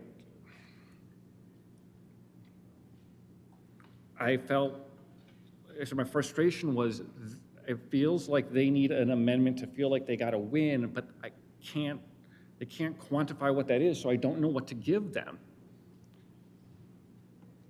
And you let me calm down for a second after venting, and then you said, "Do you really believe that's true?" And I said, "Yes." And Robert said, "Well, then it should be really easy. Couldn't you just craft something really wordy that doesn't actually do much?"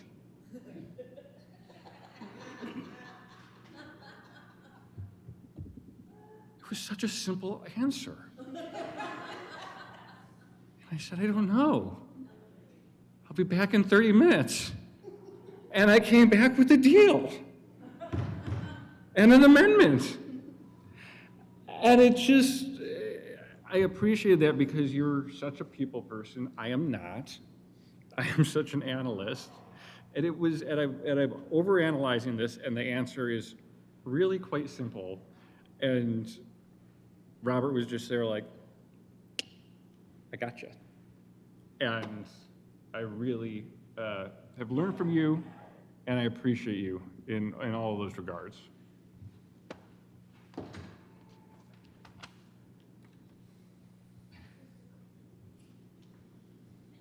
Senator Wallace.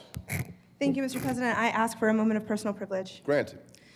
Thank you, Mr. President. I wanted to come up because the majority leader was my boss on the other side before I ran. And I want to talk for a moment about what that was like, because it helps put a lot of people that are in this room right now. The majority leader is stupendous at showing up on both sides, here in the building and outside of it, for his members and making sure that we come first. And I think it is so meaningful both to have experienced that in this building, but to have experienced it as a staffer and to see what it is to have this particular man stand up in your corner, which isn't always easy for principals to do, particularly amongst each other, for staff. And he always did. And it wasn't always easy. And that included when I called him one random Tuesday and said, "I'm going to run." It meant that his organization was without a head. And he didn't hesitate. He just simply said, "It's going to be really, really hard. You're going to make it there, and it's going to be really hard." And he was correct. It is very hard. And he also said it would be worth it, and it is. I think I will cap by just saying the majority leader talks about how there are folks in this building that are politicians and there are folks that are here for policy.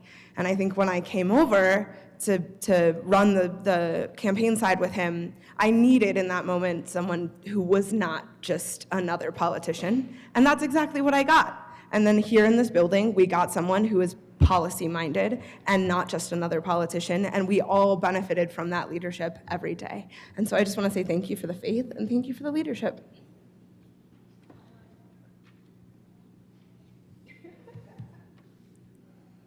Senator Benavidez. Thank you, Mr. President. May I have a moment of personal privilege? Granted. Thank you. You know, I've only been here a couple of months, and I've known the majority leader a lot longer than that. And when I came here, you know, he was very gracious, helping me learn the ropes here and what was going on. Yeah, I have been really impressed by his work as majority leader. You know, I only have a comparison to the House, and maybe there's less numbers, but I think the way he handles the members, not only in this side of the aisle, but this side of the aisle as well, even in the back row over there, that I think he he does a great job at that.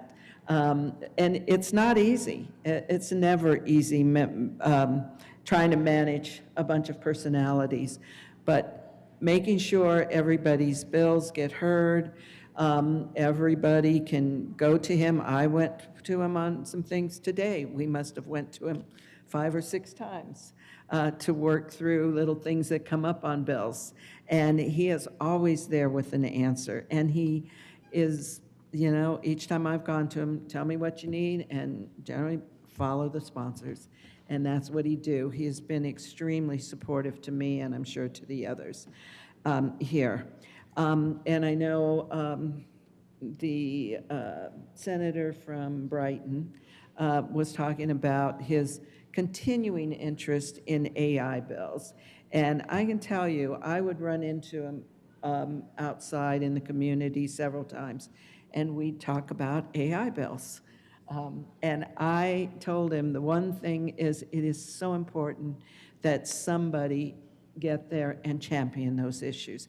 We may not get it right, but we've got to get going on it early. And I was proud of the work that he did and continues to do. And I think whatever his next steps are, wherever he goes, he will be continuing to do that, because it is something, at least for, not maybe for ourselves, but for our children and generations beyond that, that we have to be upfront in addressing it.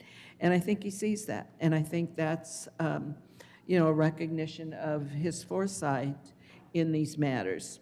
And then finally, I knew him before this, primarily through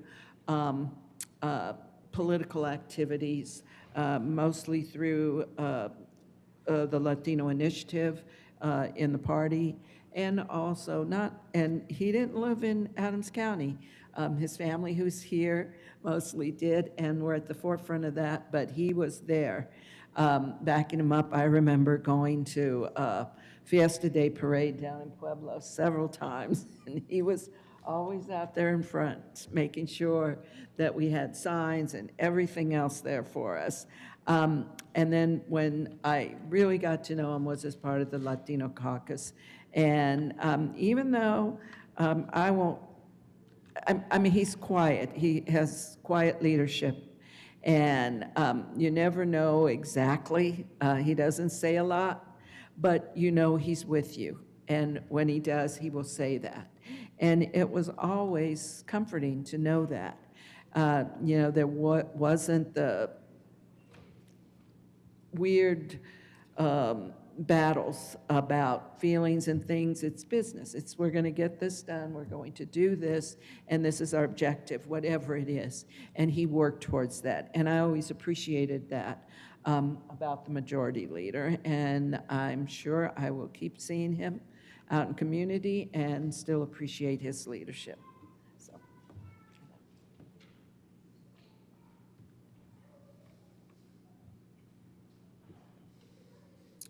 Senator Coker.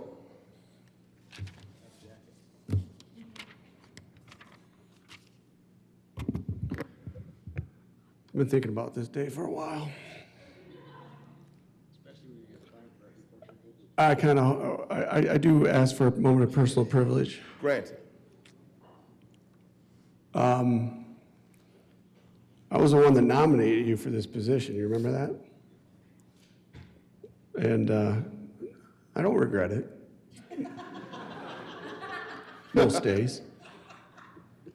I hear a lot of words coming from people about how thoughtful you are and everything. Who in the hell are they talking about? I treat the majority leader kind of as an older brother. He treats me like a little brother, you know. You taught me a lot. You taught me patience because you have undiagnosed ADHD. Right, Meredith? And I have to be patient when you interrupt me. Now I know how my wife feels when she talks to me. I have to be patient when you say things like, "Don't marry your bills," so I don't punch you. Those are things that I've learned. I have to be patient when you argue against my bills, even though you like my bill, because that's the first thing out of your mouth is whatever I say, you say the opposite. Everybody notice that? He's the biggest devil's advocate, right? So I've learned that patience, but also, you know, it's a good thing. It's a good thing.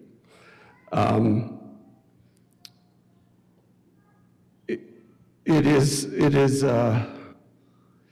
something that, you know, I learned, someone told me when I first came here, that the Senate and the House is a lot like middle school. You know, we're a lot like middle school, and how we act is a lot like middle school. Well, the majority leader, I think, sometimes I think he's never left middle school. I mean, profound gamer, right? I always wonder about that bill that came up this year, 1418. I was wondering how you're going to go because I'm wondering how much that's going to cost you.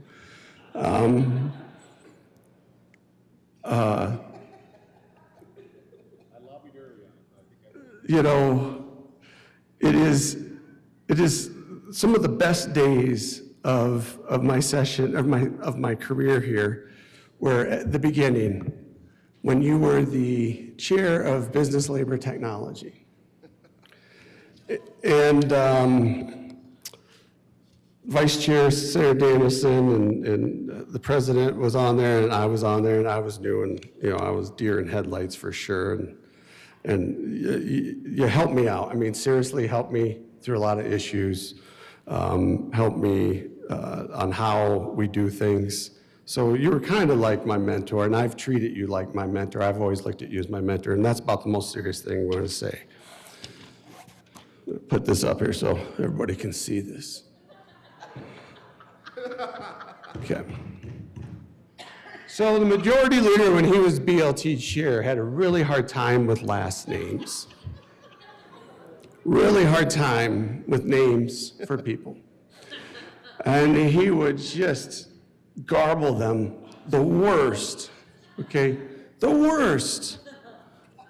And one day, this guy comes up and he's testifying. He calls this guy up. Look at what it says here, C.A. Jones.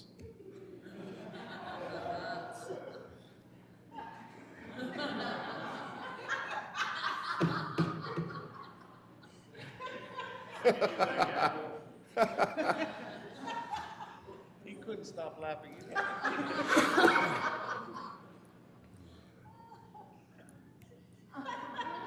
He says, "Can we get Mr. Can we get Mr. Cajones up here?" True story. True story. I was under the desk. I could not get off the floor. I was laughing so hard. I had to bury my head under the desk. The president is dying. I saw him turn 10 shades of red. That's not easy to do. That's not. I saw the vice chair, Senator Hendrickson, is crying. I lost my voice. I was laughing so hard. I don't know what the bill was about. I don't know how we got through committee. It was a liquor bill. It was a liquor bill, of course. And so I have a present for you that hasn't arrived yet. I ordered on Amazon. I'm paying the delivery fee and everything to come this morning. They came and they brought it to security, and security wouldn't accept it because I wasn't here yet. So it's back at the warehouse. So I'll get it to you. But there, he just walked in. The senator from Peltonia, Sterling, would know what I'm talking about. Those things you hang from the back of your pickup. I have a picture of it, but I think it would be inappropriate. I was going to put it in a shadow box and everything. Order. So I was going to get a plaque in remembrance of C.A. Jones.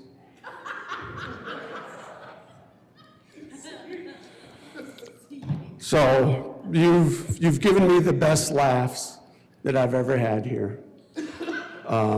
You've given me a lot of good advice. You really annoy the hell out of me a lot of the times. And I appreciate it, but I will get that to you because my wife will not let me bring that into my house. So, thank you.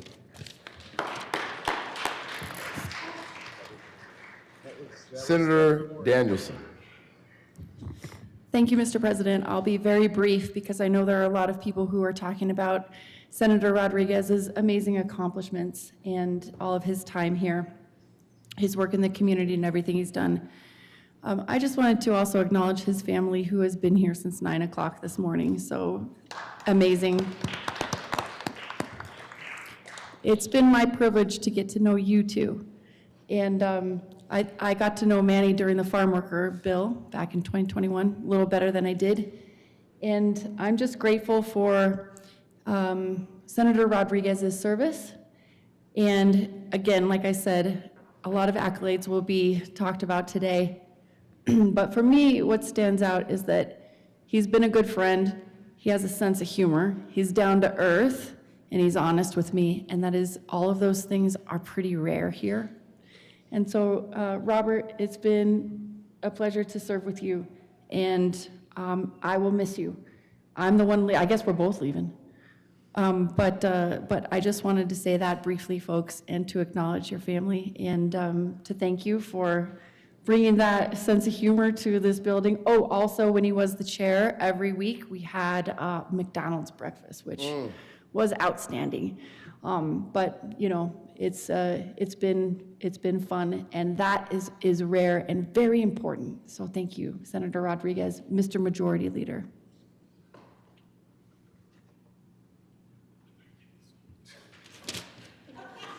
Yeah. Take C.A. Jones with you. Was that sign on there the whole time I was making my heartfelt? Yeah. You know what? Honestly, that's fitting. That's fitting. C.A. Okay. Jones. Senator Kipp. Thank you, Mr. President. And so I really appreciated, working in the building. Actually, our first year in the building was the same year, although I was in the other chamber, and I came over here, and I think Robert was like, well, I really didn't know what to make of you. And, the one thing I will say about Robert is that, Senator Rodriguez, is that or Mr. Majority Leader, I should get that correct. But I really appreciated working with you because 98% of the time, you were an extremely calm person, all the chaos going on around here all the time, except for maybe during the last special session, that was like the 2%. Well, we did, but very briefly and quickly, running through the chamber. But I just wanted to say I really have appreciated working with you. I have found it difficult at times to know when you're being serious, because I'm just that kind of person who is easily punked, and I will just admit that. And so that has been a challenge, but truly appreciated working with you. And I think that the one really important bill that the senator from Brighton neglected to mention was a tamale bill. And I just wanted to say thank you for, I don't think we're allowed to say names of businesses here, but you did bring the best tamales into the chamber just yesterday that I have ever had in my entire life, and I think I might be a tamale convert at this point. So your tamale bill was big, and your tamale, taste in tamales is excellent. So thank you.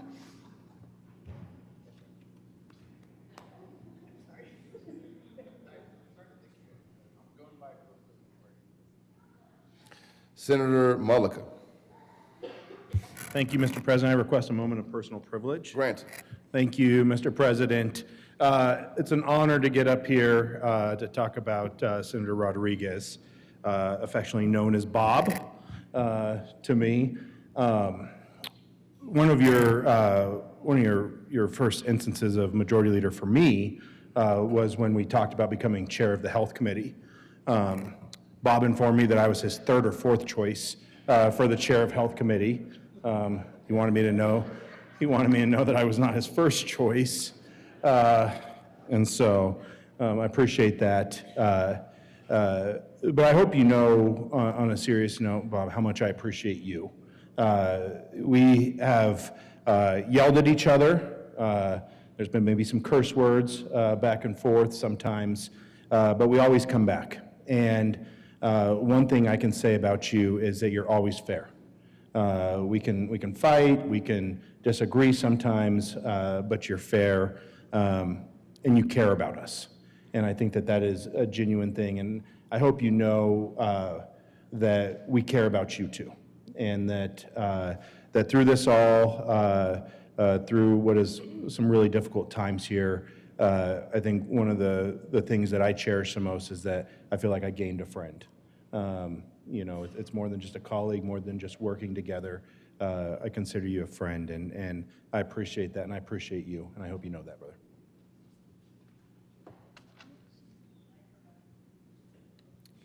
Senator Weissman. Thank you, Mr. President. I ask for a moment of personal privilege. Granted. Thank you. I didn't have time to pull a lot of thoughts together because started running around this building at 9:30 this morning trying to bash out the last details on a couple of bills that have been on our calendar. I suppose that's on brand for me. But the real point is, ML was in the middle of both of those, trying to help. And that's on brand for him. You know, when you are in a leadership position, I think particularly one of the senior ones, does mean putting your team first and being willing to step back. And I have seen you do that repeatedly, probably more times than I've even bothered to try to count, and as recently as yesterday. And I really appreciate that. I mean, in earlier years when, you know, your time here was more a function of policy than sort of leadership per se, I think we found a lot of things where we aligned on, whether they passed or failed, consumer protection stuff in the criminal justice space. But what I really wanted to emphasize today was the role that you've had in the last couple of years, and in particular, I think something that is vitally important to all of us and what it is to do this job day to day, but maybe hasn't quite been mentioned yet, and that's just the way now working with two different leaders of the other caucus, in which this place has managed to be, for the most part, and I think with few exceptions, decent, respectful. You know, we have some sharp policy debates, and that's fine. We're in this place to have sharp debates about policy, but they should not turn into sharp personal frictions. I'm one of the few, I think, here who served the full 8 years over in the House, and without trying to assign, you know, any responsibility to anybody, I think with every passing 2 years, it just became a harder place to be over there. Things would get personal. Debates would go on, frankly, I think longer than they needed to for a full airing of the legitimate policy debates on both sides. It's unfortunate. I've spoken a little bit before how, you know, I grew up in the East Coast and had family in New England, and, you know, as other parts of our country's history are what you grew up with around here, I really did grow up around some of the sites that were the stuff of our American Revolution and the founding of our modern country from those times. And I take that very seriously. And when we are here as a state, we are standing in that tradition. And it saddens me when, forget the substance of whatever we're debating, but it saddens me as a process matter when we fail to measure up to that tradition. And I think that we have done a much better job measuring up to that tradition, to the decency of debate, to both sides being able to get their points in without things getting personal, without being here till midnight every darn night. And I credit that heavily to Majority Leader Rodriguez and also to Minority Leader Simpson and Lundin before him. I sort of wonder how it goes in those conversations that you have for the sake of ordering the work that the rest of us are going to do, but it seems to have been pretty effective to me from without whatever else follows from the way the debates go.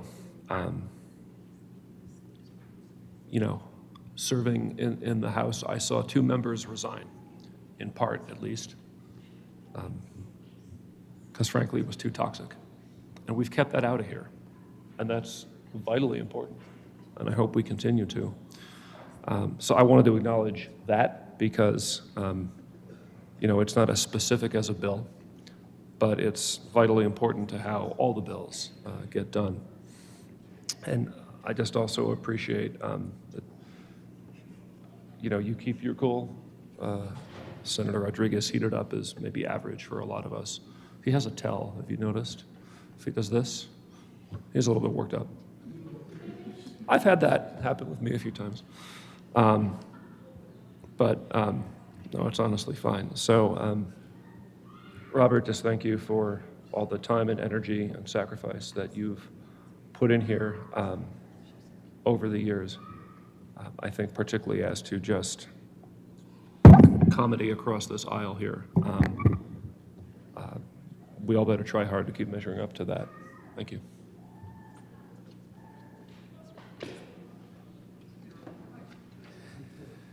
Senator Ball. Thank you, Mr. President. May I have a moment of personal privilege? Granted. Thank you. So I first met Majority Leader Rodriguez at a town hall in House District 9, and I showed up because I had just decided I wanted to run in a vacancy election, and Robert, it was on a Saturday morning at like 9 a.m., and Robert rolled in like sweatpants. And he looked like you would expect somebody to look if they just rolled out of bed and they had to go to something at 9 in the morning. And all the people spoke, all the politicians spoke, and then a Majority Leader Rodriguez spoke, and he was just Robert. It was, you know, the Republicans want to do this, and my caucus is thinking about this, and this is where labor is, and this is where so-and-so is. And it was kind of like when an athlete has a press conference and it looks like they're there because they just don't want to get fined. But your constituents really loved it, and they appreciated it because they know you. And when I came into this building, I think the word curmudgeon was said earlier. I mean, you're such a curmudgeon. That's right. The good senator from Weld County said curmudgeon earlier, and you are a curmudgeon, but I've really grown to appreciate that about you since coming into this building, because I think you don't care about the theater of it. You don't feel the need like you have to talk a lot, because I think you care about what matters. You care about the policy. You care about what we do. You're very, very good at it. And I think because you don't care that much about what doesn't matter, you're a realist, and you're blunt, and you're dependable. And it was said earlier by the good senator from Adams County, you're fair. You're really fair. I think when everybody is a little bit frustrated with you, that's a good sign that you know, you're doing something right because you're being fair. So you're the worst majority leader that I've ever had the privilege to serve with, but you're also the best, and I think you're a good leader, and you've done a fantastic job managing this caucus over the last 2 years, and I have a feeling we're going to get to see each other around town halls in southeastern Denver in the future, and I'm looking forward to it.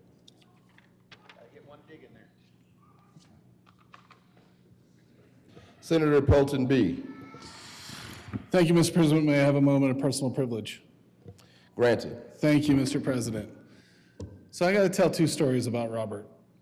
So my first year up here, wide-eyed, bushy-tailed, ready to go. Bushy-tailed, ready to go.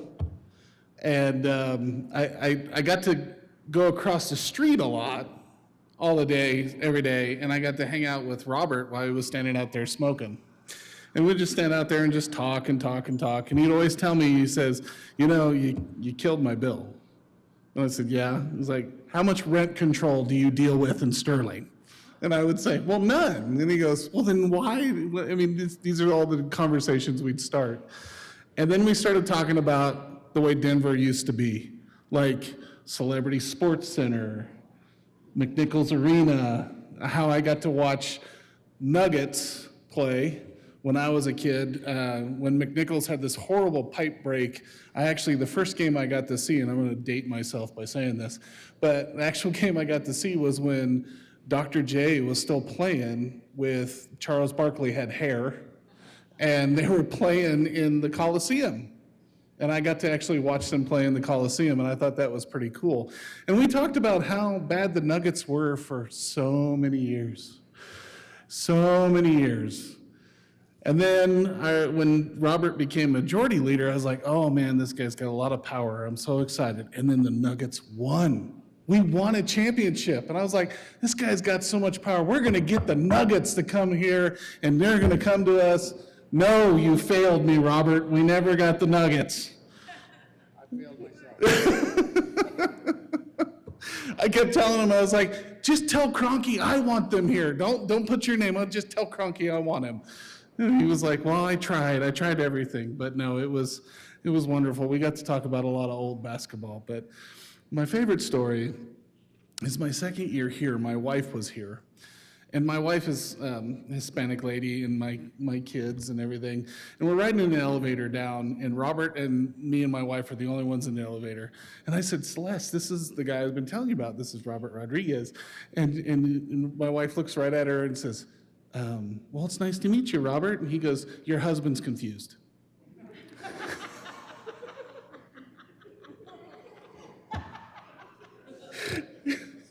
And then it started just the whole way, all the way out. We started walking out to my pickup, and Robert's just telling her all this stuff. And then we get in the vehicle, and my wife looks at me and goes, that's why you like him so much. And I said, what do you mean? He's like, you found somebody just as inappropriate as you are. So we had such a good time doing that stuff. But my last story about you, Robert, was this one. Last summer, I work, and I actually work for the ditch company, mowing and maintaining the ditch up and down for the Sterling Reservoir in the Sterling Ditch Company. And it's the most peaceful thing that I have.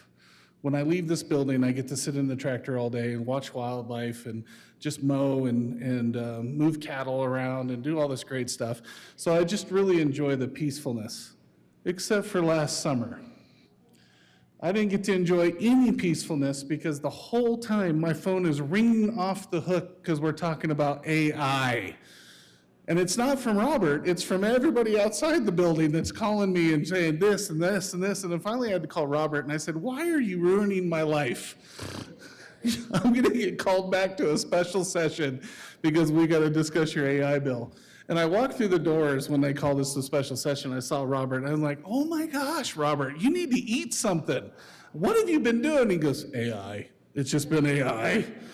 And I chewed him out for you. I did. Yes. I even said, you want me to bring you food? I can bring you all my wife's food. And he's like, you trying to put me in a diabetic shock? That's what he told me every time when I was trying to bring him food. Yes. But I just got to tell you, I want to say thank you for everything that you've done for the state of Colorado. we are state senators. We think of the entire state when we're here. And I just want to, you are so good about that, and I so appreciate that. You came out to my district this summer. You've really helped out my folks, and I want to tell you thank you so much for that, talking to folks out there. But you are an amazing majority leader, and if I was on your side of the aisle, I would have voted for you 10 times because I really appreciate everything you've done, so thank you.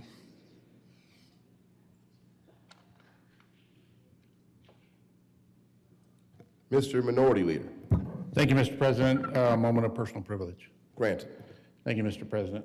Well, I want to get the order right this time and not follow the good Denver, or the good senator from Denver when it might get a little more somber than our conversation. But like a heartfelt thank you to the majority leader. Like what an amazing opportunity for me to step into this leadership role and get to work with Robert.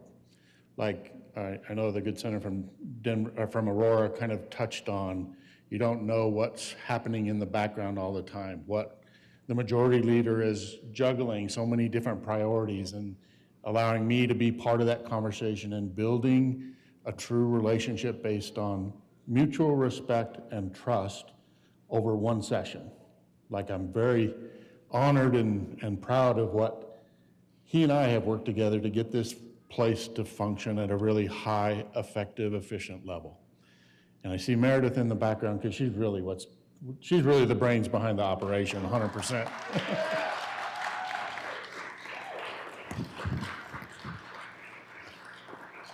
She and my staffer, Jason, are really what makes it happen. And then Robert and I step in and go, yep, okay, sounds good. We're gone. Give us our plan. They have given us our plan. But thinking of the majority leaders I've served with in this time frame, and one of them I regularly get a chance to hammer, who's the cause of the failures at Colorado School of Mines. But Robert has been such a joy and a pleasure to work with. And I think we found out maybe last weekend when we were working about, all right, is there a path forward where we are not here on Saturday, May the 9th? It's because it's my wife's birthday. And I find out it's Robert's wife's birthday on May the 9th. So we were highly motivated to make sure we worked collaboratively and collectively to make sure both of us were home for our wife's birthday. So I've had the great opportunity to serve the full 6 years here with several members, and the majority leader is one of them. And have, again, feel really blessed to be working with him in this leadership role. Look forward to seeing what happens with the majority leader going forward. But I did want to finish with, like, all this conversation about AI. It really, all the kerfuffle about AI, I just want Robert to know, I got your back, brother. You, if you don't know what AI really is, it's not artificial intelligence. It's artificial insemination.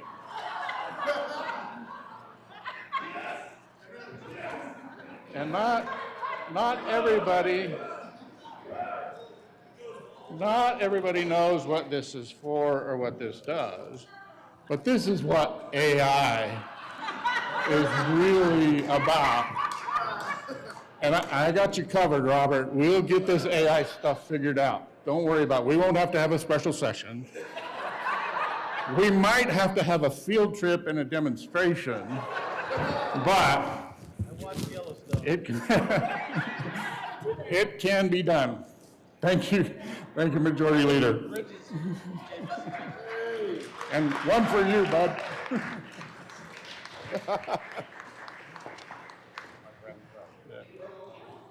Now you got a glove too, brother.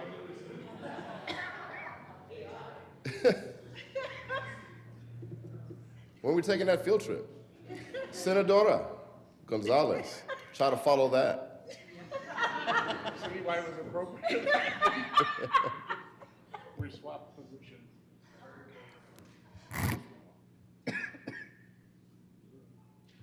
Senadora.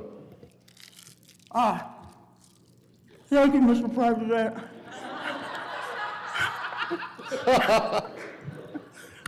I'd like to, wait.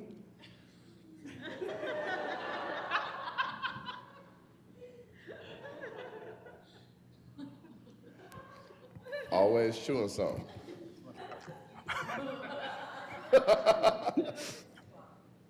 Wait, what?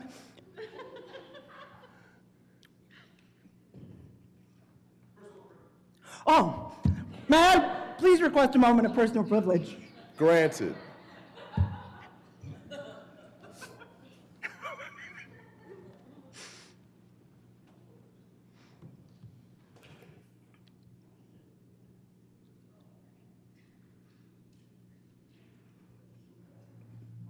Actually, chewing is really Yeah, try to do that at the beat of the well.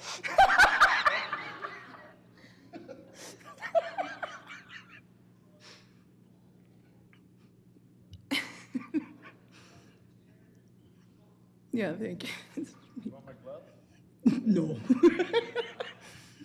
Thank you. I just have to say, first and foremost, to Deidre, girl. Girl. Girl. To Rose, to Corinne, to Manny, thank you. And as Robert has taught us all, thank you and I'm sorry.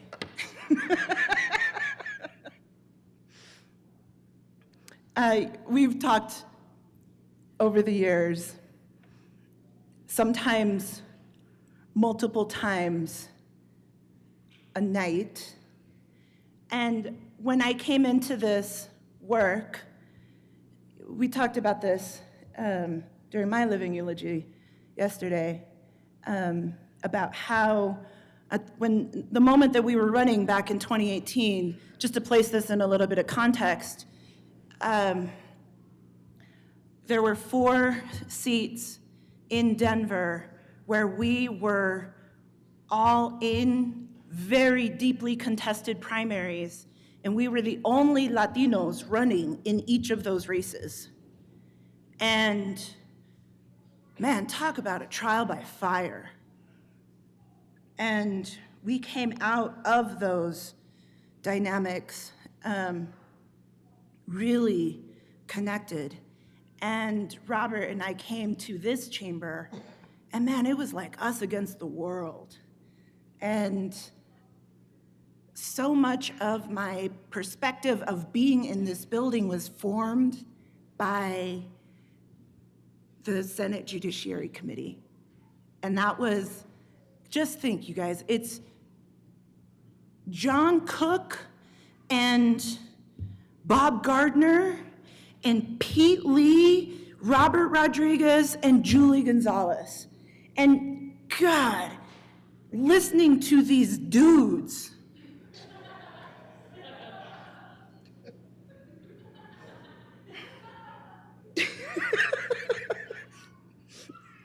God, it was a joy, because it taught me, and you taught me, that you could, not only were we different parties, but we also had deep understanding and knowledge about very different aspects of the criminal justice system and of different perspectives within that.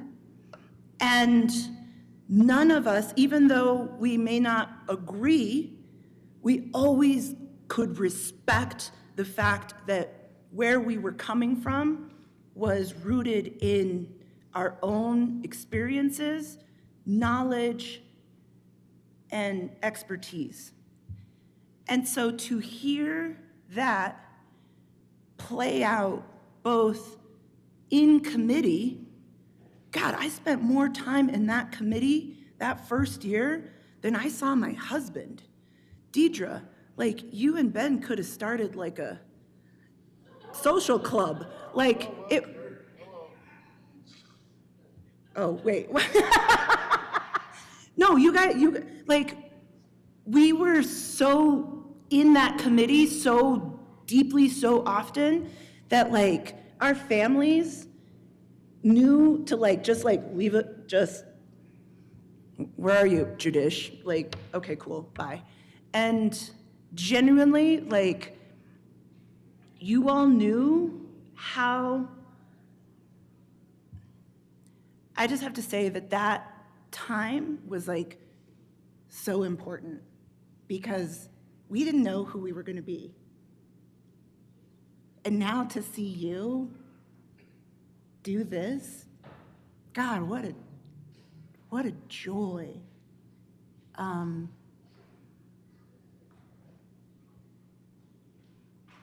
You are the closest thing I will ever have to a brother in this building, because you drive me absolutely insane. And I love you more for it.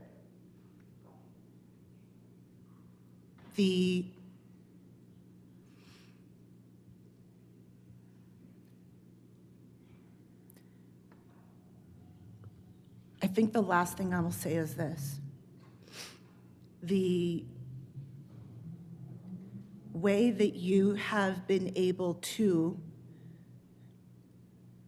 vent your frustrations to me, and the way that you have given me space to vent my frustrations to you. We have been mirrors for one another.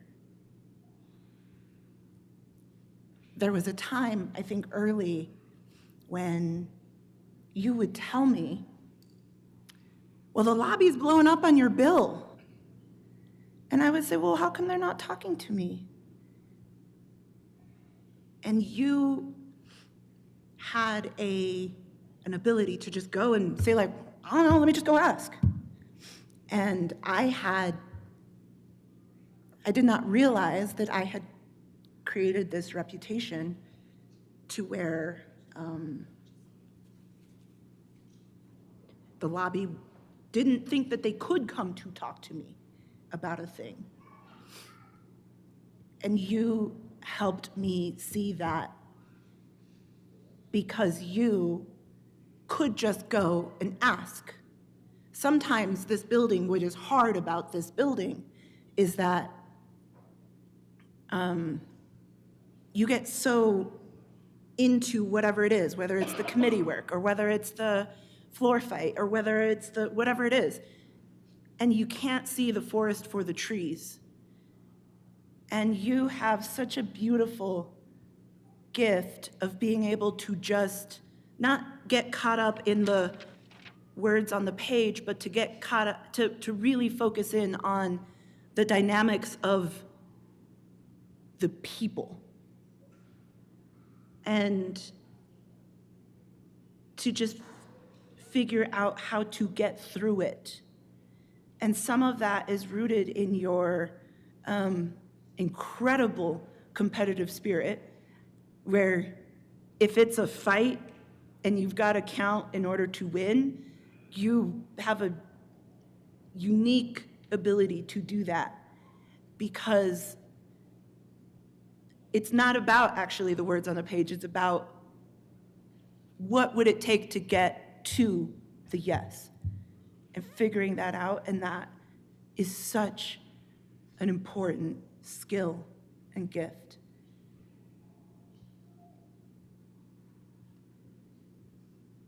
Thank you for being my big brother in this building. And I'm sorry. I love you.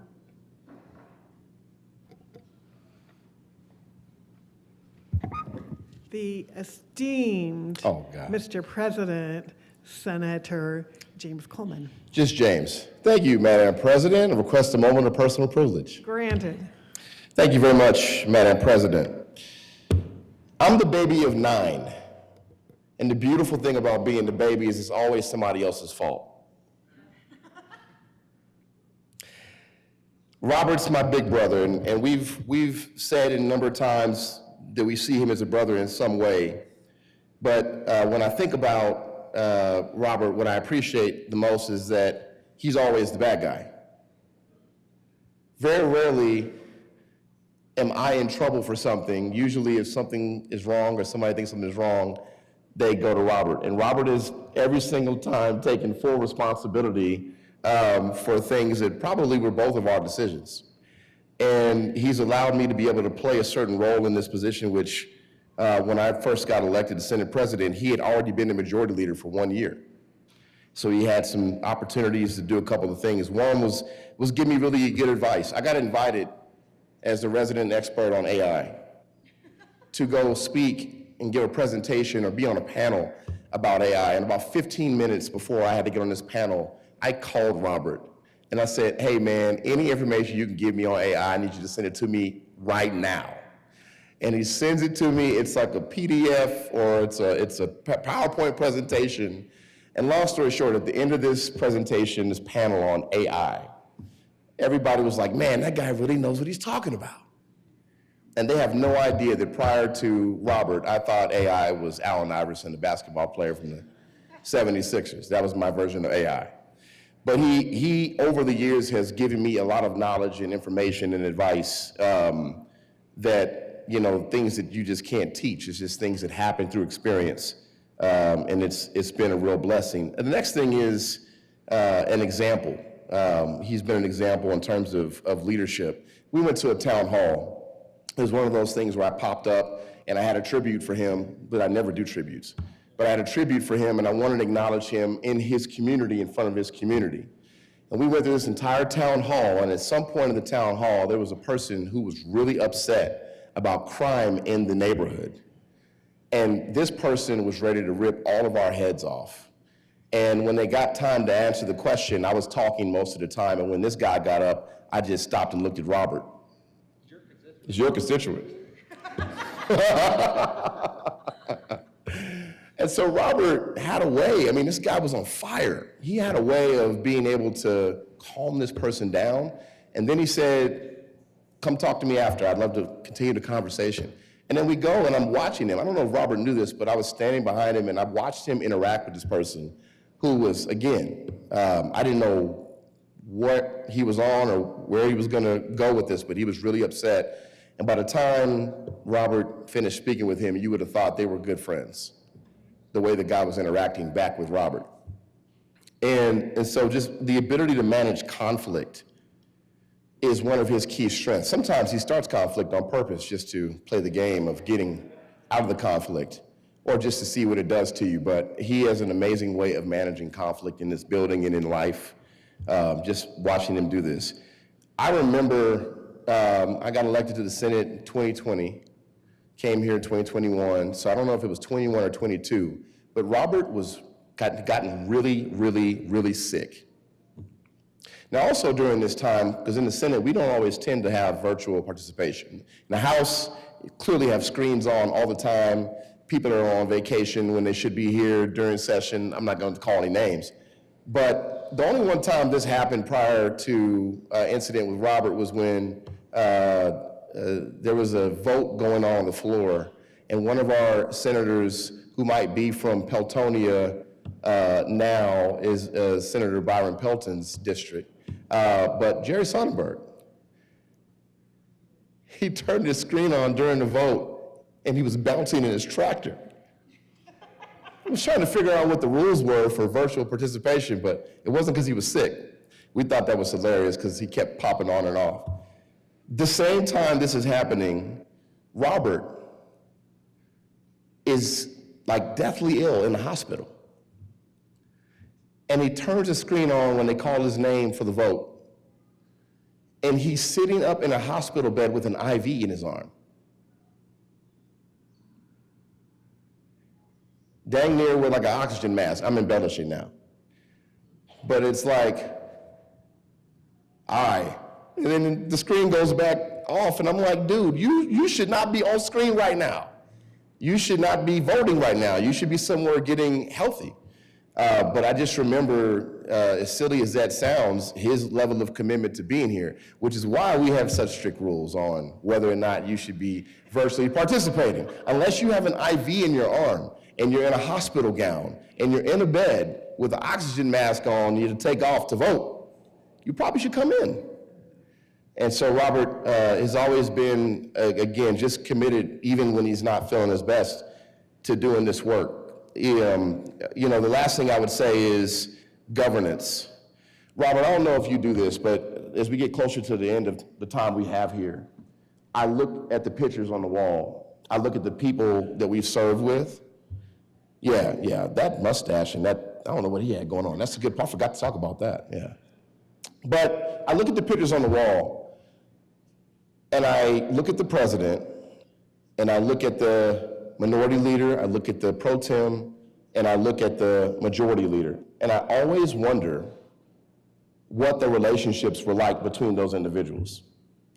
But especially I wonder, what is the relationship like between the president and the majority leader?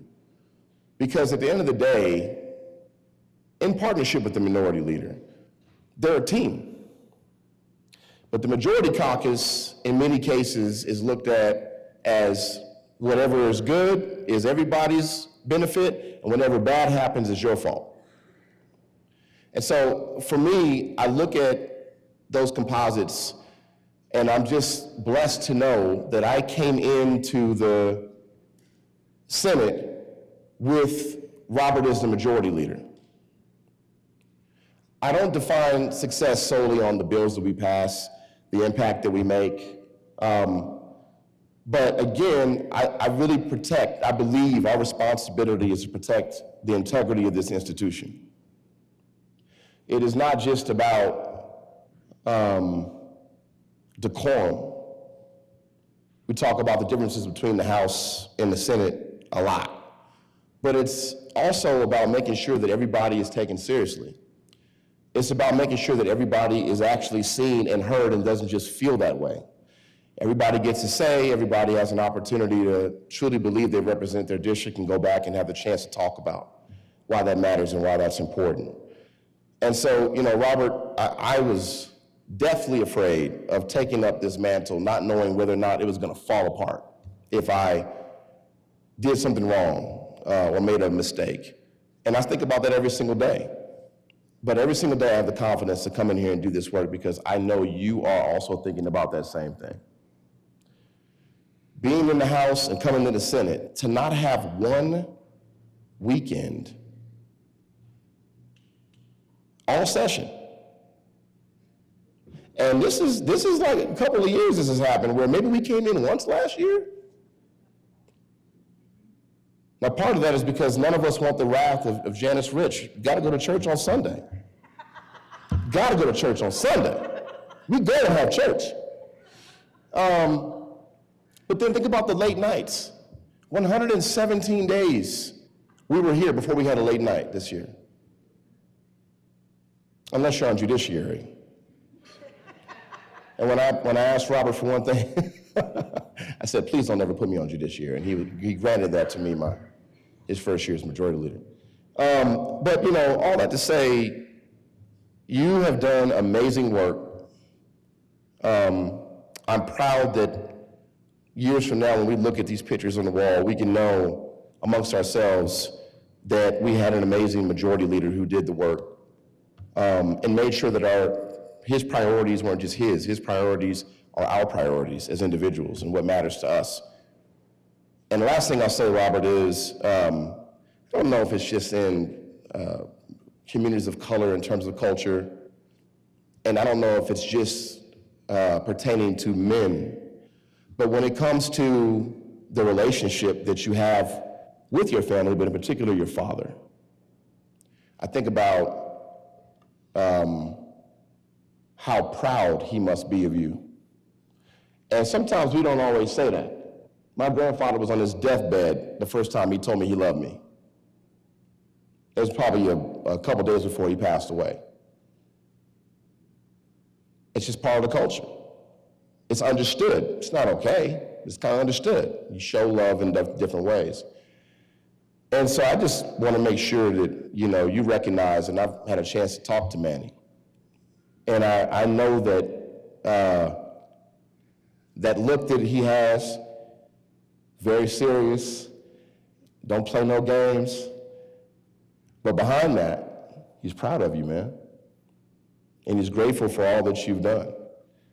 And you've carried on your family's heritage and legacy and traditions in a way that every father hopes their son would. And so I just want to tell you that we're proud of you. We love you. Get up here, man. Don't embarrass us, dog.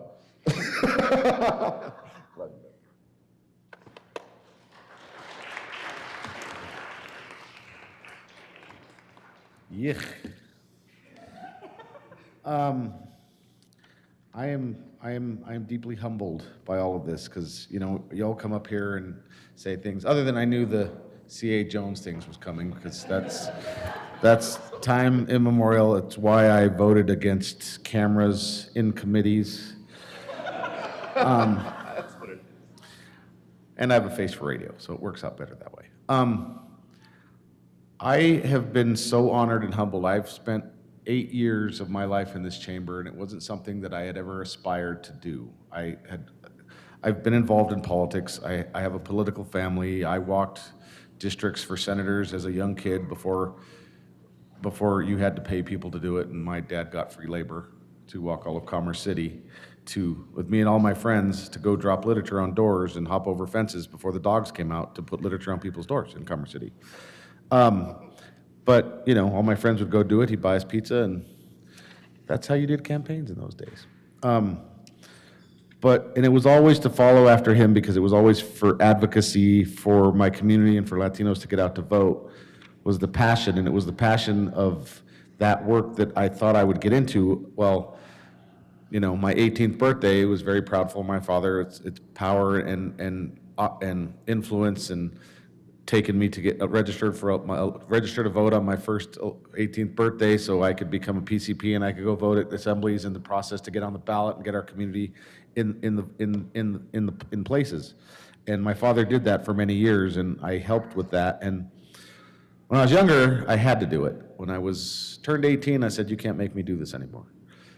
And I took a break for a while, and, you know, I had more fun than I probably should have as a youngster, and had a life, and I met my wife and got married and settled down, and then moved into our house, and I started getting back involved in politics. It was when Senator Bennett got appointed, Michael Hancock's race. I removed into my district. I became a captain and a PCP and started to get back into politics. And it was to go to a process. My father was a DNC person for 12 years.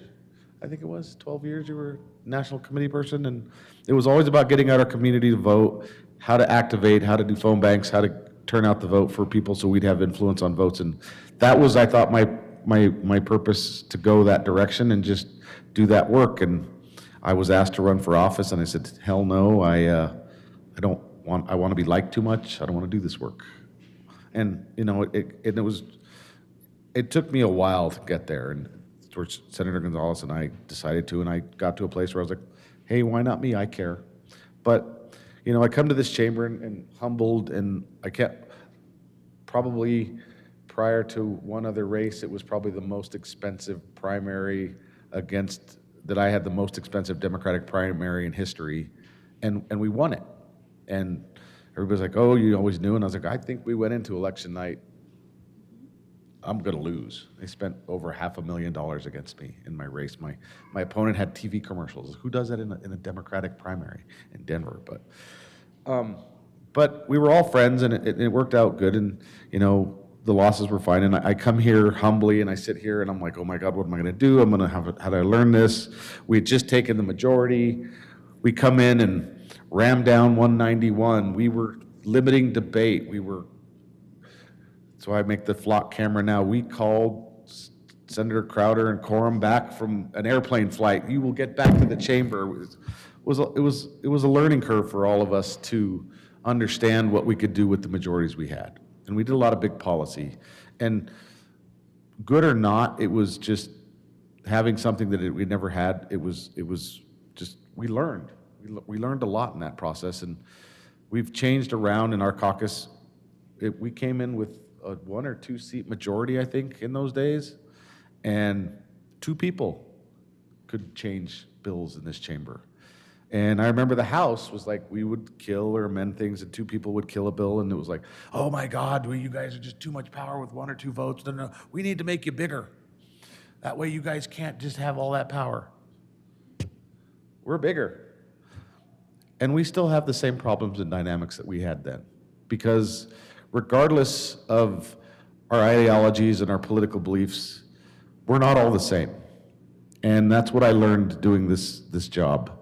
And like Cleve said, and I've talked with my colleagues, and I ran some pretty progressive bills when I was younger, and when I was newer in this thing, and I was trying to do it, and I disagree with my members, and we wouldn't do things. I didn't care what was happening in the agriculture community and the rules, and I focused on things with mine, and it got frustrating to learn why my bills were dying because my members would. But these last couple years being the majority leader, and thank you all for giving me that opportunity, because I didn't know what I was walking into, but my focus always became to recognize the differences in my caucus and make this chamber reflect the caucus on the floor, and recognizing our colleagues across the aisle. Because I remember I voted against a bill and probably killed an environmental bill that was very important, but it was going to hurt Pueblo. It was going to close Comanche. And I got called, and I was like, look, this is $600,000 or whatever money towards our education system and all that. And I'm like, this hurts, and I'm pretty loyal to Pueblo. Generationally, my family had land there and donated a steel mill before the Nolan land grants. That was my great-great-great-great-grandfather. I used to ask Leroy for reparations, and we wanted our land back. He never offered it to me. But, trying to recognize the parts of the state that I was passionate about, whether it was going down for the fair, but somebody called me and told me, it's like, well, what do you care? You represent Denver. And that hit me hard, because that's where I learned, and I shifted here, is like, my job here is to represent the state of Colorado and to help you guys represent your districts and help all of us represent our districts. I got frustrated when, I think it was Pelton and single staircases. I was like, you're never going to have a single staircase in your district. Why do you care? Well, it doesn't affect me. And I still give him jokes about that, because he's champion of local control except for that one bill. But that's been the journey that you've all given me, and I've been super humbled to try to reflect that. And I've spent my time here wielding my authority and power to get your bills done, except for artificial intelligence. And I'm sorry for that. I recognize that had I not been majority leader, that bill would have been repealed 2-3 years ago, and that may be your worst. Maybe that's a regret you guys have. But it was an important policy for me, and I wielded it. But I also used that power to make sure that all of your bills got done or not. Even if I disagree with them, like I said, I love my colleagues. I am not always environmentally savvy. I care about the planet, but I think somebody has to have the voice for the people who can't afford to pay bills, or like, well, we want them to be able to have a planet. I'm like, well, I'd like them to have a home to raise their families. It's a complicated argument, and those are the discussions we had. And I carried a very hard bill for my district this year with the agricultural bill, and I was so happy to pass it. And it was a painful bill for me for my district, but it was also trying to recognize a problem outside of my district that was something to be addressed. And I thought I went as reasonable as I could. Well, the politics of outside the building, everything's horrible, but that's the job, is to make the hard decisions and do the right thing. And that's all I've tried to do, and I know you all have too. I still get mad at Senator Roberts for taking away my lawn for his water in the rural community. Last year, when the PUC passed the no more gas water heaters, and I had to tell my wife we need to go get our water heater replaced because I have to do this. And then just recently, 2-3 weeks ago, my brother-in-law and aunt-in-law, who live in Fort Collins, by the way, who the hell did this bill? And what the hell were they thinking? And I have a meeting, I think, with Excel and some of them, and I'm like, what bill was this? Was this us or just the PUC? What's going on? It's like, no, Senator, this was this bill. My assistant majority leader carried it, I believe. And I looked up the vote count, And I voted for it. And I had to go meet with them. I was like, what were you thinking? I was like, dude, it's Fort Collins. Just drive to Wyoming, buy it, bring it back, you're good.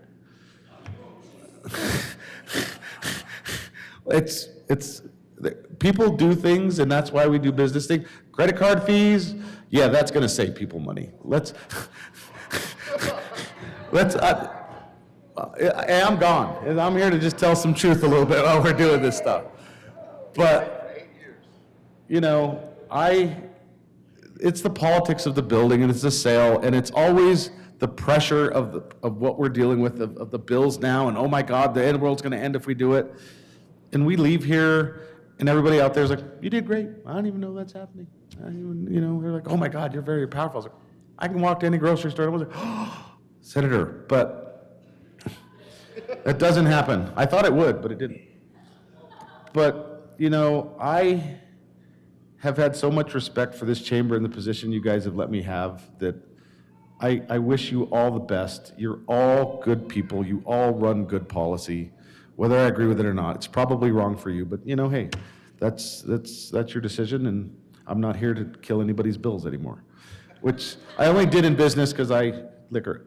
My colleague from Broomfield, I was my nemesis in the House. Tried to build a bridge. I love him to death now because, you know, he's like, meh. And we're a lot similar in that way because it was like you do it, but he came over. I was like, oh, good. This guy's going to do great on agriculture.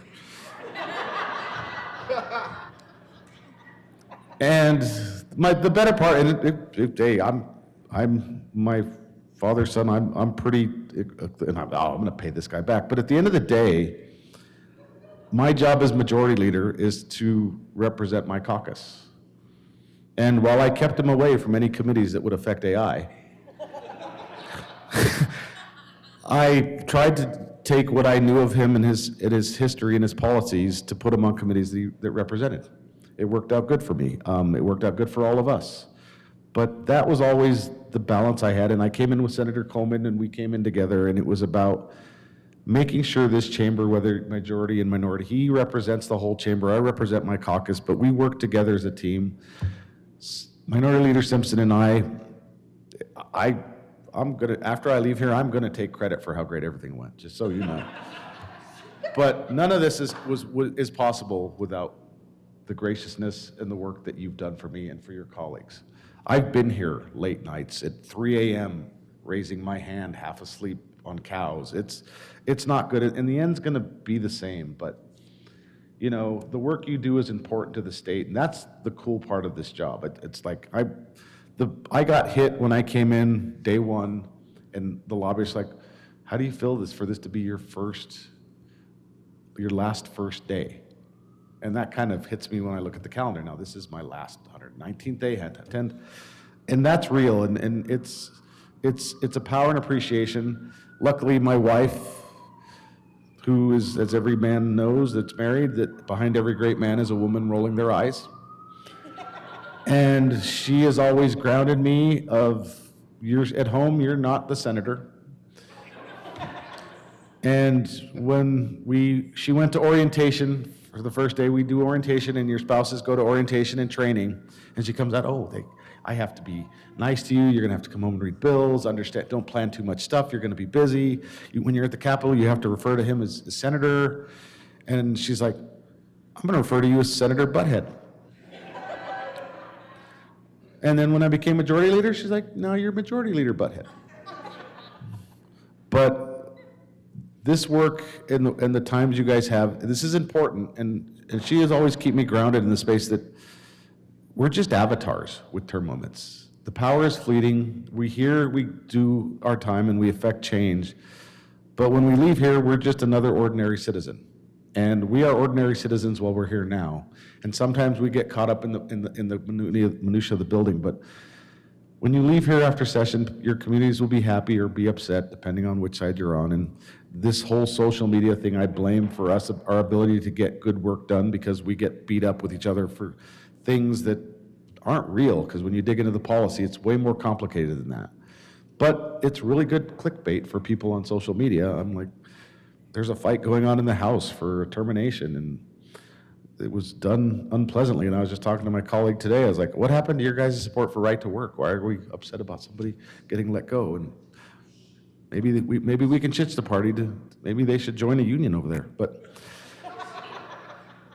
the most of all, this work is the least important without your family. And my family has been here all day with me. Well, I don't understand why. My father showed up when I pulled up this morning, and I'm like, I'm going to call you later. He's like, I'm here to hang out with you, and that's great. They haven't been here since, I think, 2 or 3 months into my first year of the first cow I was a chair of, which was the reading of the reviser's bill at length, and we had 7 computers here reading, and it caused a lawsuit. And my mom and dad, I was like, you guys can go home, and they sat here with me all day while I stood there for the reading of the Committee of the Whole. And this work is without them would be meaningless. The goals, to my father, who I love to death and has brought me through this, and is a political activist, and I used to go around and I'd be involved and I'd go meet people. He's like, do they know who you are? I was like, what do you mean? He's like, do they know that you're my son? I was like, no, I don't walk around telling them, hey, I'm Manny Rodriguez's son, talk to me. It came to a point where I was gonna get a t-shirt that said that. And now, I'm gonna get him a t-shirt. Hey, I'm the majority leader's dad, talk to me.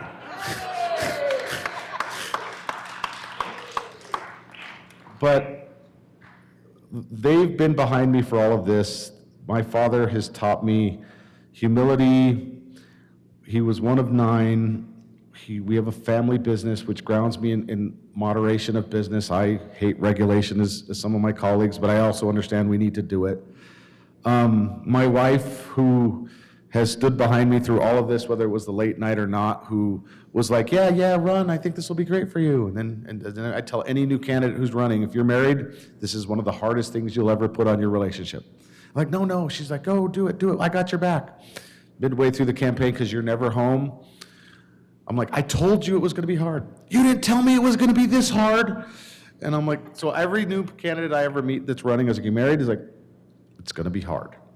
And the sacrifices that our families and our spouses make for us to do this work we should all thank all of them, because this is hard. And without the staff here that keeps us going and makes us all look good, whether it is Meredith, who does all the work, and every day I come in angry or roll my eyes and she just sits there, you're doing a great job. Or my wife, who sends me Winnie the Pooh quotes regularly to try to inspire me. Lance, I have been blessed to have Lance as my aide my entire 8 years here. He was my predecessor's aide.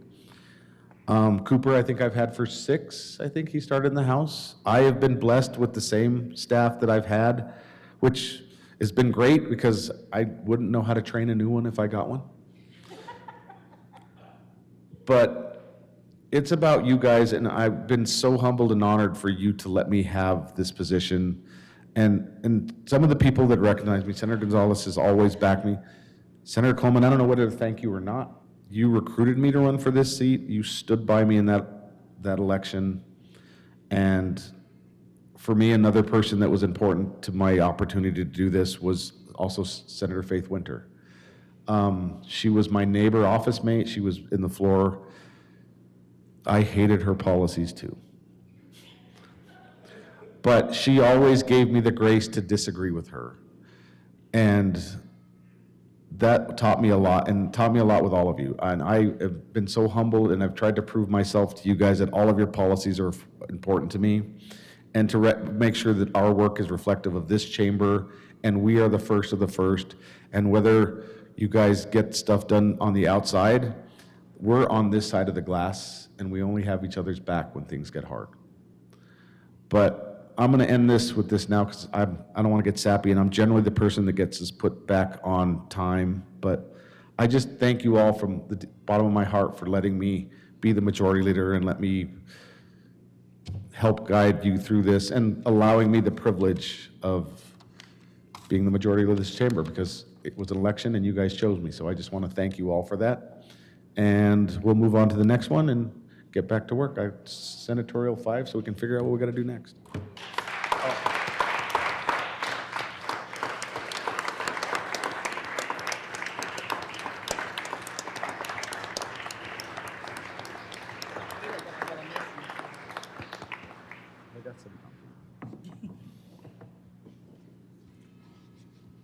My copy. Senatorial 5.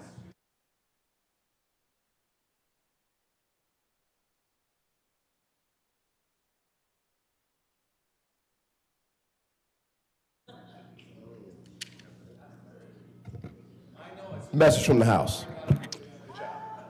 Mr. President, in response to the request by the Senate, the Speaker has appointed Representatives Brown, Chair, Sirota, and Taggart as House conferees in the First Conference Committee on Senate Bill 193.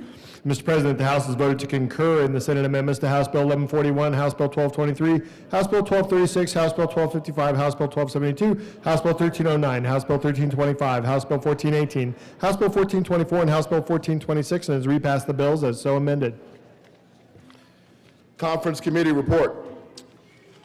First report of the First Conference Committee on Senate Bill 193. This report amends the re-engrossed bill to the President of the Senate and the Speaker of the House of Representatives. Your First Conference Committee appointed on Senate Bill 193 concerning local ordinances impacts on state employees has met and reports that it has agreed upon the following. 1, that the House recede from its amendments made to the bill as the amendments appear in the re-revised bill. 2, that under the authority granted the committee to consider matters not at issue between the two houses, the following amendment be recommended. Respectfully submitted, Senate Committee Judy Amabile, Chair, Senator Jeff Bridges, Senator Barbara Kirkmeyer, House Committees, Representative Kyle Brown, Chair, Representative Rick Taggart. Senatorial 5.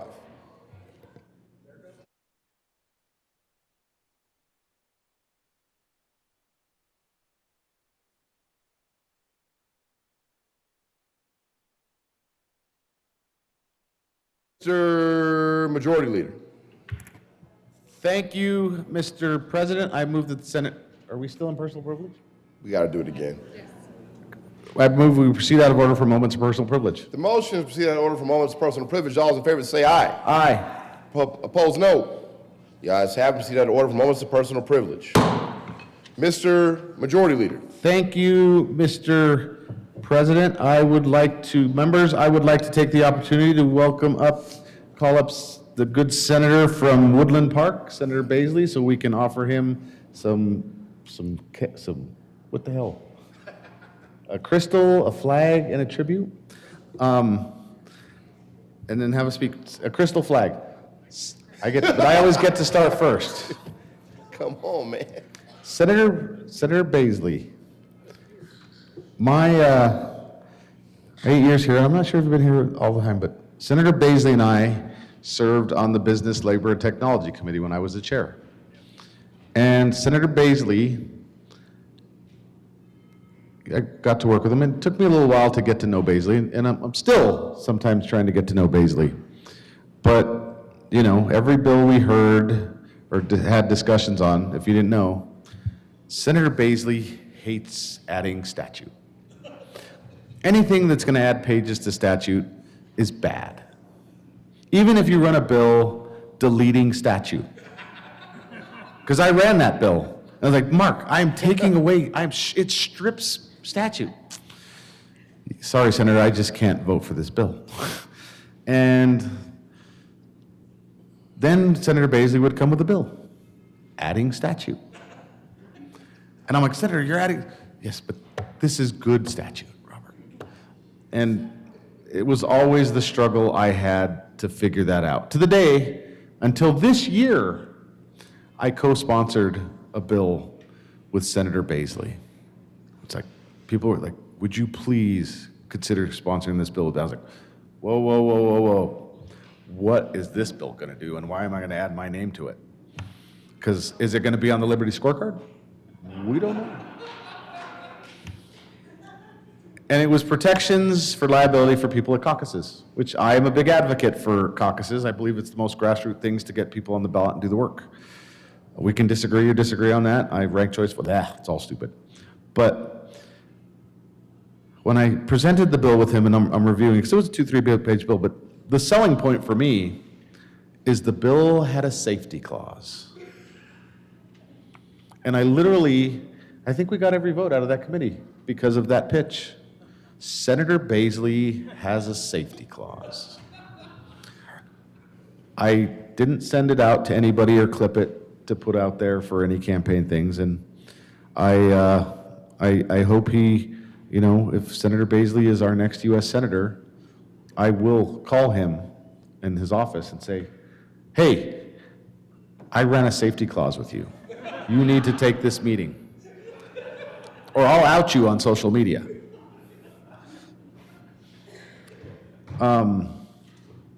It's been a pleasure, my friend. I appreciate the work we've done. I appreciate our disagreements and our ability to work together and always be civil.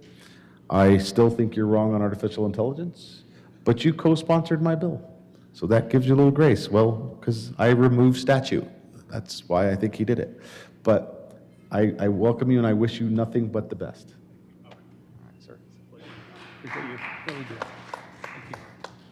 Senator Pelton B. Thank you, Mr. President. May I have a moment of personal privilege? Granted. Thank you. So Senator Basley and I were right next to each other in our offices when I first came in together into the Senate together. And he knew my local government background, and he ran a bill that was raising fees. And I go, Mark, what are you doing? He goes, show me where in the bill it raises fees. You remember that? For the highways that, or for the roads, the county roads that were going to state parks. And he says, this is coming from my district. I said, I'm very well aware, because when I was at CCI, I voted against this to be a priority. So I showed him where it was, and he goes, oh no, I guess you're right. It is raising fees. So Mark and I talked about that for quite some time. And he brought it to committee, and he says, Byron, I'd appreciate if you supported my bill. And I looked at him and I go, Mark, I can't vote for your bill because it raises fees. I just remember that discussion we had. It was awesome. And it kind of started a process where we voted against each other's bills a lot. So I had to laugh about that. But anyway, I appreciated sitting with Mark in his office because he never had a desk. He had chairs around a nice table and lots of adult beverages in his office.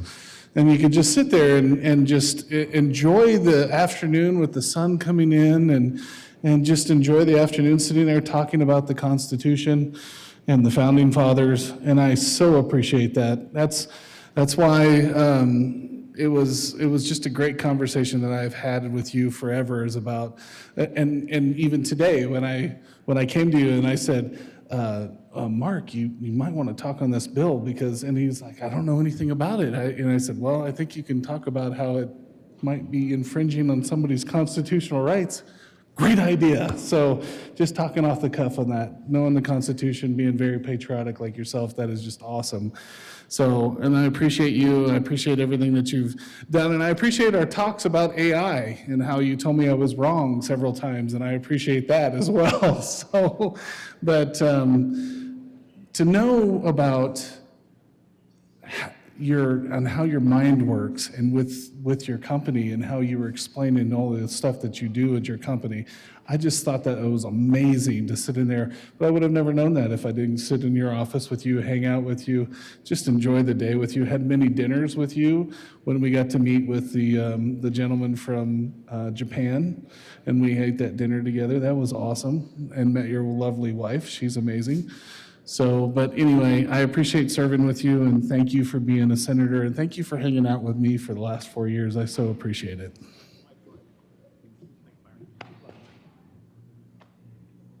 Senator Rich. Thank you, Mr. President. I don't have any really funny stories to say about Senator Basley. He and I did come into the House together, and then he followed me to the Senate, and we have sat next to each other all 4 years. And, I'll run a bill, and he'll vote against it, and I'll walk back to my desk, and he'll say, sorry about that. And I said, well, how sorry are you? Because you vote against everything. So anyway, but we've had some really interesting talks. And one thing I will miss, I don't know who'll, be next to me next year, but he always comes in and says, good morning, Janice Rich. And I don't know who's going to do that. I'll miss you.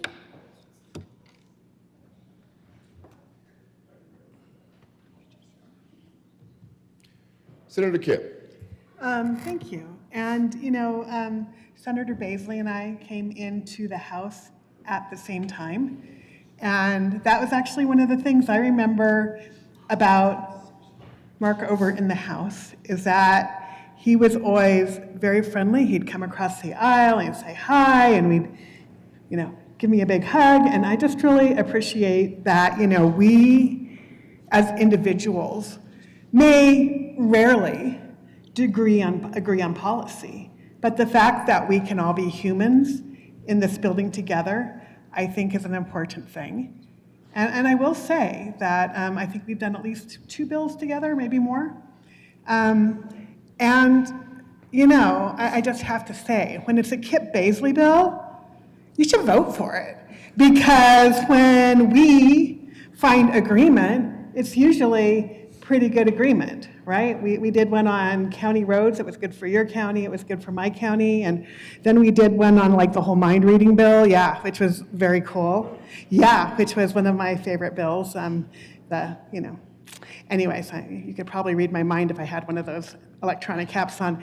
But anyway, thank you for reaching out across the aisle. I think it's important that we do this in this building, and I wish you luck as you move forward in whatever comes next for you. Thank you.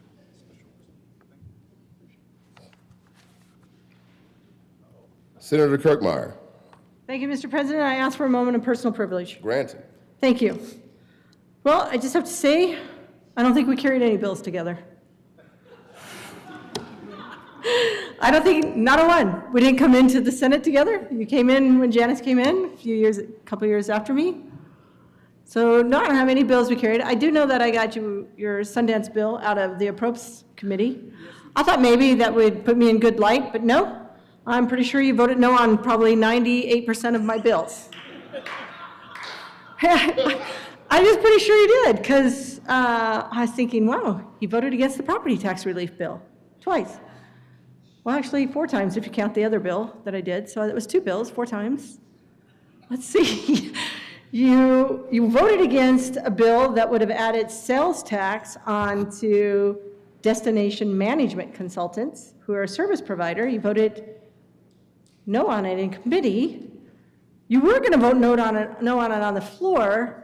And while we were standing here, I was standing there, and he comes up and he's like, I'm probably going to have to vote no on your bill. And I said, I'm probably going to have to report that you want to put sales tax on a business. And he's like, oh, well, maybe I don't want to vote no on that bill. And I said, I don't think you do, but it's up to you, and why wreck your record? You've been voting no on all my bills. And it's like, even like every bill with the budget, I would sit here with my colleagues, whether it was Senator Zenzinger, or the good senator from Boulder, or the good senator from Cherry Creek, that's where he's really from. And they look at me, and I say, it's Senator Basley. You knew he was voting no. Like, why are you shocked? Why are you surprised? I am not surprised. I don't even expect any explanation. He's just going to vote no. I count on him voting no on every single one of my bills. So there may be 2 or 3, and if it's that many, I'm amazed. But maybe the 2 or 3 that you voted yes on, thank you. Thank you so much. I do appreciate that. But here's the thing about Senator Basley. When people ask me about Senator Basley, they're like, what do you think about him? I think, I have a lot of thoughts, but I keep those to myself, because what I tell them is this, and I truly believe this. Senator Basley is one of the most professional senators. He is always the ultimate gentleman. He is very respectful of everyone. Even when he's voting no on your bill, it's like, well, and with all due respect, no. And I'm like, whatever. But he's always very respectful. He's always very professional.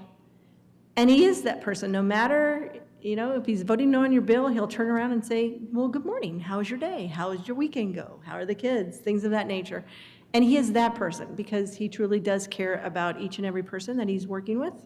And I appreciate that. It did make the nose maybe a little bit softer, but not that much softer. But that's who you are. You are a gentleman. I've met your wife. She's a very gracious woman. I think you're a lucky guy. Not so sure if she's a lucky woman, but no, I'm teasing, just teasing. But no, I just really appreciate that about you. It didn't matter if we were agreeing or not agreeing on things. You were always very professional, always very respectful. And those are great qualities to have. And they have carried you through life, and they're going to continue to carry you through life. And I appreciate that, and I admire that about you. And I wish you nothing but the best as you move forward. And I hope that you are our next U.S. Senator. That would be wonderful, because I do have your cell phone number. And just like the, soon-to-be former majority leader, Mr. Gumudgeon over here, Mr. Jones.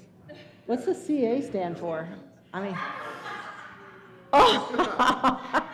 I missed that because I was in a conference committee. But I do have your phone number, and I won't hesitate to call you when I need something. And I'm going to remind you that I did vote on a bill that was very important to you. And then on top of it all, while I'm sitting here thinking about this, on top of it all, did I not only help him get his bill out of committee, he ended up leaving because you had to go to some opening or something in Boulder. I had a bill up in committee, and I needed his vote. And then I was thinking to myself, maybe this is God's grace on me, thinking that he is not going to be here. And I went and filled in for you and voted for my own bill because you weren't there. So thank you for that too. But thank you so much. I really, truly respect you, and I hope the best for you, Mark. Thank you. You're awesome too. Senator Frizzell.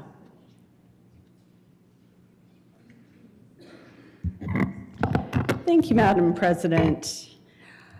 I just wanted to say a couple of things. Before Mark was a senator, before Mark was a representative, he's been a successful business person, but my first time I ever met you, and I'm sure you don't remember this because I was like a nobody precinct person, he was the chairman of the Douglas County Republican Party.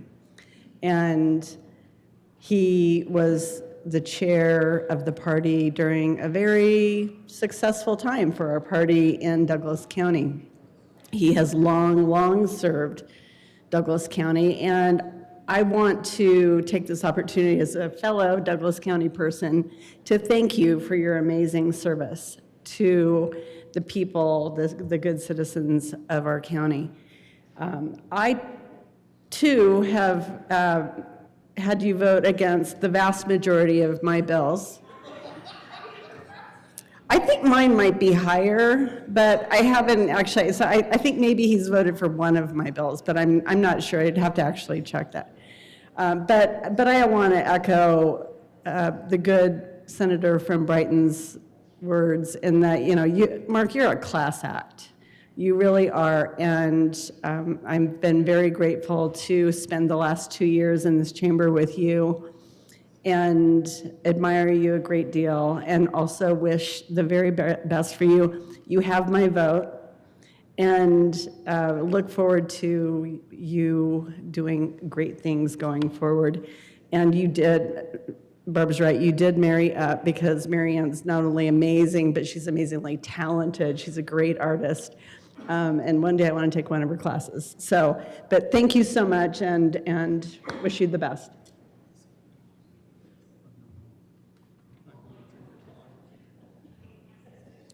Senator Zamora Wilson. Thank you, Madam President. I ask for a moment of personal privilege. Granted. Thank you, Madam President. So as the new kid, being in the Senate, learning, I appreciate all my colleagues. You have contributed to helping me, and I've been trying to glean off and learn, and I greatly appreciate you for all those that took me under their wing, and I especially appreciate Senator Basley. I don't know if you guys could tell, but we kind of think alike. And I appreciate your stand for the Constitution, the role of the government, and your faith. Definitely I really do appreciate in the times where we can pray together and we can discuss about bills, and you have been there as like iron sharpens iron with me as I bounce off and we play devil's advocate with certain bills and policy. And I truly do appreciate you. I cherish the time that we have gotten to be colleagues and friends, and I wish you the blessings. I don't want to say the best of luck, blessings as you continue forward. I've really appreciated and enjoyed working with you. Truly an honor. Thank you.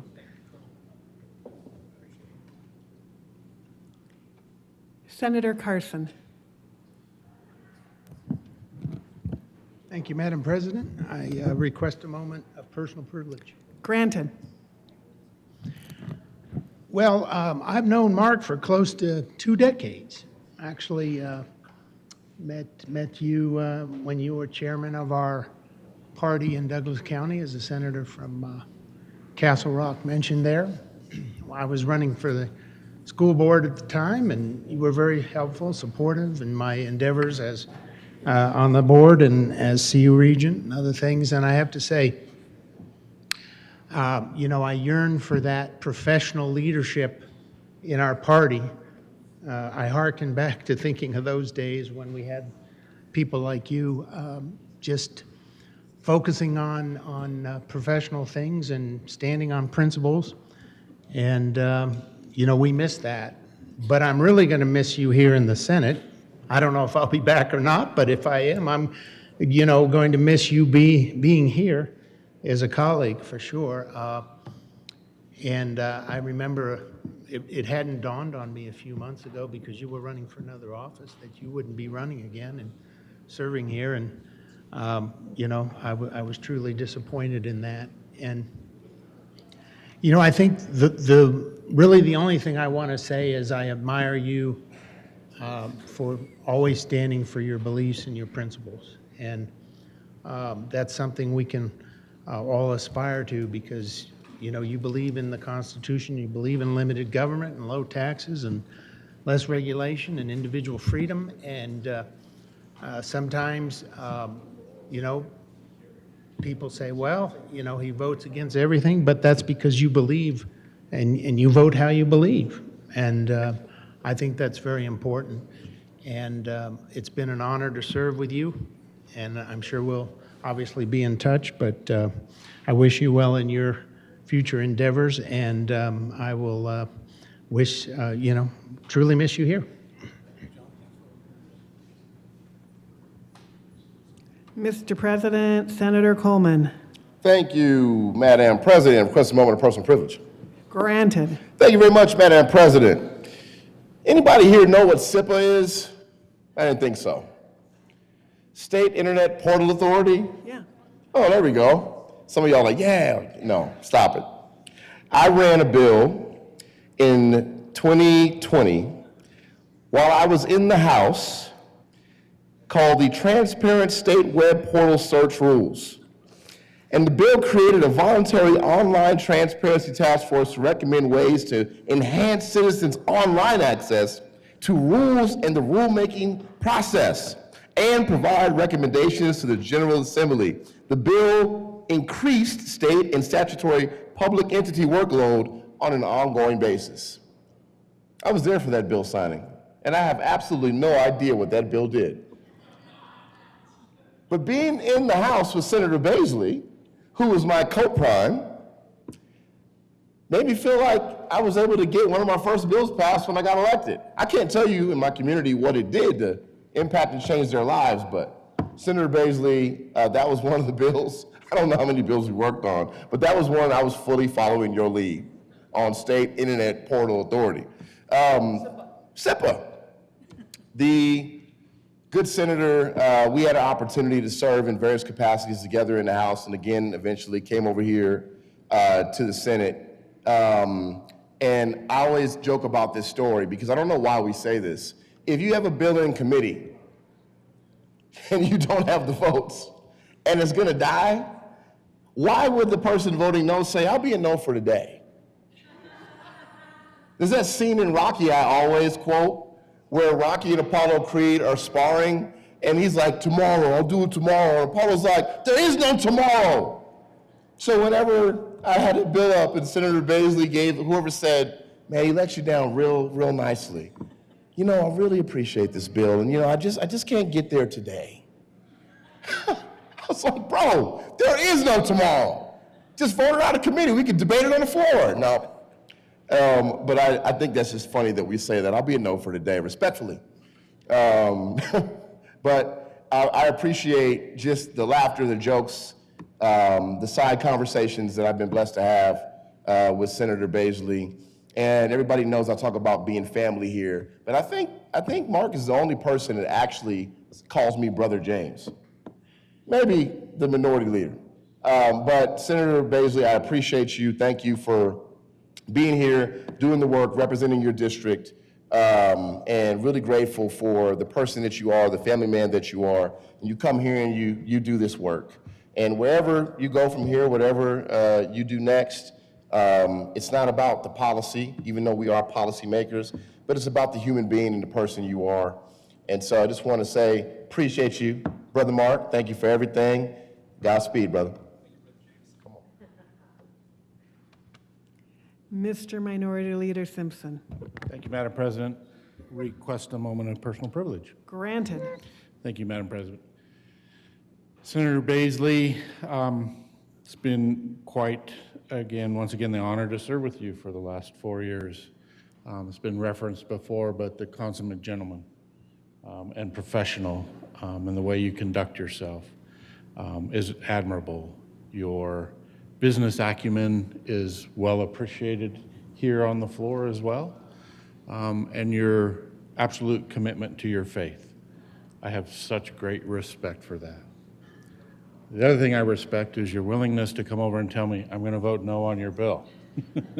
But we kind of reached a spot where, please come and let me know if you're going to vote against the bill so I can be prepared for what the consequences might be. So it's been a great relationship, and appreciate, again, your professionalism. The support of the Sundance Film Festival was interesting from Senator Basley, but like I supported it. I'm glad to see it got passed, and I can say with great respect, very impactful bill this year, 149 about competency. He was a yes. I got him on that one. And so I greatly appreciate that. And again, I wish you nothing but success in the future and would love to be able to come see you in Washington as well. But it's been an honor and a privilege to serve with you, Senator Basley, and great friendship, and I have such deep appreciation for your commitment to your faith. It shows every day. Thank you. Thank you, Madam President.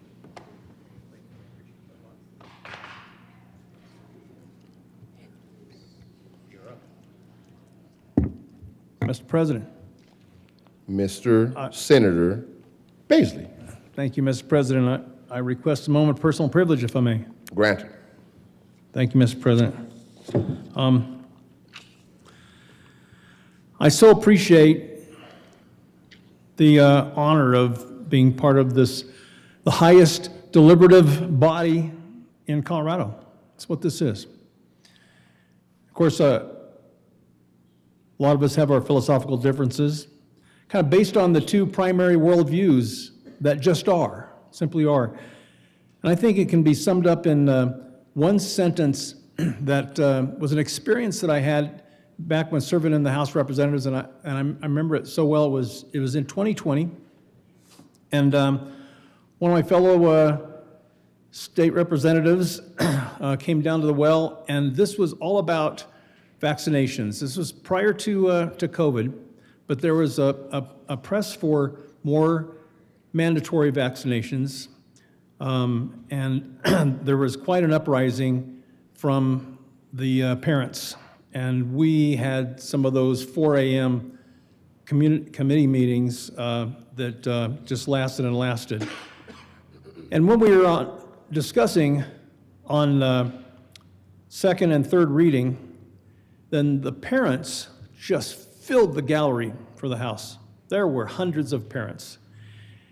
And one of our state representatives who was for this bill that I was so vehemently opposed to comes to the well and says, she looks up and says, "Parents, I want you to know that I see you, but we are just trying to decide what is best for your children." To the response of a great gasp from the gallery.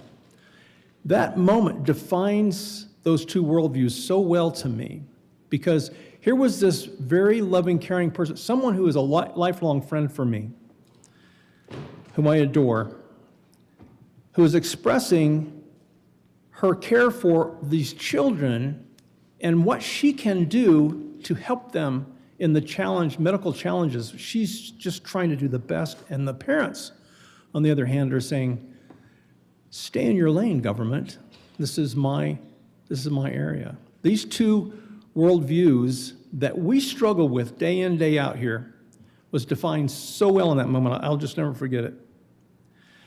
Also, in that year, on the same general topic, it's the most significant moment for me in all the legislation I think that I've worked on.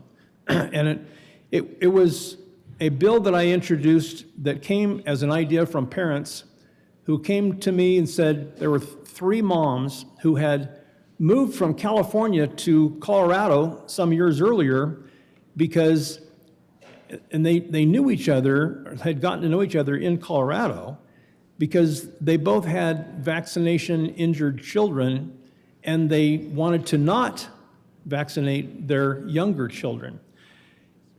The bill was to make it not negligent to not follow the vaccination schedule. So I ran that bill, and I'll be forever thankful to State Representative Jonathan Singer, who was the chair of the Health Care Committee, and he comes over to my desk during a recess, and he goes, "You know what, Mark, I see what you're trying to do in this bill, and I think it's actually a good idea, but it's not going to pass, at least not the way it's written." And I already knew that one area that he was concerned about, and I said, "Yeah, I do need to fix that bill." I wasn't in the room when that part got put in, and I realized that it needs to come out. And he says, "And you need to stakehold this with this one particular group." And I said, "You know anybody there?" And he goes, "Oh yeah, I'll bring you in." So he introduced me to this organization that concerns themselves with such things, and we developed a really good conversation about it. And so he taught me about stakeholding, and he just mentored me through the process. And I will forever be grateful to Jonathan Singer for that. And the night before that bill was to be introduced in committee, the parents were just riling up and getting ready with well over 100 witnesses that were lining up to come testify in favor of that bill. But then the good senator from, I think I know on the top of my head, but I gotta look it up. Yeah, Thornton. Good senator from Thornton comes over to me, serving with me in the House. And maybe I'll get a fine for that, that's okay, but it's Kyle Mullica was his name. And Kyle comes up to me and says, "I'm thinking about voting for your bill tomorrow." Rocked me on my heels. We had just had such jousting over the vaccination bill a month earlier. I was so shocked that he was thinking about voting for my bill. So we had a really great conversation about that, and then I called up the ringleader of all those moms, and I said, "You guys need to whittle back the number of people you're bringing for testifying tomorrow. I want no more than 4. That's it, 4 people, and you're going to be respectful, and you're going to be positive and constructive, but just 4. So the next morning I show up, and there's 6 of them. I said, "All right, come with me." we went and sat in the cafeteria, and I said, just 4. And they said, well, we all have these important things we need to say. I said, all right, but you'll be respectful the whole time. I said, this bill just might pass. You need to be respectful and make your point. And it passed unanimously. And they all went and hugged that guy. One at a time, walked up and hugged Kyle Mullica for that moment. It was a big moment. Thank you, Kyle. It was so important to all those parents, and you stood tall. Thank you. I'll never forget that moment. 11 people, actually 12 of us, came in to the House of Representatives together in 2019, and all came here in the Senate together in January 2023. All of us are still here except for Daphne, who's moved on. And of course, in this time, 8 years, 4 years in the House and now 4 years in the Senate, had to experience 2 deaths. Hugh McKean over in the House. And of course, Faith Winter here, 2 giants, 2 friends who, colleagues that remind us that just what impact we can make in this rare moment, in this rare position. Also reminds us of our mortality. We need to kind of realize that we're not here forever. One day we'll just enjoy our photo on the wall somewhere in the building and maybe even recognize our own memorial here in the floor one day.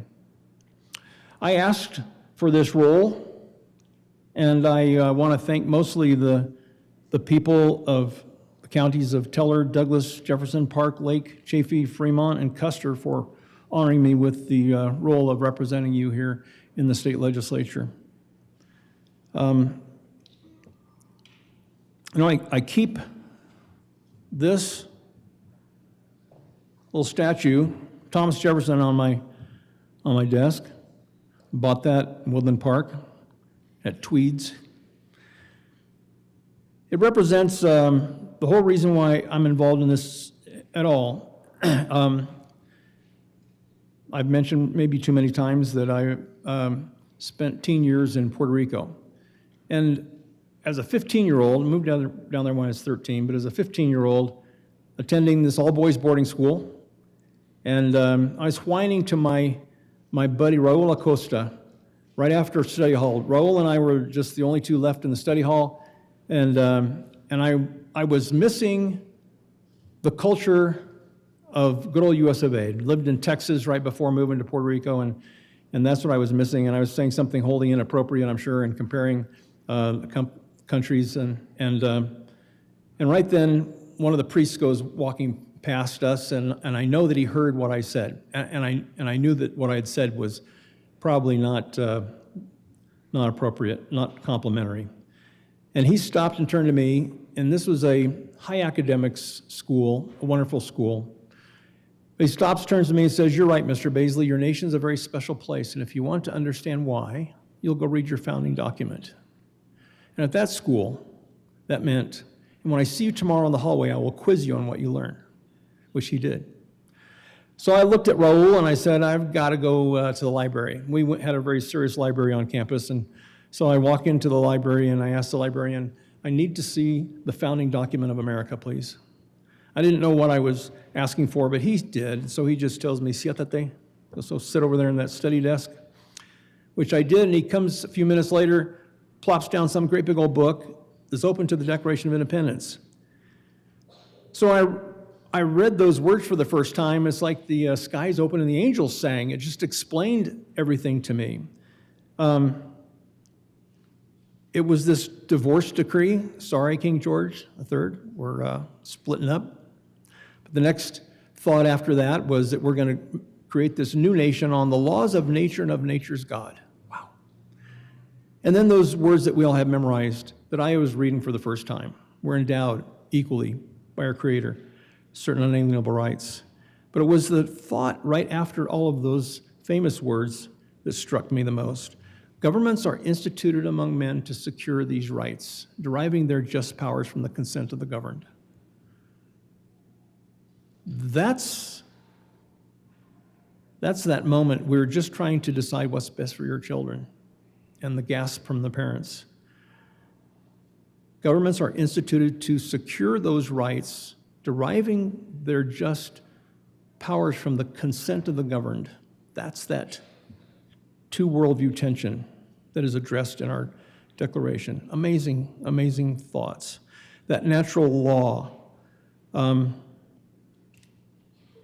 People around the world, as I've learned living internationally, they all want to fight to get into the United States. Nobody fights to get out. Because people all around the world see this example of natural law and they feel like they deserve that. They relate to that and they deserve that. And they do deserve that.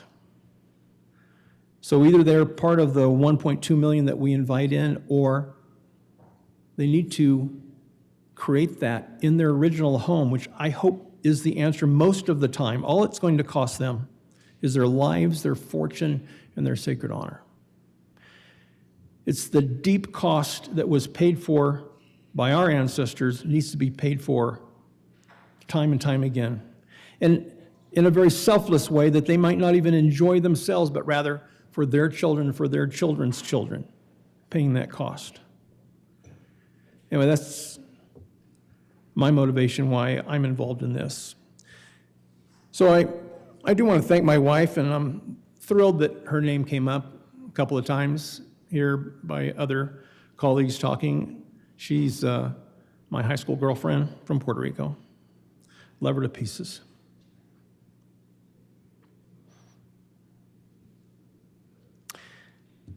And my other family members, I appreciate so much your support. Thank you, colleagues. Thank you, Cleve, for your quiet wisdom. You're such a natural leader, and I appreciate you. Robert, wherever you are, I thank you. Sorry. It's been a joy and honor working with you, sir. Robert and I actually debated AI at NCSL up on the stage, and I showed everybody why he's in the wrong. It's an amazing moment. I won. But anyway, isn't it awesome, though, in the end, after all of the 2.5 years of arm wrestling over the topic of AI regulation, that we arrived as names on the same bill that's no doubt going to be signed into law. Here it comes. So, and lastly, Mr. President, wherever you are, I appreciate your kindness and leadership as well. Thank you, staff. Thank you, my aide, Joe. And God bless the United States and this remarkable state of Colorado. Thank you, friends.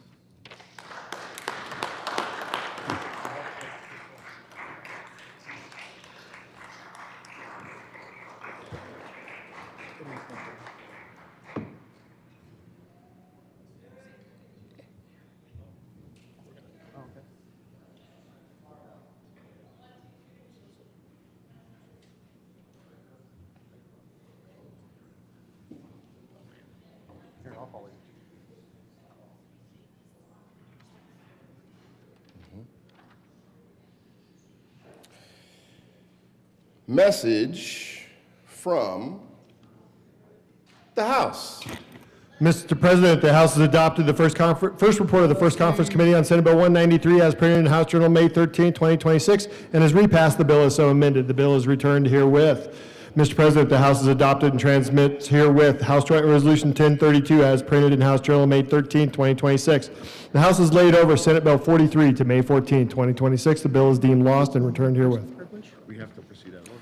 Consideration of conference committee reports.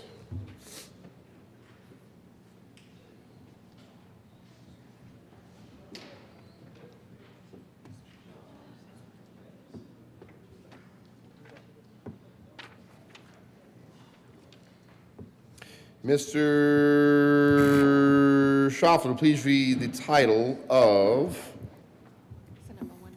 Senate Bill 193. 193. Senate Bill 193 by Senators Amabile and Kirkmeyer and Representatives Brown and Taggart concerning local ordinances' impacts on state employees. Senator Kirkmeyer. Thank you, Mr. President. I move that the Senate adopt the first report of the First Conference Committee on Senate Bill 193. Tell us why. Thank you, Mr. President. We have the House will recede from its amendments made to the bill as the amendments appear in the revised bill, and that under the authority of the two houses, we were granted. We did make some changes, and we came to what I think is a very good resolve of making this work for the state and for everyone involved. Further discussion. Seeing no further discussion, motion for the adoption of the first report of the First Conference Committee on Senate Bill 193. Are there any no votes? With a vote of 35 ayes, 0 noes, 0 absent, and 0 excused, the first report of the First Conference Committee on Senate Bill 193 is adopted. Senator Bridges. Thank you, Mr. President. As my last motion, as a member of the Colorado Senate, I move for the repassage of Senate Bill 193. Further discussion? Nope. Seeing no further discussion, the motion is repassage of Senate Bill 193. Are there any no votes? Senators Ball, Sullivan. With a, all right. With a vote of 33 ayes, 2 noes, 0 absent, and 0 excused, Senate Bill 193 is repassed. Co-sponsors. Really? Okay, we're done. We're done. That's fair. Thank you. Senator Wallace, co-sponsor. Yeah.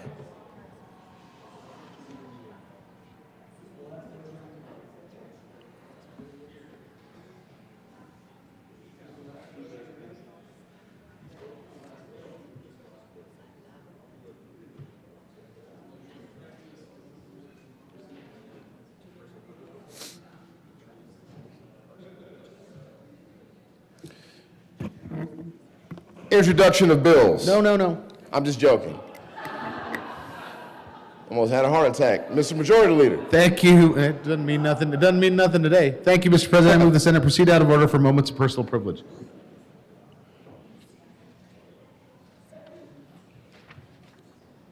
The motion is to order for moments of personal privilege. All those in favor say aye. Opposed, no. The ayes have it, and that motion is adopted. Senator Carson. Thank you, Mr. President. I request a moment of personal privilege. Granted. I just want to give a shout out to my son Liam, who will be graduating this weekend from the University of Kansas with a degree in sports journalism, Rock Chalk Jayhawk, and it is the last of my tuition checks this spring for three children, 2 through CU Boulder and 1 through KU. So very proud of you, son, and Godspeed to you and all of you. Thank you. Congratulations. Mr. Majority Leader. Good to see you. How you doing? How you doing? Resolution number 2. 26. Yeah. Here we go. Mr. Schauffele, please read the title of SJR 26.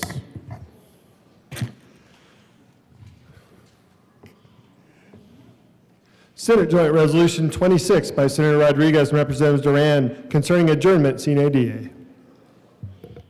Mr. Majority Leader. Thank you, Mr. President. I move Senate Joint Resolution 26. Any discussion? Please no. Seeing none.